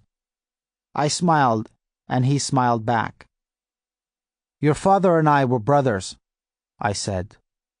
It just came out. I had wanted to tell him the night we had sat by the mosque, but I hadn't. But he had a right to know. I didn't want to hide anything anymore. "Half-brothers, really," I said. "We had the same father." Sohrab stopped chewing. He put the sandwich down.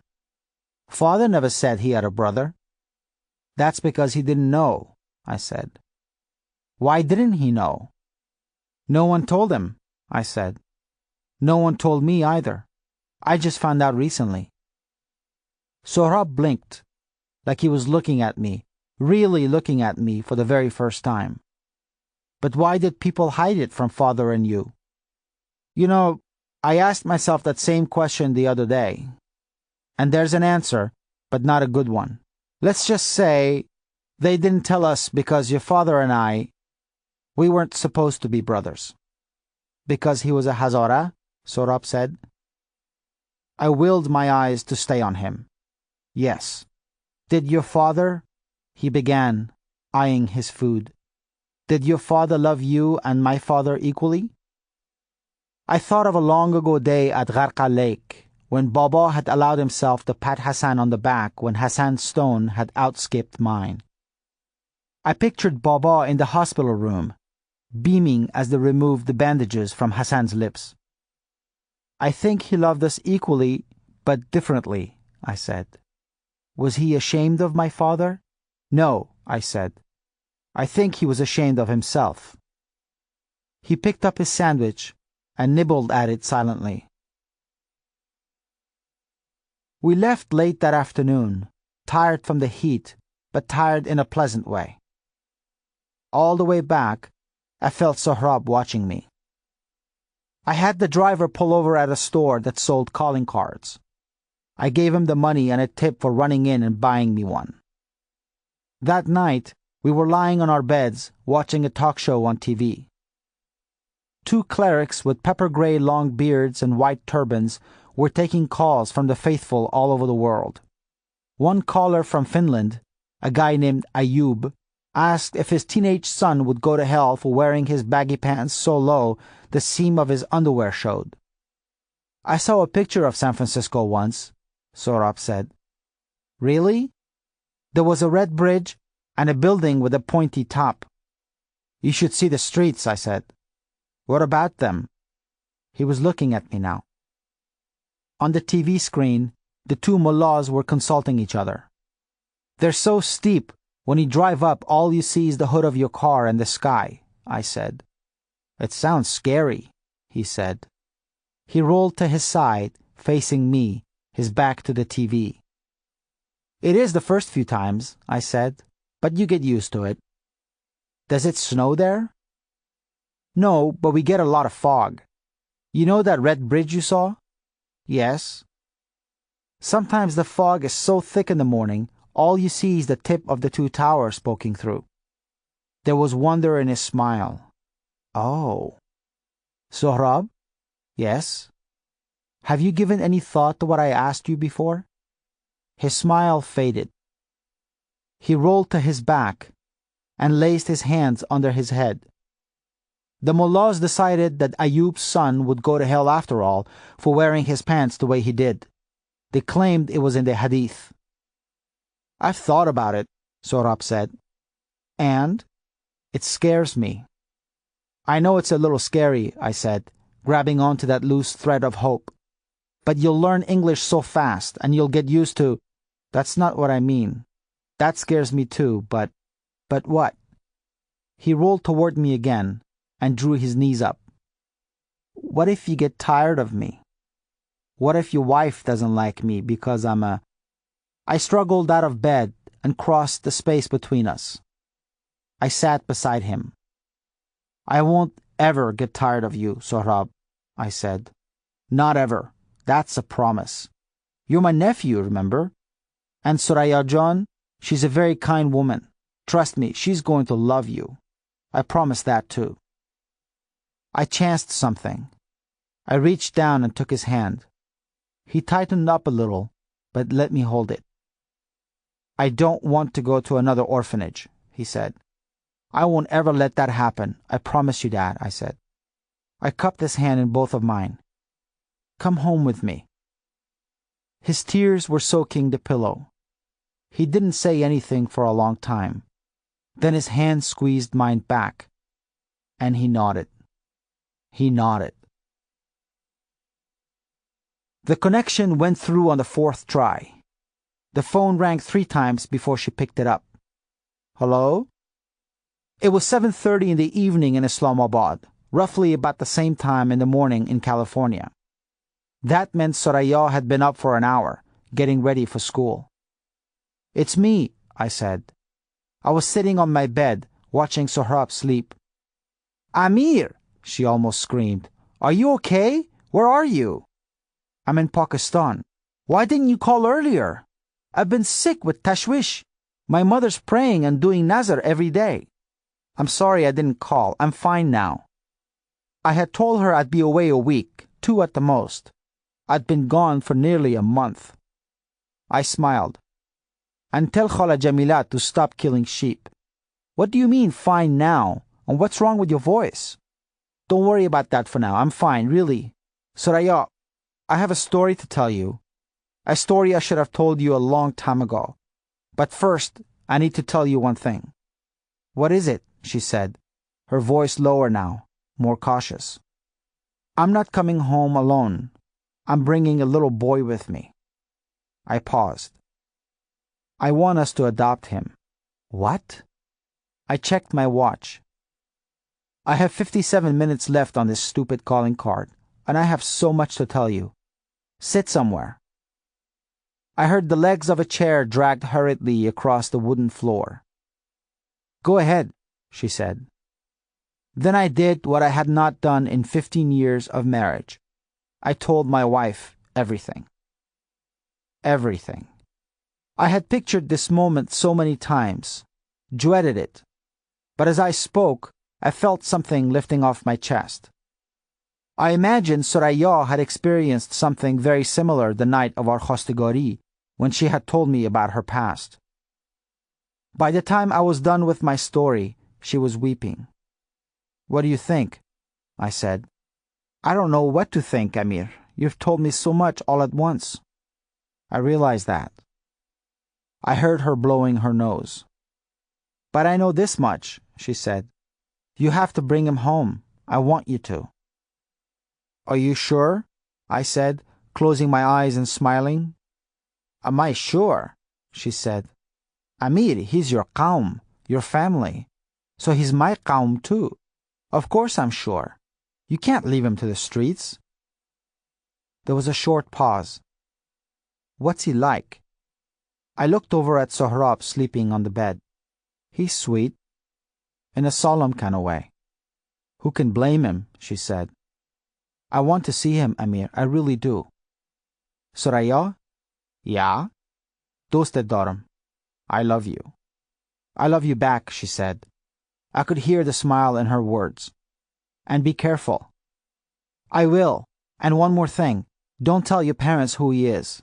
If they need to know, it should come from me. Okay, she said. We hung up. The lawn outside the American embassy in Islamabad was neatly mowed, dotted with circular clusters of flowers bordered by razor-straight hedges. The building itself was like a lot of buildings in Islamabad, flat and white. We passed through several roadblocks to get there, and 3 different security officials conducted a body search on me after the wires in my jaws set off the metal detectors. When we finally stepped in from the heat, the air conditioning hit my face like a splash of ice water. The secretary in the lobby, a 50-something lean-faced blonde woman, smiled when I gave her my name. She wore a beige blouse and black slacks. The first woman I had seen in weeks dressed in something other than a burqa or a shalwar kameez. She looked me up on the appointment list, tapping the eraser end of her pencil on the desk. She found my name and asked me to take a seat. Would you like some lemonade? She asked. None for me, thanks, I said. How about your son? Excuse me? The handsome young gentleman, she said, smiling at Sohrab. Oh, that'd be nice, thank you, I said. Sohrab and I sat on the black leather sofa across the reception desk, next to a tall American flag. Sohrab picked up a magazine from the glass-top coffee table. He flipped the pages, not really looking at the pictures. What? Sohrab said. Sorry? You're smiling, he said. I was thinking about you, I said. He gave a nervous smile. He picked up another magazine and flipped through it in under 30 seconds. Don't be afraid, I said, touching his arm. These people are friendly. Relax. I could have used my own advice. I kept shifting in my seat, untying and retying my shoelaces. The secretary placed a tall glass of lemonade with ice on the coffee table. There you go. Sohrab smiled shyly. Thank you very much, he said. It was the only English he knew, he had told me. That and have a nice day. She laughed. You're most welcome. She walked back to the desk, high heels clicking on the floor. Have a nice day, Sohrab said. Raymond Andrews was a short man with small hands, nails perfectly trimmed, wedding band on the ring finger. He gave me a curt little shake. It felt like squeezing a sparrow. Those are the hands that hold our fates, I thought, as Sohrab and I seated ourselves across from his desk. A Les Miserables poster was nailed to the wall behind Andrew's, next to a topographical map of the U.S. A pot of tomato plants basked in the sun on the windowsill. "Smoke?" he asked, his voice a deep baritone that was at odds with his slight stature. "No thanks," I said, not caring at all for the way Andrew's eyes barely gave Sohrab a glance, or the way he didn't look at me when he spoke. He pulled open a desk drawer and lit a cigarette from a half-empty pack. He also produced a bottle of lotion from the same drawer. He looked at his tomato plants as he rubbed lotion into his hands, cigarette dangling from the corner of his mouth. Then he closed the drawer, put his elbows on the desktop, and exhaled. "So," he said, crinkling his gray eyes against the smoke, "tell me your story." I felt like Jean Valjean sitting across from Javert. I reminded myself that I was on American soil now, that this guy was on my side, that he got paid for helping people like me. "I want to adopt this boy and take him back to the States with me," I said. "Tell me your story," he repeated, crushing a flake of ash on the neatly arranged desk with his index finger, flicking it into the trash can. I gave him the version I had worked out in my head since I had hung up with Soraya. I had gone into Afghanistan to bring back my half-brother's son. I had found the boy in squalid conditions, wasting away in an orphanage. I had paid the orphanage director a sum of money and withdrawn the boy. Then I had brought him to Pakistan. "You are the boy's half-uncle?" "Yes."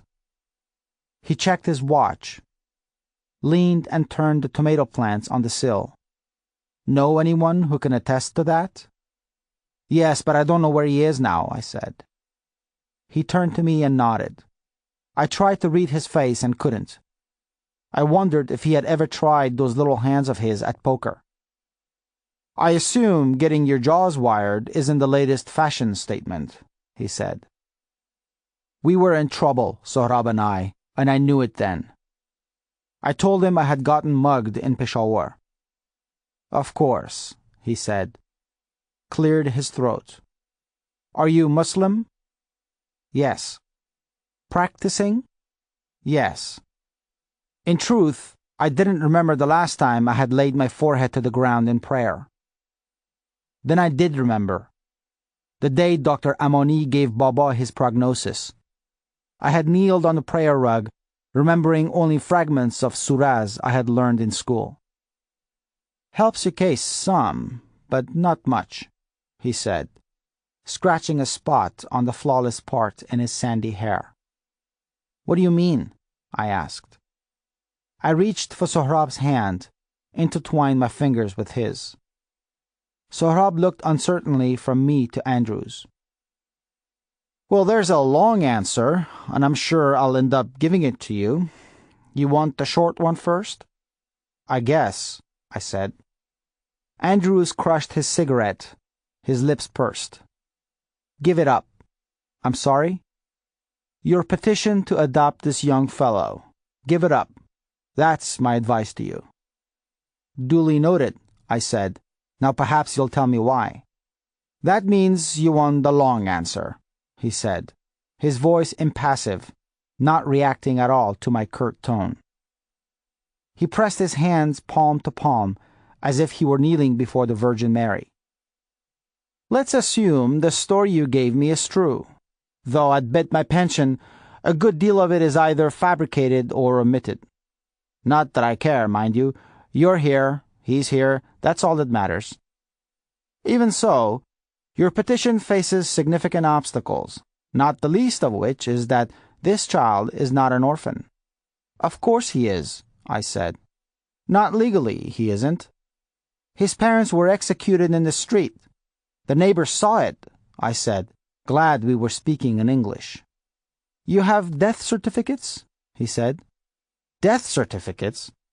This is Afghanistan we're talking about. Most people there don't even have birth certificates." His glassy eyes didn't so much as blink. "I don't make the laws, sir. Your outrage notwithstanding, you still need to prove the parents are deceased. The boy has to be declared a legal orphan. But, I began. You wanted the long answer and I'm giving it to you. Your next problem is that you need the cooperation of the child's country of origin. Now that's difficult under the best of circumstances, and to quote you, this is Afghanistan we're talking about. We don't have an American embassy in Kabul. That makes things extremely complicated, just about impossible. What are you saying, that I should throw him back on the streets? I said. I didn't say that. He was sexually abused, I said, thinking of the bells around Sohrab's ankles, the mascara on his eyes. I'm sorry to hear that, Andrews's mouth said. The way he was looking at me, though, we might as well have been talking about the weather. But that is not going to make the INS issue this young fellow a visa. Well, what are you saying? I'm saying that if you want to help, send money to a reputable relief organization. Volunteer at a refugee camp. But at this point in time, we strongly discourage U.S. citizens from attempting to adopt Afghan children. I got up. Come on, Sohrab, I said in Farsi. Sohrab slid next to me and rested his head on my hip. I remembered the Polaroid of Heyman Hassan standing that same way. Can I ask you something, Mr. Andrews? Yes. Do you have children? For the first time, he blinked. Well, do you? It's a simple question. He was silent. I thought so, I said, taking Sohrab's hand. They ought to put someone in your chair who knows what it's like to want a child. I turned to go, Sohrab trailing me. Can I ask you a question? Andrews called. Go ahead. Have you promised this child you'll take him with you? What if I have? I said. He shook his head. It's a dangerous business, making promises to kids. He sighed and opened his desk drawer again. You mean to pursue this? He said, rummaging through papers. I mean to pursue this, I said. He produced a business card. Then I advise you to get a good immigration lawyer. Omar Faisal works here in Islamabad. You can tell him I sent you. I took the card from him. Thanks, I muttered. Good luck, he said. As we exited the room, I glanced over my shoulder. Andrews was standing in a rectangle of sunlight, absently staring out the window, his hands turning the potted tomato plants toward the sun, petting them lovingly. Take care, the secretary said as we passed her desk. Your boss could use some manners, I said. I expected her to roll her eyes, maybe not in that I know everybody says that kind of way. Instead, she lowered her voice. Poor Ray. He hasn't been the same since his daughter died. I raised an eyebrow. Suicide, she whispered. On the taxi ride back to the hotel, Sohrab rested his head on the window and kept staring at the passing buildings, the rows of gum trees. His breath fogged the glass, cleared, fogged it again. I waited for him to ask me about the meeting, but he didn't. On the other side of the closed bathroom door, the water was running. Since the day we had checked into the hotel, Sohrab took a long bath every night before bed. In Kabul, hot running water had been like father's, a rare commodity. Now, Sohrab spent almost an hour a night in the bath, soaking in the soap water, scrubbing. Sitting on the edge of the bed, I called Soraya. I glanced at the thin line of light under the bathroom door. Do you feel clean yet, Sohrab? I thought. I passed on to Soraya what Raymond Andrews had told me. So, what do you think? I said. Well, we have to think he's wrong, she said. She told me she had called a few adoption agencies that arranged international adoptions. She had not yet found one that would consider doing an Afghan adoption, but she was still looking. How are your parents taking the news? I said. Ma, that is happy for us. You know how she feels about you, Amir. You can do no wrong in her eyes. Padar, well, as always, he's a little harder to read. He's not saying much. And you? Are you happy? I heard her shifting the receiver to her other hand. I think we'll be good for your nephew, but maybe he'll be good for us too. I was thinking the same thing, I said. I know it sounds crazy, she said, but I find myself wondering what his favorite Qurma will be, his favorite subject in school. I picture myself helping him with homework. She laughed. In the bathroom, the water had stopped running. I could hear Sohrab in there, shifting in the tub, spilling water over the sides. You're going to be great, I said. Oh, I almost forgot. I called Koko Sharif, she said. I remembered him reciting a poem at our nikah from a scrap of hotel stationery paper. His son had held the Quran over our heads as Soraya and I had walked toward the stage, smiling at the flashing cameras. What did he say? I asked. Well, he's going to stir the pot for us. He'll call some of his INS buddies, she said. Well, that's really great news, I said. I can't wait for you to see Sohrab. I can't wait to see you, she said. I hung up smiling. Sohrab emerged from the bathroom a few minutes later. He had barely said a dozen words since the meeting with Raymond Andrews, and my attempts at conversation had only met with a nod or a monosyllabic reply. He climbed into bed, pulled the blanket to his chin. Within minutes, he was snoring. I wiped the circle on the fogged-up mirror and shaved with one of the hotel's old-fashioned razors, the type that opened and you slid the blade in. Then I took my own bath, lay there until the steaming hot water turned cold and my skin shriveled up. I lay there drifting, wondering, imagining. Omar Faisal was chubby, dark, had dimpled cheeks, black button eyes, and an affable, gap-toothed smile. His thinning gray hair was tied back in a ponytail. He wore a brown corduroy suit with leather elbow patches and carried a worn, overstuffed briefcase. The handle was missing, so he clutched the briefcase to his chest. He was the sort of fellow who started a lot of sentences with a laugh and an unnecessary apology like, "I'm sorry, I'll be there at 5." Laugh. When I had called him, he had insisted on coming out to meet us. "I'm sorry, the cabbies in this town are sharks," he said in perfect English, without a trace of an accent.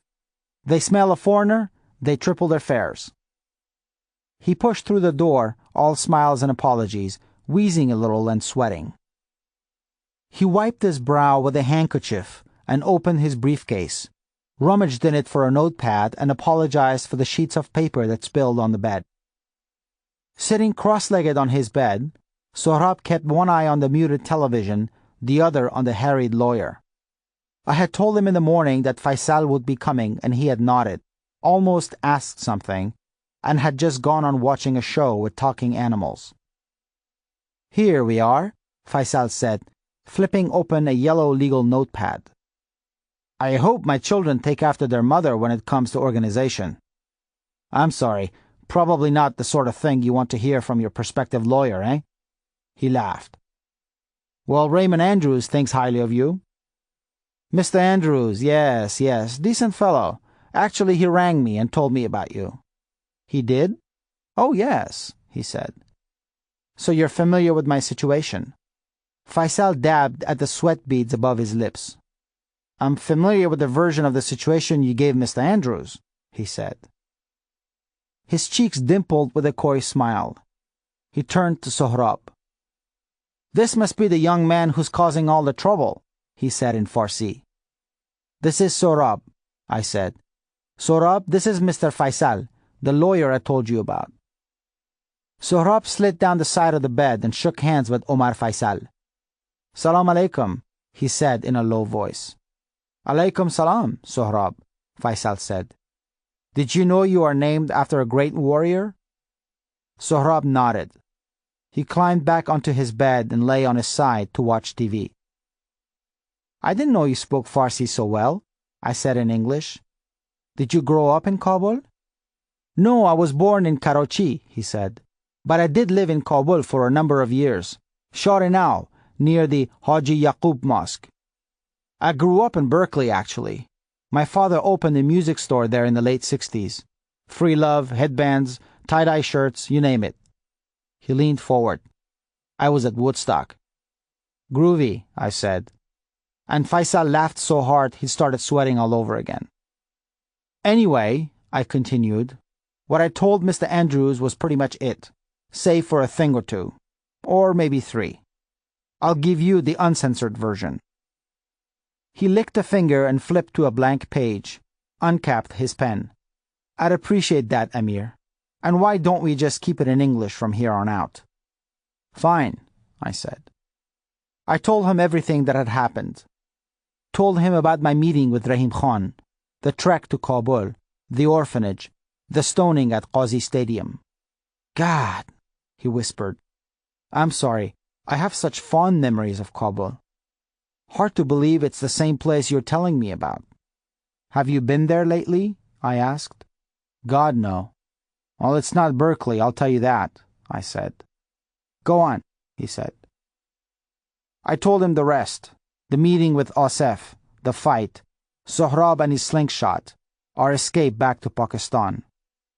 When I was done, he scribbled a few notes, breathed in deeply, and gave me a sober look. Well, Amir, you've got a tough battle ahead of you, he said. One I can win? He capped his pen. At the risk of sounding like Raymond Andrews, it's not likely. Not impossible, but hardly likely. Gone was the affable smile, the playful look in his eyes. But it's kids like Sohrab who need a home the most, I said. These rules and regulations don't make any sense to me. You're preaching to the choir, Amir, he said. But the fact is, take current immigration laws, adoption agency policies, and the political situation in Afghanistan, and the deck is stacked against you. I don't get it, I said. I wanted to hit something. I get it, but I don't get it. Omar nodded, his brow furrowed. Well, it's like this. In the aftermath of a disaster, whether it be natural or man-made, and the Taliban are a disaster, Amir, believe me, it's always difficult to ascertain that a child is an orphan. Kids get displaced in refugee camps or parents just abandon them because they can't take care of them. Happens all the time. So the INS won't grant a visa unless it's clear the child meets the definition of an eligible orphan. I'm sorry, I know it sounds ridiculous, but you need death certificates. Well, you've been to Afghanistan, I said. You know how improbable that is. I know, he said. But let's suppose it's clear the child has no surviving parent. Even then, the INS thinks it's good adoption practice to place the child with someone in his own country so his heritage can be preserved. What heritage? I said. The Taliban have destroyed what heritage Afghans had. You saw what they did to the giant Buddhas in Bamiyan. I'm sorry, I'm telling you how the INS works, Amir, Omar said, touching my arm. He glanced at Sohrab and smiled, turned back to me. Now, a child has to be legally adopted according to the laws and regulations of his own country. But when you have a country in turmoil, say a country like Afghanistan, government offices are busy with emergencies, and processing adoptions won't be a top priority. I sighed and rubbed my eyes. A pulsating headache was settling in just behind them. But let's suppose that somehow Afghanistan gets its act together, Omar said, crossing his arms on his protruding belly. It still may not permit this adoption. In fact, even the more moderate Muslim nations are hesitant with adoptions, because in many of those countries, Islamic law, Sharia, doesn't recognize adoption. You're telling me to give it up? I asked, pressing my palm to my forehead. I grew up in the U.S., Amir. If America taught me anything, it's that quitting is right up there with pissing in the Girl Scouts lemonade jar. But as your lawyer, I have to give you the facts, he said. Finally, Adoption agencies routinely send staff members to evaluate the child's milieu, and no reasonable agency is going to send an agent to Afghanistan. I looked at Sohrab sitting on the bed, watching TV, watching us. He was sitting the way his father used to, chin resting on one knee. I'm his half-uncle. Does that count for anything? It does if you can prove it. I'm sorry, do you have any papers or anyone who can support you? No papers, I said in a tired voice. No one knew about it. Sohrab didn't know until I told him, and I myself didn't find out until recently. The only other person who knows is gone, maybe dead. Omar said. Well, what are my options, Omar? I'll be frank, you don't have a lot of them. Well, Jesus, what can I do? Omar breathed in, tapped his chin with the pen, let his breath out. Well, you could still file an orphan petition and hope for the best. You could do an independent adoption. That means you'd have to live with Sohrab here in Pakistan, day in and day out for the next 2 years. You could seek asylum on his behalf. That's a lengthy process and you'd have to prove political persecution. You could request a humanitarian visa. That's at the discretion of the Attorney General and it's not easily given. He paused. There is another option. Probably your best shot. What? I said, leaning forward. You could relinquish him to an orphanage here, then file an orphan petition. Start your I-600 form and your home study while he's in a safe place. What are those? I said. I'm sorry, the I-600 is an INS formality. The home study is done by the adoption agency you choose, Omar said. It's, to make sure you and your wife aren't raving lunatics. I don't want to do that, I said, looking again at Sohrab. I promised I wouldn't send him back to an orphanage. Well, like I said, it may be your best shot, Omar said. We talked a while longer. Then I walked him out to his car, an old VW Bug. The sun was setting on Islamabad by then, a flaming nimbus in the west. I watched the car tilt under Omar's weight as he somehow managed to slide in behind the wheel. He rolled down the window. Amir? Yes. I meant to tell you in there about what you're trying to do. I think it's pretty great. He waved as he pulled away. Standing outside the hotel room and waving back, I wished Suraya could be there with me.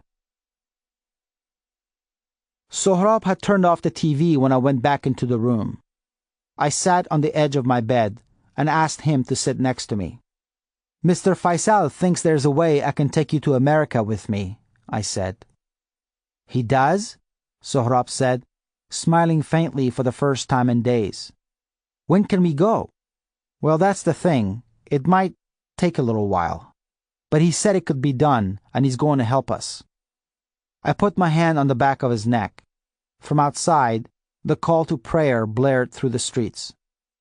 Well, how long? Sohrab asked. I don't know. A while.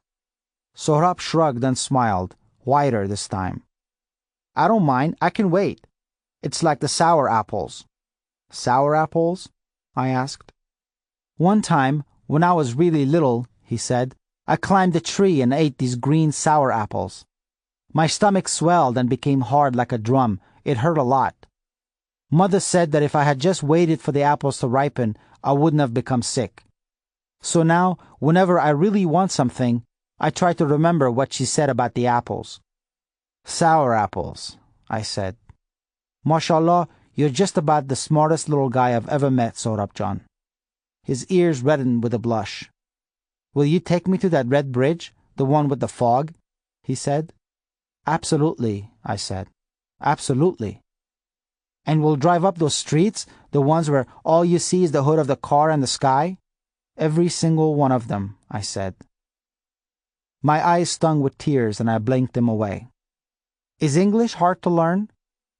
I say within a year you'll speak it as well as Farsi, I said.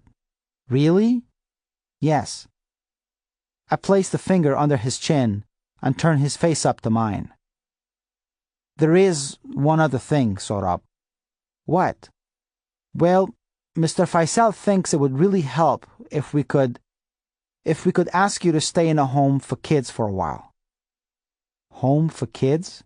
He said, his smile fading. You mean an orphanage? Well, it would only be for a little while. No, he said. No, please. Sohrab, it would be for just a little while, I promise. You promised you'd never put me in one of those places, Amir Agha, he said. His voice was breaking, tears pooling in his eyes. I felt like a prick. This is different.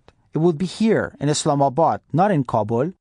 And I would visit you all the time until we could get you out and take you to America. Please, please no, he croaked. I'm scared of that place. They'll hurt me. I don't want to go. No one is going to hurt you. Not ever again.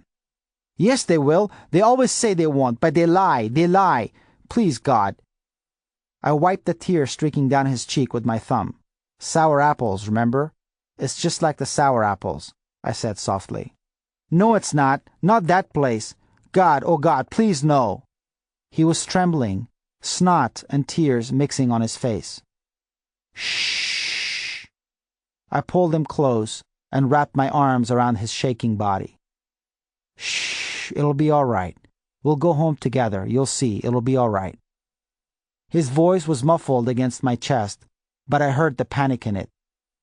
Please promise you won't. Oh God, Amir Agha, please promise you won't. How could I promise? I held him against me, held him tightly and rocked back and forth. He wept into my shirt until his tears dried, until his shaking stopped and his frantic pleas dwindled to indecipherable mumbles. I waited, rocked him until his breathing slowed and his body slackened. I remembered something I had read somewhere a long time ago. That's how children deal with terror. They fall asleep. I carried him to his bed and set him down. Then I lay in my own bed, looking out the window at the purple sky over Islamabad. The sky was a deep black when the phone jolted me from sleep. I rubbed my eyes and turned on the bedside lamp. It was a little past 10:30 p.m. I'd been sleeping for almost 3 hours. I picked up the phone. Hello? Call from America. Mr. Fayaz's bored voice. Thank you, I said. The bathroom light was on. Sohrab was taking his nightly bath. A couple of clicks and then Soraya. Salam. She sounded excited.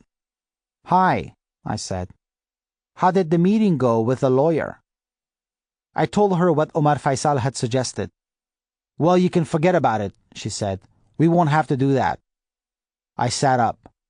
Rosti? Why? What's up? I heard back from Kaka Sharif, she said. He said the key was getting Sohrab into the country. Once he's in, there are ways of keeping him here. So he made a few calls to his INS friends. He called me back tonight and said he was almost certain he could get Sohrab a humanitarian visa. No kidding, I said. Oh, thank God. Good old Sharif John. I know, she said. Anyway, we'll serve as the sponsors. It should all happen pretty quickly. He said the visa would be good for a year. Plenty of time to apply for an adoption petition. It's really going to happen, Soraya, huh? It looks like it, she said. She sounded happy. I told her I loved her, and she said she loved me back. I hung up. Sohrab, I called, rising from my bed. I have great news. I knocked on the bathroom door. Sohrab, Soraya John just called from California. We won't have to put you in the orphanage, Sohrab. We're going to America, you and me. Did you hear me? We're going to America. I pushed the door open, stepped into the bathroom. Suddenly, I was on my knees, screaming through my clenched teeth, screaming until I thought my throat would rip and my chest explode. Later, they said I was still screaming when the ambulance arrived. They won't let me in. I see them wheel him through a set of double doors and I follow. I burst through the doors. The smell of iodine and peroxide hits me, but all I have time to see is 2 men wearing surgical caps and a woman in green huddling over a gurney. A white sheet spills over the side of the gurney and brushes against grimy checkered tiles. A pair of small bloody feet poke out from under the sheet, and I see that the big toenail on the left foot is chipped. Then a tall, thick-set man in blue presses his palm against my chest, and he's pushing me back out through the doors, his wedding band cold on my skin. I shove forward and I curse him, but he says, "You cannot be here." He says it in English, his voice polite but firm. "You must wait," he says, leading me back to the waiting area. And now the double doors swing shut behind him with a sigh, and all I see is the top of the men's surgical caps through the door's narrow rectangular windows. He leaves me in a wide, windowless corridor, crammed with people sitting on metallic folding chairs set along the walls, others on the thin frayed carpet. I want to scream again, and I remember the last time I felt this way, riding with Baba in the tank of the fuel truck, buried in the dark with the other refugees. I want to tear myself from this place, from this reality, rise up like a cloud and float away, melt into this humid summer night and dissolve somewhere far over the hills. But I am here, my legs blocks of concrete, my lungs empty of air, my throat burning. There will be no floating away. There will be no other reality tonight. I close my eyes and my nostrils fill with the smells of the corridor, sweat and ammonia, rubbing alcohol and curry. On the ceiling, moths fling themselves at the dull gray light tubes running the length of the corridor, and I hear the papery flapping of their wings. I hear chatter, muted sobbing, sniffling, someone moaning, someone else sighing, elevator doors opening with a bing, the operator paging someone in Urdu. I open my eyes again and I know what I have to do. I look around, my heart a jackhammer in my chest, blood thudding in my ears. There is a dark little supply room to my left. In it, I find what I need. It will do. I grab a white bedsheet from the pile of folded linens and carry it back to the corridor. I see a nurse talking to a policeman near the restroom. I take the nurse's elbow and pull. I want to know which way is west. She doesn't understand, and the lines on her face deepen when she frowns. My throat aches and my eyes sting with sweat. Each breath is like inhaling fire, and I think I am weeping. I ask again. I beg. The policeman is the one who points. I throw my makeshift jainamaz, my prayer rug, on the floor and I get on my knees, lower my forehead to the ground, my tears soaking through the sheet. I bow to the west. Then I remember I haven't prayed for over 15 years. I have long forgotten the words, but it doesn't matter. I will utter those few words I still remember. La ilaha illallah Muhammadur Rasulullah. There is no God but Allah, and Muhammad is his messenger. I see now that Baba was wrong. There is a God. There always had been. I see him here, in the eyes of the people in this corridor of desperation. This is the real house of God. This is where those who have lost God will find him, not the white masjid with its bright diamond lights and towering minarets. There is a God. There has to be. And now I will pray. I will pray that he forgive that I have neglected him all of these years. Forgive that I have betrayed, lied, and sinned with impunity only to turn to him now in my hour of need. I pray that he is as merciful, benevolent, and gracious as his book says he is. I bow to the west and kiss the ground and promise that I will do zakat. I will do namaz. I will fast during Ramadan, and when Ramadan has passed, I will go on fasting. I will commit to memory every last word of his holy book, and I will set on a pilgrimage to that sweltering city in the desert and bow before the Kaaba too. I will do all of this, and I will think of him every day from this day on if he only grants me this one wish. My hands are stained with Hassan's blood. I pray God doesn't let them get stained with the blood of his boy too. I hear a whimpering and realize it's mine. My lips are salty with the tears trickling down my face. I feel the eyes of everyone in this corridor on me, and still I bow to the west. I pray. I pray that my sins have not caught up with me the way I had always feared they would. A starless black night falls over Islamabad.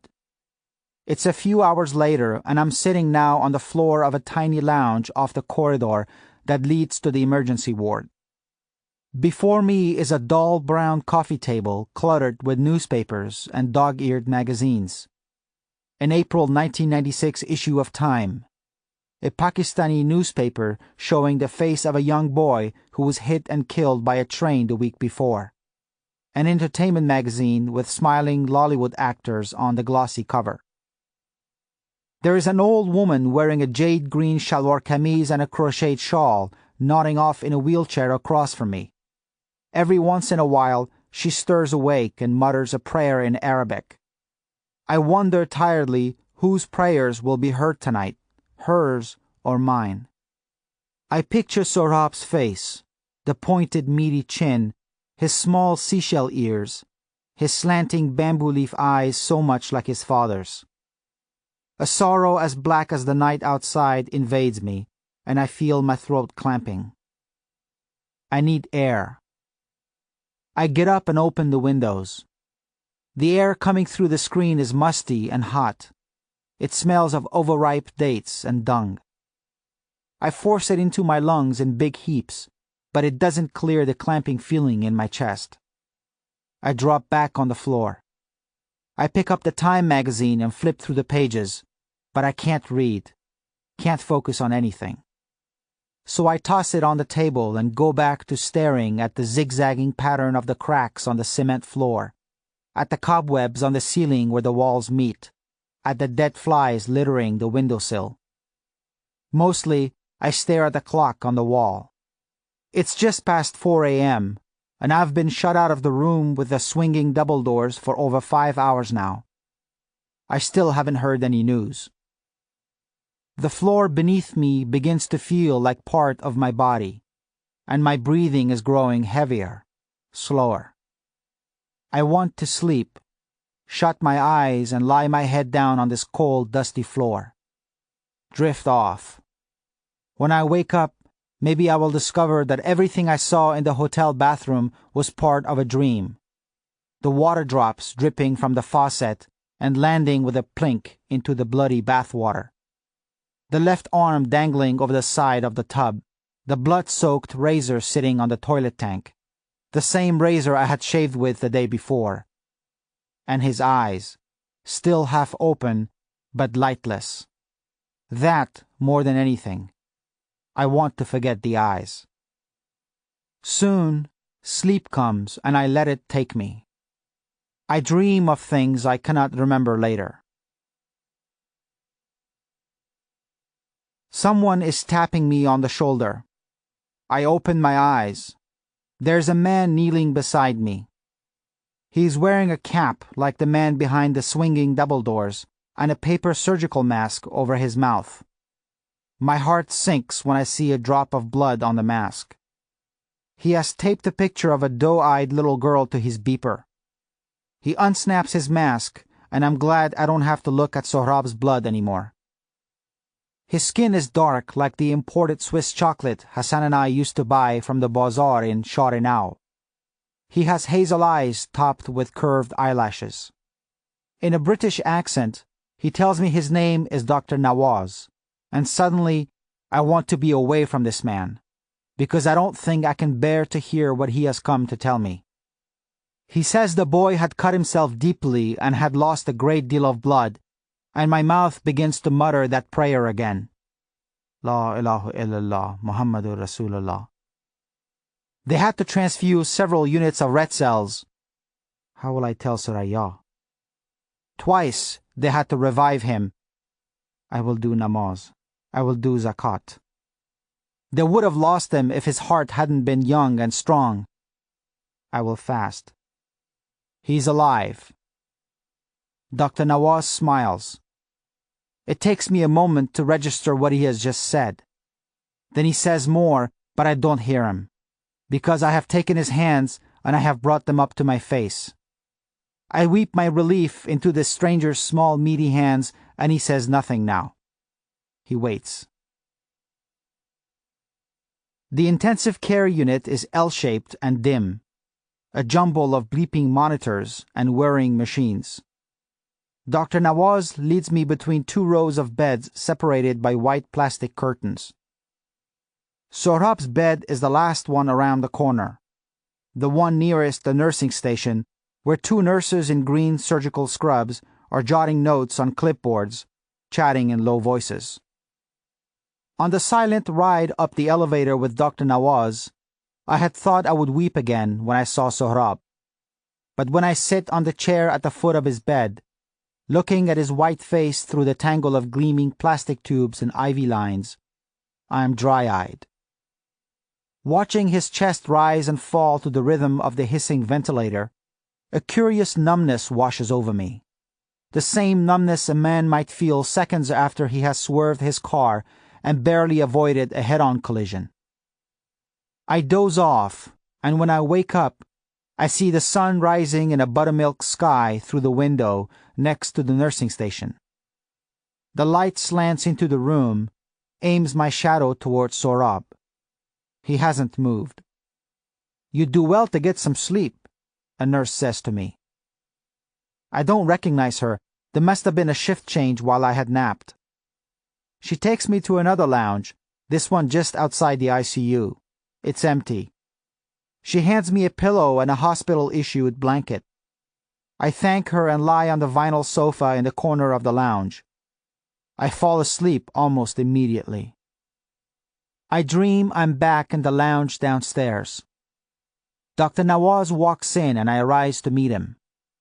He takes off his paper mask, his hands suddenly whiter than I remembered, his nails manicured. He has neatly parted hair, and I see he is not Dr. Nawaz at all, but Raymond Andrews, the little embassy man with the potted tomatoes. Andrews cocks his head and narrows his eyes. In the daytime, the hospital was a maze of teeming angle hallways, a blur of blazing white overhead fluorescence. I came to know its layout, came to know that the fourth-floor button in the East Wing elevator didn't light up, that the door to the men's room on that same floor was jammed and you had to ram your shoulder into it to open it. I came to know that hospital life has a rhythm, the flurry of activity just before the morning shift change, the midday hustle, the stillness and quiet of the late-night hours, interrupted occasionally by a blur of doctors and nurses rushing to revive someone. I kept vigil at Sohrab's bedside in the daytime and wandered through the hospital's serpentine corridors at night, listening to my shoe heels clicking on the tiles, thinking of what I would say to Sohrab when he woke up. I'd end up back in the ICU, by the whooshing ventilator beside his bed, and I'd be no closer to knowing. After 3 days in the ICU, they withdrew the breathing tube and transferred him to a ground-level bed. I wasn't there when they moved him. I had gone back to the hotel that night to get some sleep, and ended up tossing around in bed all night. In the morning, I tried not to look at the bathtub. It was clean now. Someone had wiped off the blood, spread new floor mats on the floor, and scrubbed the walls. But I couldn't stop myself from sitting on its cool porcelain edge. I pictured Sohrab filling it with warm water. I saw him undressing. Saw him twisting the razor handle and opening the twin safety latches on the head, sliding the blade out, holding it between his thumb and forefinger. I pictured him lowering himself into the water, lying there for a while, his eyes closed. I wondered what his last thought had been as he had raised the blade and brought it down. I was exiting the lobby when the hotel manager, Mr. Fayaz, caught up with me. "I am very sorry for you," he said, "but I am asking for you to leave my hotel, please. This is bad for my business, very bad." I told him I understood and I checked out. He didn't charge me for the 3 days I had spent at the hospital. Waiting for a cab outside the hotel lobby, I thought about what Mr. Fayaz had said to me that night we had gone looking for Sohrab. "The thing about you Afghanis is that, well, you people are a little reckless." I had laughed at him, but now I wondered, had I actually gone to sleep after I had given Sohrab the news he feared most. When I got in the cab, I asked the driver if he knew any Afghan bookstores. He said there was one a couple of kilometers south. We stopped there on the way to the hospital. Sohrab's new room had cream-colored walls, chipped dark gray moldings, and glazed tiles that might have once been white. He shared the room with a teenage Punjabi boy who, I learned later from one of the nurses, had broken his leg when he had slipped off the roof of a moving bus. His leg was in a cast, raised and held by tongs strapped to several weights. Sohrab's bed was next to the window, the lower half lit by the late morning sunlight streaming through the rectangular panes. A uniformed security guard was standing at the window, munching on cooked watermelon seeds. Sohrab was under 24 hours a day suicide watch.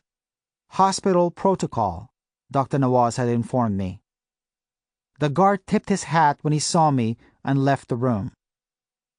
Sohrab was wearing short-sleeved hospital pajamas and lying on his back, blanket pulled to his chest, face turned to the window.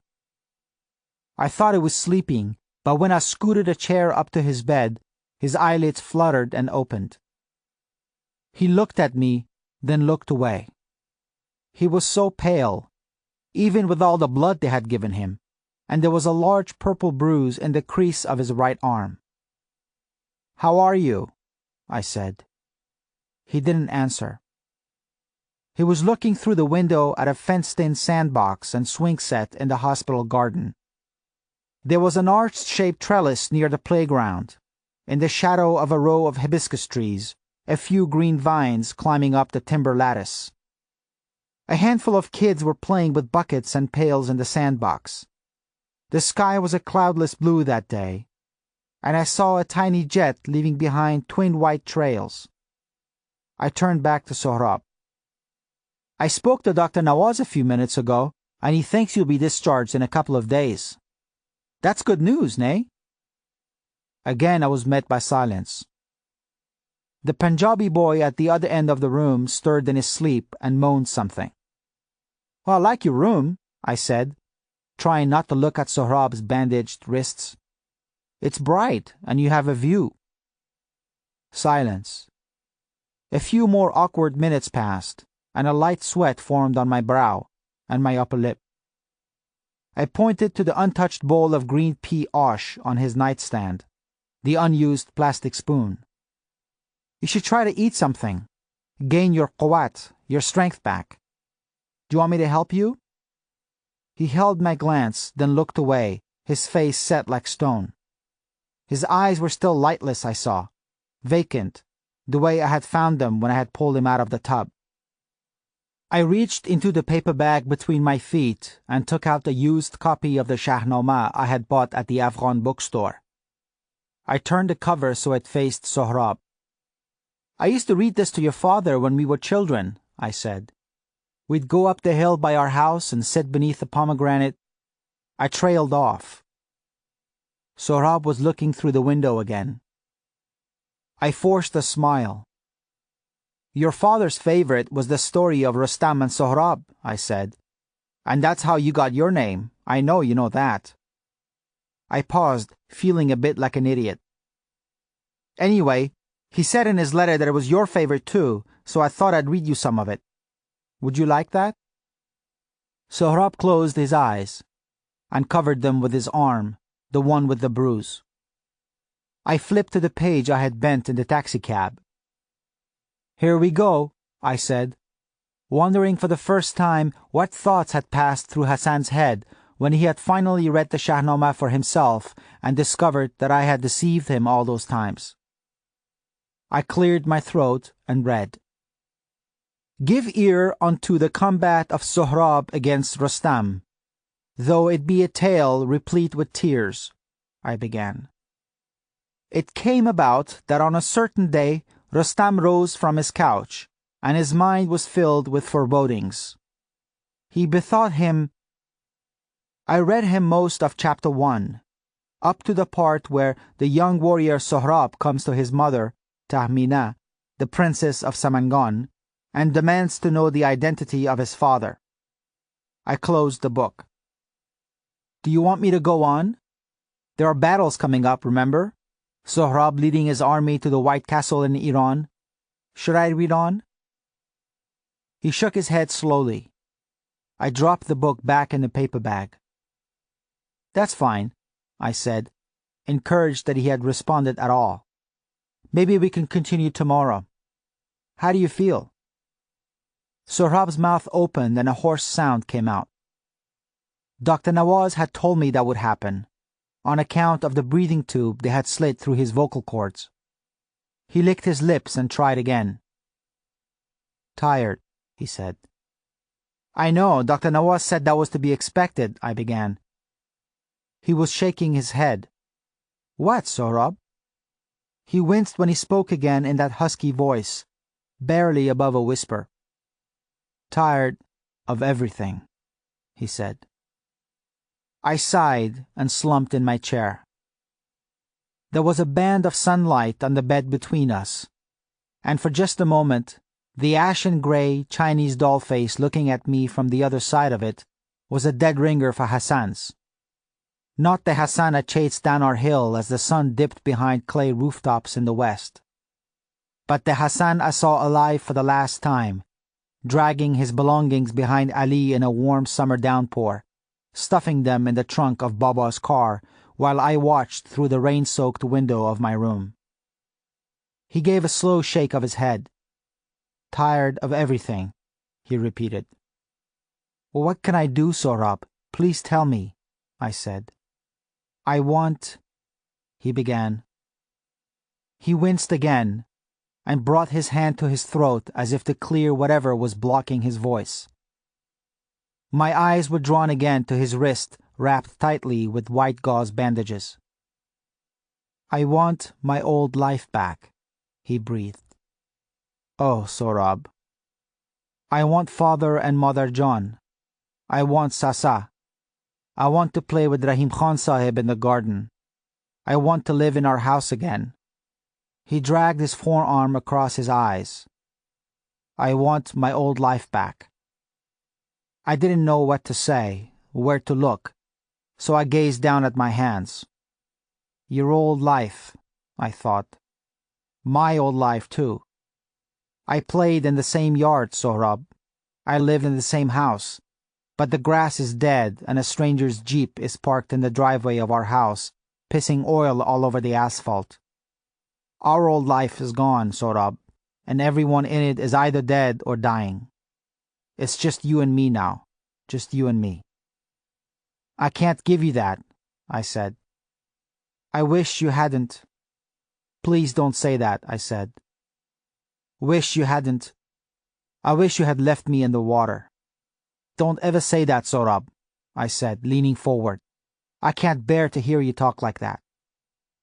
I touched his shoulder and he flinched, drew away. I dropped my hand, remembering ruefully how in the last days before I had broken my promise to him, he had finally become at ease with my touch. Sohrab, I can't give you your old life back. I wish to God I could. But I can take you with me. That was what I was coming in the bathroom to tell you. You have a visa to go to America to live with me and my wife. It's true, I promise. He sighed through his nose and closed his eyes. I wished I hadn't said those last two words. You know, I've done a lot of things I regret in my life, I said. And maybe none more than going back on the promise I made you. But that will never happen again. I am so very profoundly sorry. I ask for your bakhshish, your forgiveness. Can you do that? Can you forgive me? Can you believe me? I dropped my voice. Will you come with me? As I waited for his reply, my mind flashed back to a winter day from long ago. Hassan and I sitting on the snow beneath a leafless sour cherry tree. I had played a cruel game with Hassan that day, toyed with him, and asked him if he would chew dirt to prove his loyalty to me. Now I was the one under the microscope, the one who had to prove my worthiness. I deserved this. Sohrab rolled to his side, his back to me. He didn't say anything for a long time, and then, just as I thought he might have drifted to sleep, he said with a croak, "I'm so khasta, so very tired." I sat by his bed until he fell asleep. Something was lost between Sohrab and me. Until my meeting with the lawyer, Omar Faisal, a light of hope had begun to enter Sohrab's eyes like a timid guest. Now the light was gone, the guest had fled, and I wondered when it would dare return. I wondered how long before Sohrab smiled again, how long before he trusted me, if ever. So I left the room and went looking for another hotel, unaware that almost a year would pass before I would hear Sohrab speak another word. In the end, Sohrab never accepted my offer, nor did he decline it. But he knew that when the bandages were removed and the hospital garments returned, he was just another homeless Hazara orphan. What choice did he have? Where could he go? So what I took as a yes from him was in actuality more of a quiet surrender, not so much an acceptance as an act of relinquishment by one too weary to decide and far too tired to believe. What he yearned for was his old life. What he got was me in America. Not that it was such a bad fate, everything considered, but I couldn't tell him that. Perspective was a luxury when your head was constantly buzzing with a swarm of demons. And so it was that, about a week later, we crossed a strip of warm black tarmac, and I brought Hassan's son from Afghanistan to America, lifting him from the certainty of turmoil and dropping him in a turmoil of uncertainty. One day, maybe around 1983 or 1984, I was at a video store in Fremont. I was standing in the Western section when a guy next to me, sipping Coke from a 7-Eleven cup, pointed to the Magnificent Seven and asked me if I had seen it. "Yes, 13 times, I said. "Charles Bronson dies in it. So do James Coburn and Robert Vaughn." He gave me a pinched-faced look, as if I had just spat in his soda. "Hey, thanks a lot, man," he said, shaking his head and muttering something as he walked away. That was when I learned that in America, you don't reveal the ending of the movie, and if you do, you'll be scorned and made to apologize profusely for having committed the sin of spoiling the end. In Afghanistan, the ending was all that mattered. When Hassan and I came home after watching a Hindi film at Cinema Zainab, what Ali, Rahim Khan, Baba, or the myriad of Baba's friends, second and third cousins milling in and out of the house, wanted to know was this: did the girl of the film find happiness? Did the bache film, the guy of the film, become kamyab and fulfill his dreams, or was he nakam, doomed to wallow in failure? Was there happiness at the end? They wanted to know.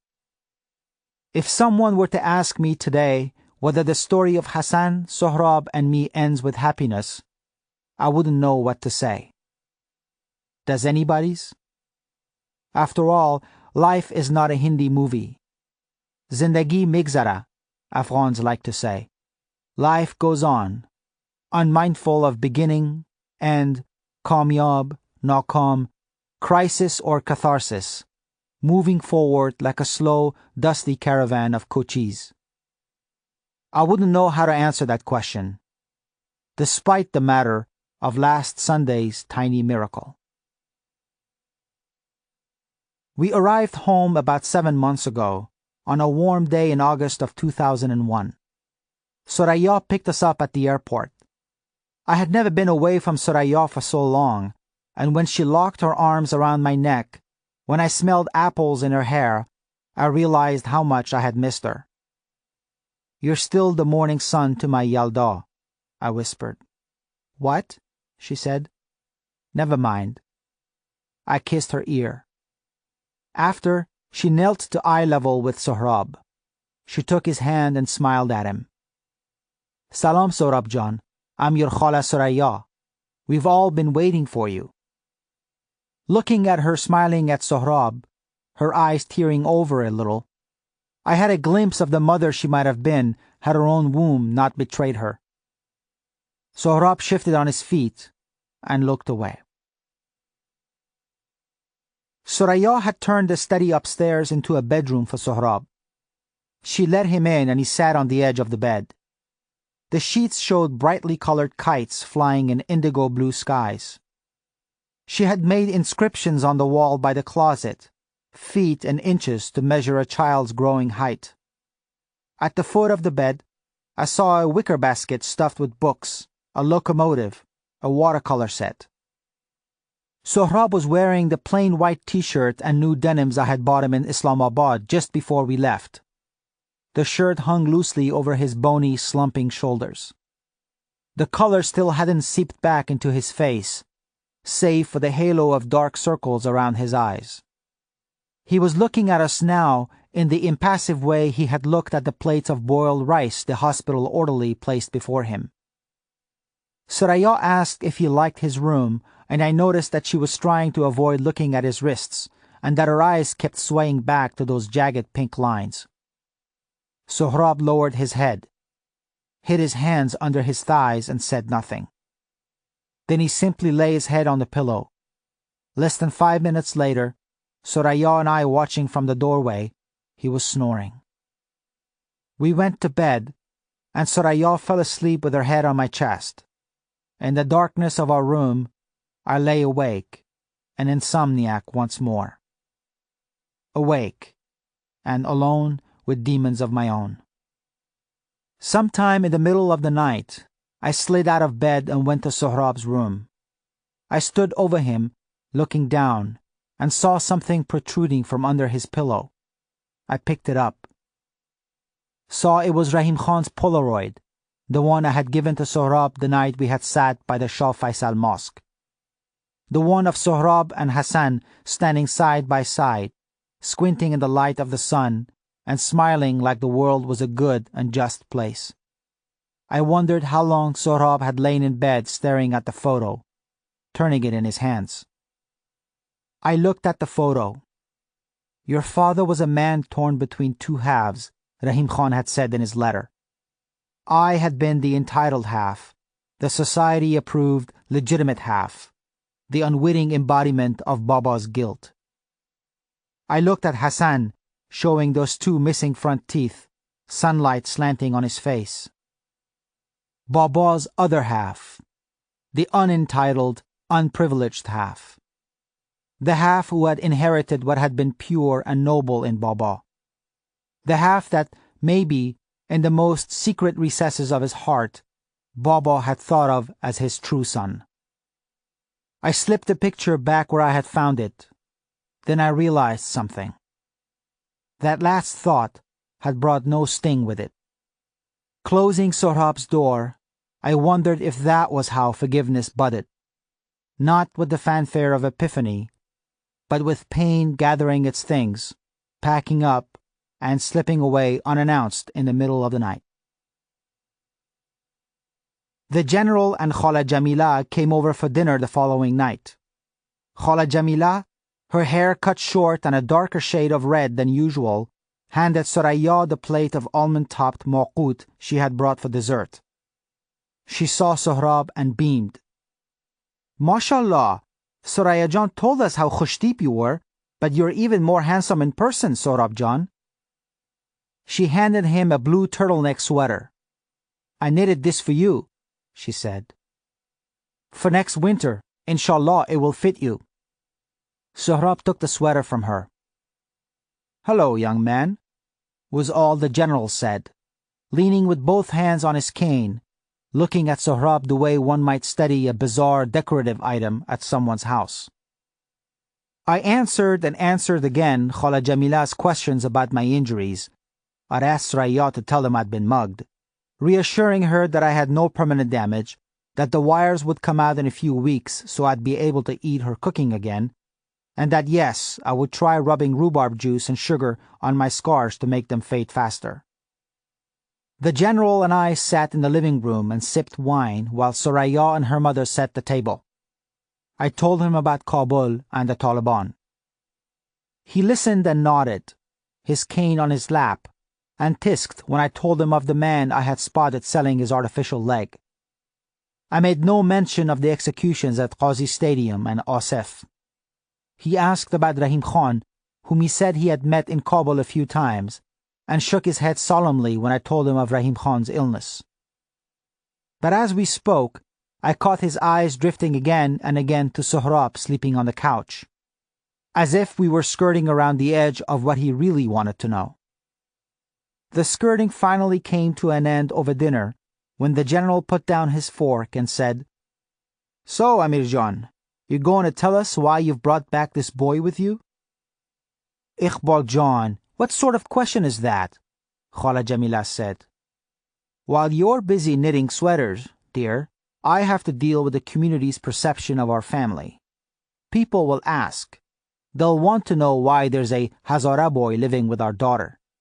What do I tell them?" Soraya dropped her spoon, turned on her father. "Well, you can tell them—" "It's okay, Soraya," I said, taking her hand. "It's okay. General Sahib is quite right. People will ask." "Amir," she began. "It's all right," I said. I turned to the general. "You see, General Sahib, my father slept with his servant's wife. She bore him a son named Hassan. Hassan is dead now. That boy sleeping on the couch is Hassan's son. He's my nephew. That's what you tell people when they ask." They were all staring at me. "And one more thing, General Sahib," I said. "You will never again refer to him as Hazara boy in my presence. He has a name, and it's Sohrab." No one said anything for the remainder of the meal. It would be erroneous to say Sohrab was quiet. Quiet is peace, tranquility. Quiet is turning down the volume knob on life. Silence is pushing the off button, shutting it down, all of it. Sohrab's silence wasn't the self-imposed silence of those with convictions, of protesters who seek to speak their cause by not speaking at all. It was the silence of one who has taken cover in a dark recess, curled up all the edges, and folded them under. He didn't so much live with us as occupy space.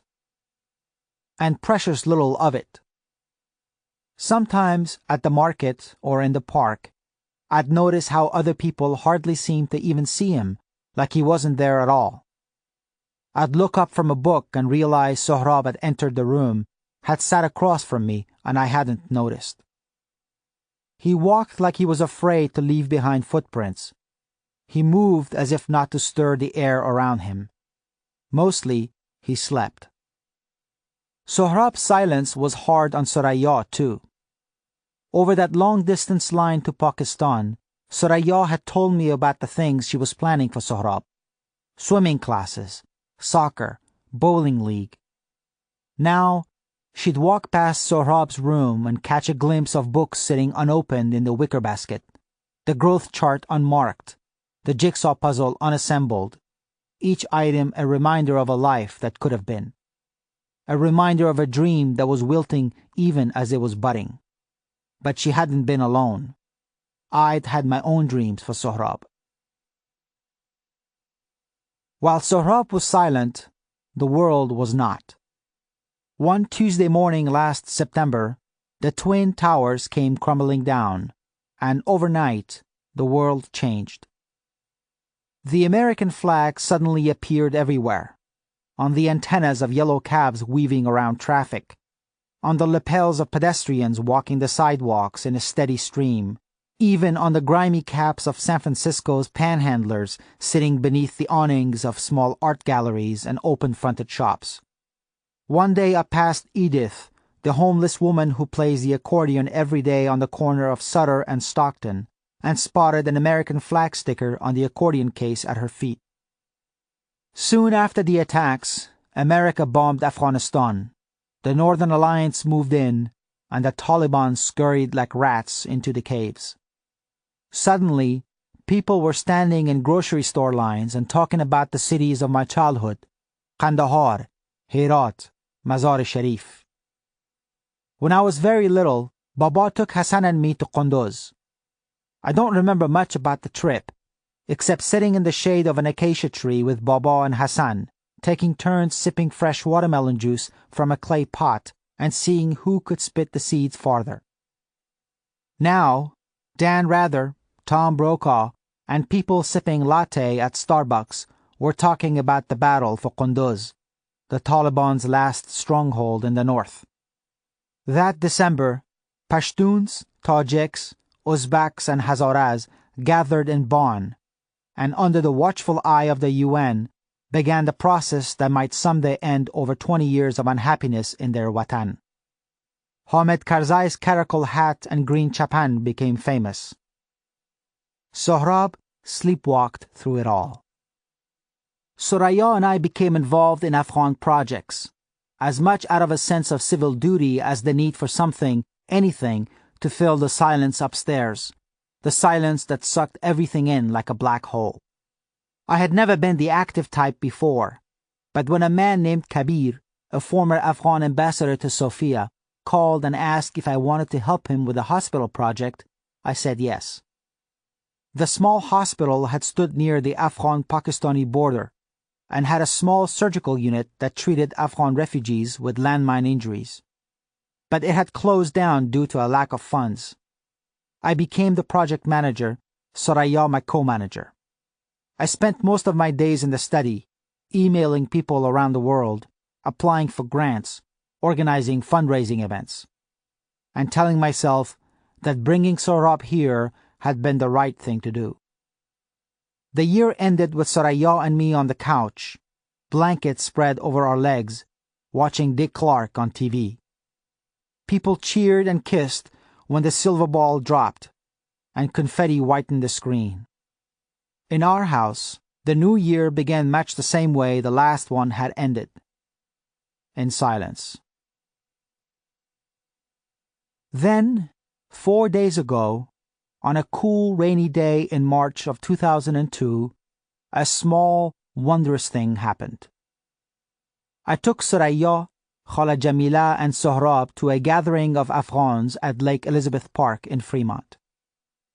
The general had finally been summoned to Afghanistan the month before for a ministry position, and had flown there 2 weeks earlier. He had left behind his gray suit and pocket watch. The plan was for Khala Jamila to join him in a few months once he had settled. She missed him terribly and worried about his health there, and we had insisted she stay with us for a while.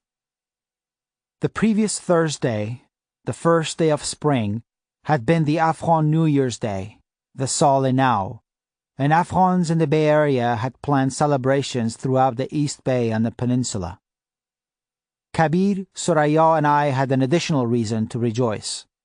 Our little hospital in Rawalpindi had opened the week before, not the surgical unit, just the pediatric clinic. But it was a good start, we all agreed. It had been sunny for days, but Sunday morning, as I swung my legs out of bed, I heard raindrops pelting the window. Afghan luck, I thought, and snickered. I prayed morning namaz while Soraya slept. I didn't have to consult the prayer pamphlet I had obtained from the mosque anymore. The surahs came naturally now, effortlessly. We arrived around noon and found a handful of people taking cover under a large rectangular plastic sheet mounted on 6 poles spiked to the ground. Someone was already frying bologna. Steam rose from teacups and a pot of cauliflower ash. A scratchy old Ahmad Zahir song was blaring from a cassette player. I smiled a little as the 4 of us rushed across the soggy grass field, Soraya and I in the lead, Khala Jamila in the middle, Sohrab behind us, the hood of his yellow raincoat bouncing on his back. "What's so funny?" Soraya said, holding a folded newspaper over her head. "You can take Afghans out of Parman, but you can't take Parman out of Afghans," I said. We stooped under the makeshift tent. Soraya and Khala Jamila drifted toward an overweight woman frying spinach bologna. Sohrab stayed under the canopy for a moment, then stepped back out into the rain, hands stuffed in the pockets of his raincoat, his hair, now brown and straight like Hassan's, plastered against his scalp. He stopped near a coffee-colored puddle and stared at it. No one seemed to notice. No one called him back in. With time, the queries about our adopted and decidedly eccentric little boy had mercifully ceased. And considering how tactless Afghan queries can be sometimes, that was a considerable relief. People stopped asking why he never spoke, why he didn't play with the other kids. And best of all, they stopped suffocating us with their exaggerated empathy, their slow head-shaking, their tisk-tisk, their "Oh gunge bichara," "Oh poor little mute one." The novelty had worn off. Like doll wallpaper, Sohrab had blended into the background. I shook hands with Kabir, a small silver-haired man. He introduced me to a dozen men, one of them a retired teacher, another an engineer, a former architect, a surgeon who was now running a hot dog stand in Hayward. They all said they had known Baba in Kabul, and they spoke about him respectfully. In one way or another, he had touched all their lives. The men said I was lucky to have had such a great man for a father. We chatted about the difficult and maybe thankless job Karzai had in front of him, about the upcoming Loya Jirga, and the king's imminent return to his homeland after 28 years of exile. I remembered the night in 1973, the night Zahir Shah's cousin overthrew him. I remembered gunfire and the sky lighting up in silver. Ali had taken me and Hassan in his arms, told us not to be afraid, that they were just shooting ducks. Then someone told a Mullah Nasruddin joke, and we were all laughing. "You know, your father was a funny man too," Kabir said. "He was, wasn't he?" I said, smiling, remembering how, soon after we arrived in the U.S., Baba started grumbling about American flies. He'd sit at the kitchen table with his fly swatter, watch the flies darting from wall to wall, buzzing here, buzzing there, harried and rushed. "In this country, even flies are pressed for time," he'd groan. How I had laughed. I smiled at the memory now. By 3 o'clock, the rain had stopped and the sky was a curdled gray burdened with lumps of clouds. A cool breeze blew through the park. More families turned up. Afghans greeted each other, hugged, kissed, exchanged food. Someone lighted coal in a barbecue, and soon the smell of garlic and morh kebab flooded my senses. There was music, some new singer I didn't know, and the giggling of children. I saw Sohrab, still in his yellow raincoat, leaning against the garbage pail, staring across the park at the empty batting cage. A little while later, as I was chatting with the former surgeon, who told me he and Baba had been classmates in 8th grade, Soraya pulled on my sleeve. "Amir, look!" She was pointing to the sky. A half-dozen kites were flying high, speckles of bright yellow, red, and green against the gray sky. "Check it out," Soraya said. And this time she was pointing to a guy selling kites from a stand nearby. "Here, hold this," I said. I gave my cup of tea to Soraya. I excused myself and walked over to the kite stand, my shoes squishing on the wet grass. I pointed to a yellow separcha. "Salinau Mubarak," the kite seller said, taking the 20 and handing me the kite and a wooden spool of glass tar. I thanked him and wished him a Happy New Year too. I tested the string the way Hassan and I used to, by holding it between my thumb and forefinger and pulling it. It reddened with blood, and the kite seller smiled. I smiled back. I took the kite to where Sohrab was standing, still leaning against the garbage pail, arms crossed on his chest. He was looking up at the sky. "Do you like the separcha?" I said, holding up the kite by the ends of the crossbars. His eyes shifted from the sky to me, to the kite, then back. A few rivulets of rain trickled from his hair, down his face. I read once that in Malaysia, they use kites to catch fish, I said. I'll bet you didn't know that. They tie a fishing line to it and fly it beyond the shallow waters so it doesn't cast a shadow and scare the fish. And in ancient China, generals used to fly kites over battlefields to send messages to their men. It's true. I'm not slipping you a trick. I showed him my bloody thumb. Nothing wrong with the tar either. Out of the corner of my eye, I saw Soraya watching us from the tent, hands tensely dug in her armpits. Unlike me, she had gradually abandoned her attempts at engaging him. The unanswered questions, the blank stares, the silence. It was all too painful. She had shifted to holding pattern, waiting for a green light from Sohrab. Waiting. I wet my index finger and held it up. I remember the way your father checked the wind was to kick up dust with his sandal and see which way the wind blew it. He knew a lot of little tricks like that, I said. I lowered my finger. West, I think.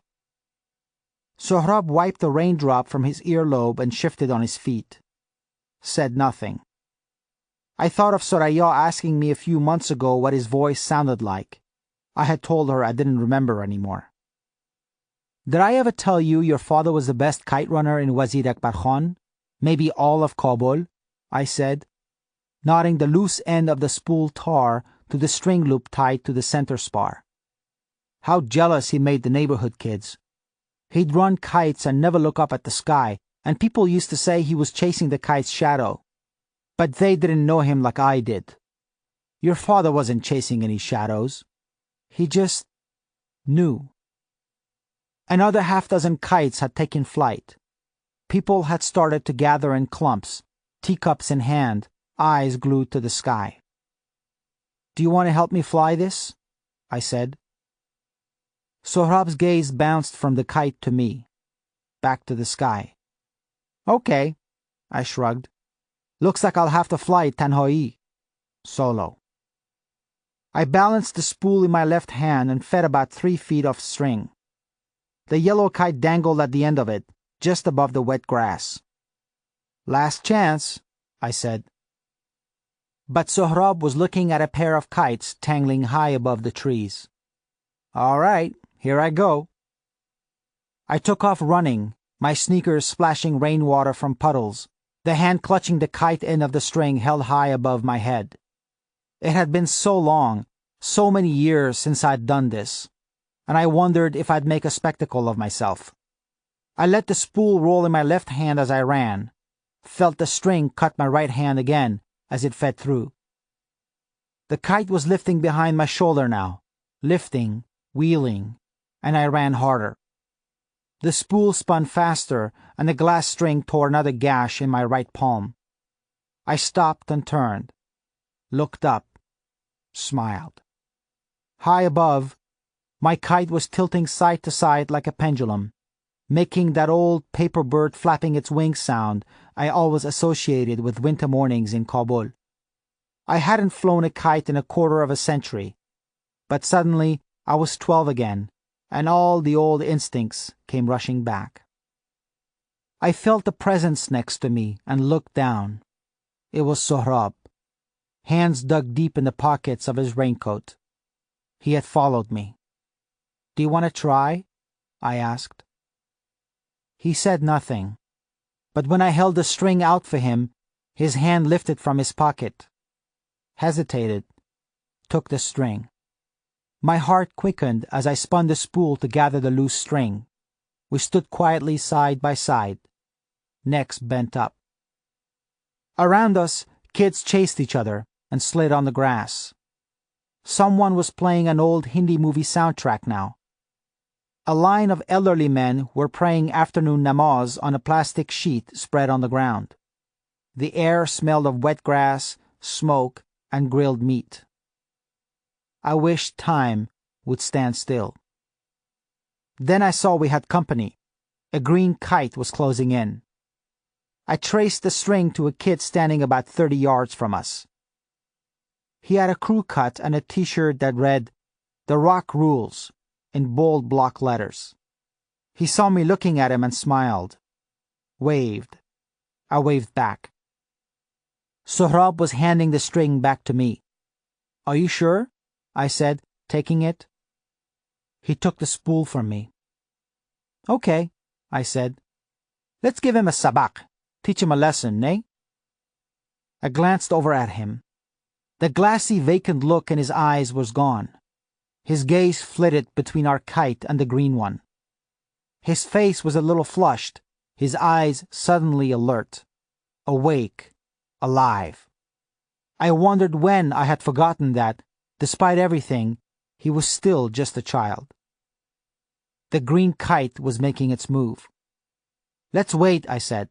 "We'll let him get a little closer." It dipped twice and crept toward us. "Come on, come to me," I said. The green kite drew closer yet, now rising a little above us, unaware of the trap I had set for it. "Watch, Sohrab.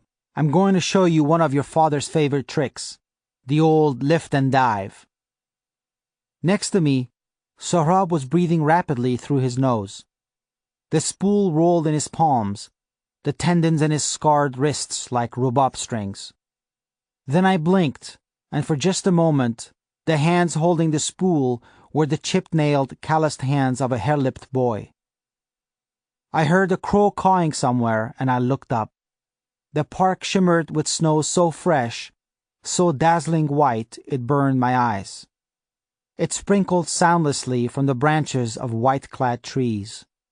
I smelled turnip korma now, dried mulberries, sour oranges, sawdust, and walnuts. The muffled quiet, snow quiet, was deafening. Then far away, across the stillness, a voice calling us home, the voice of a man who dragged his right leg. The green kite hovered directly above us now. "He's going for it, any time now," I said, my eyes flicking from Sohrab to our kite. The green kite hesitated, held position, then shot down. "Here he comes," I said. I did it perfectly. After all these years, the old lift and dive trap. I loosened my grip and tugged on the string, dipping and dodging the green kite. A series of quick sidearm jerks, and our kite shot up counterclockwise, in a half circle. Suddenly, I was on top. The green kite was scrambling now, panic-stricken. But it was too late.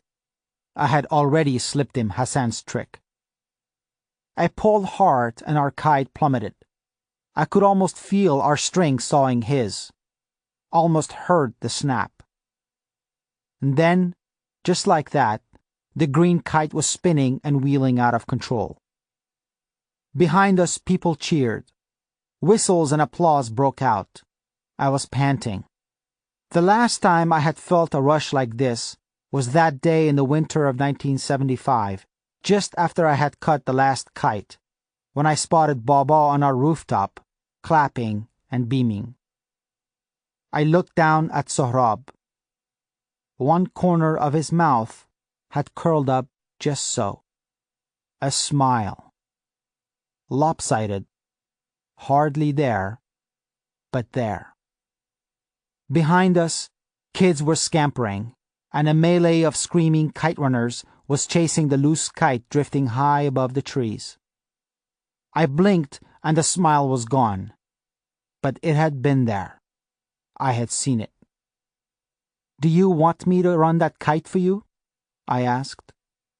His Adam's apple rose and fell as he swallowed. The wind lifted his hair. I thought I saw him nod. "For you, 1,000 times over," I heard myself say. Then I turned and ran. It was only a smile, nothing more. It didn't make everything all right.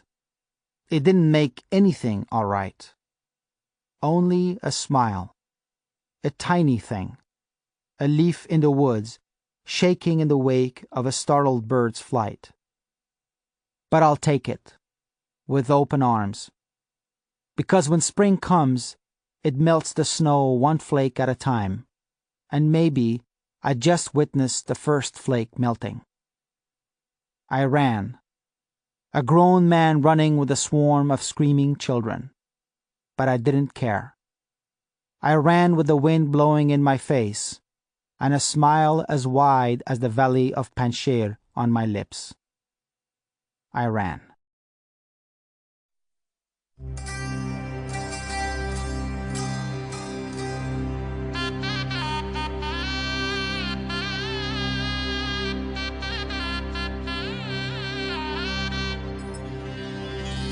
The Kite Runner was written and read by Khaled Hosseini. It was recorded at Annex Digital in Menlo Park, California, with editing and post-production by Common Mode, Paul Fowley, Technical Director. The mix engineer was Terry Hogan. The associate producer was Kelly Gilday. The director was Jesse Boggs. The Kite Runner was produced by Susan Perrin. This has been a presentation of Simon & Schuster Audio.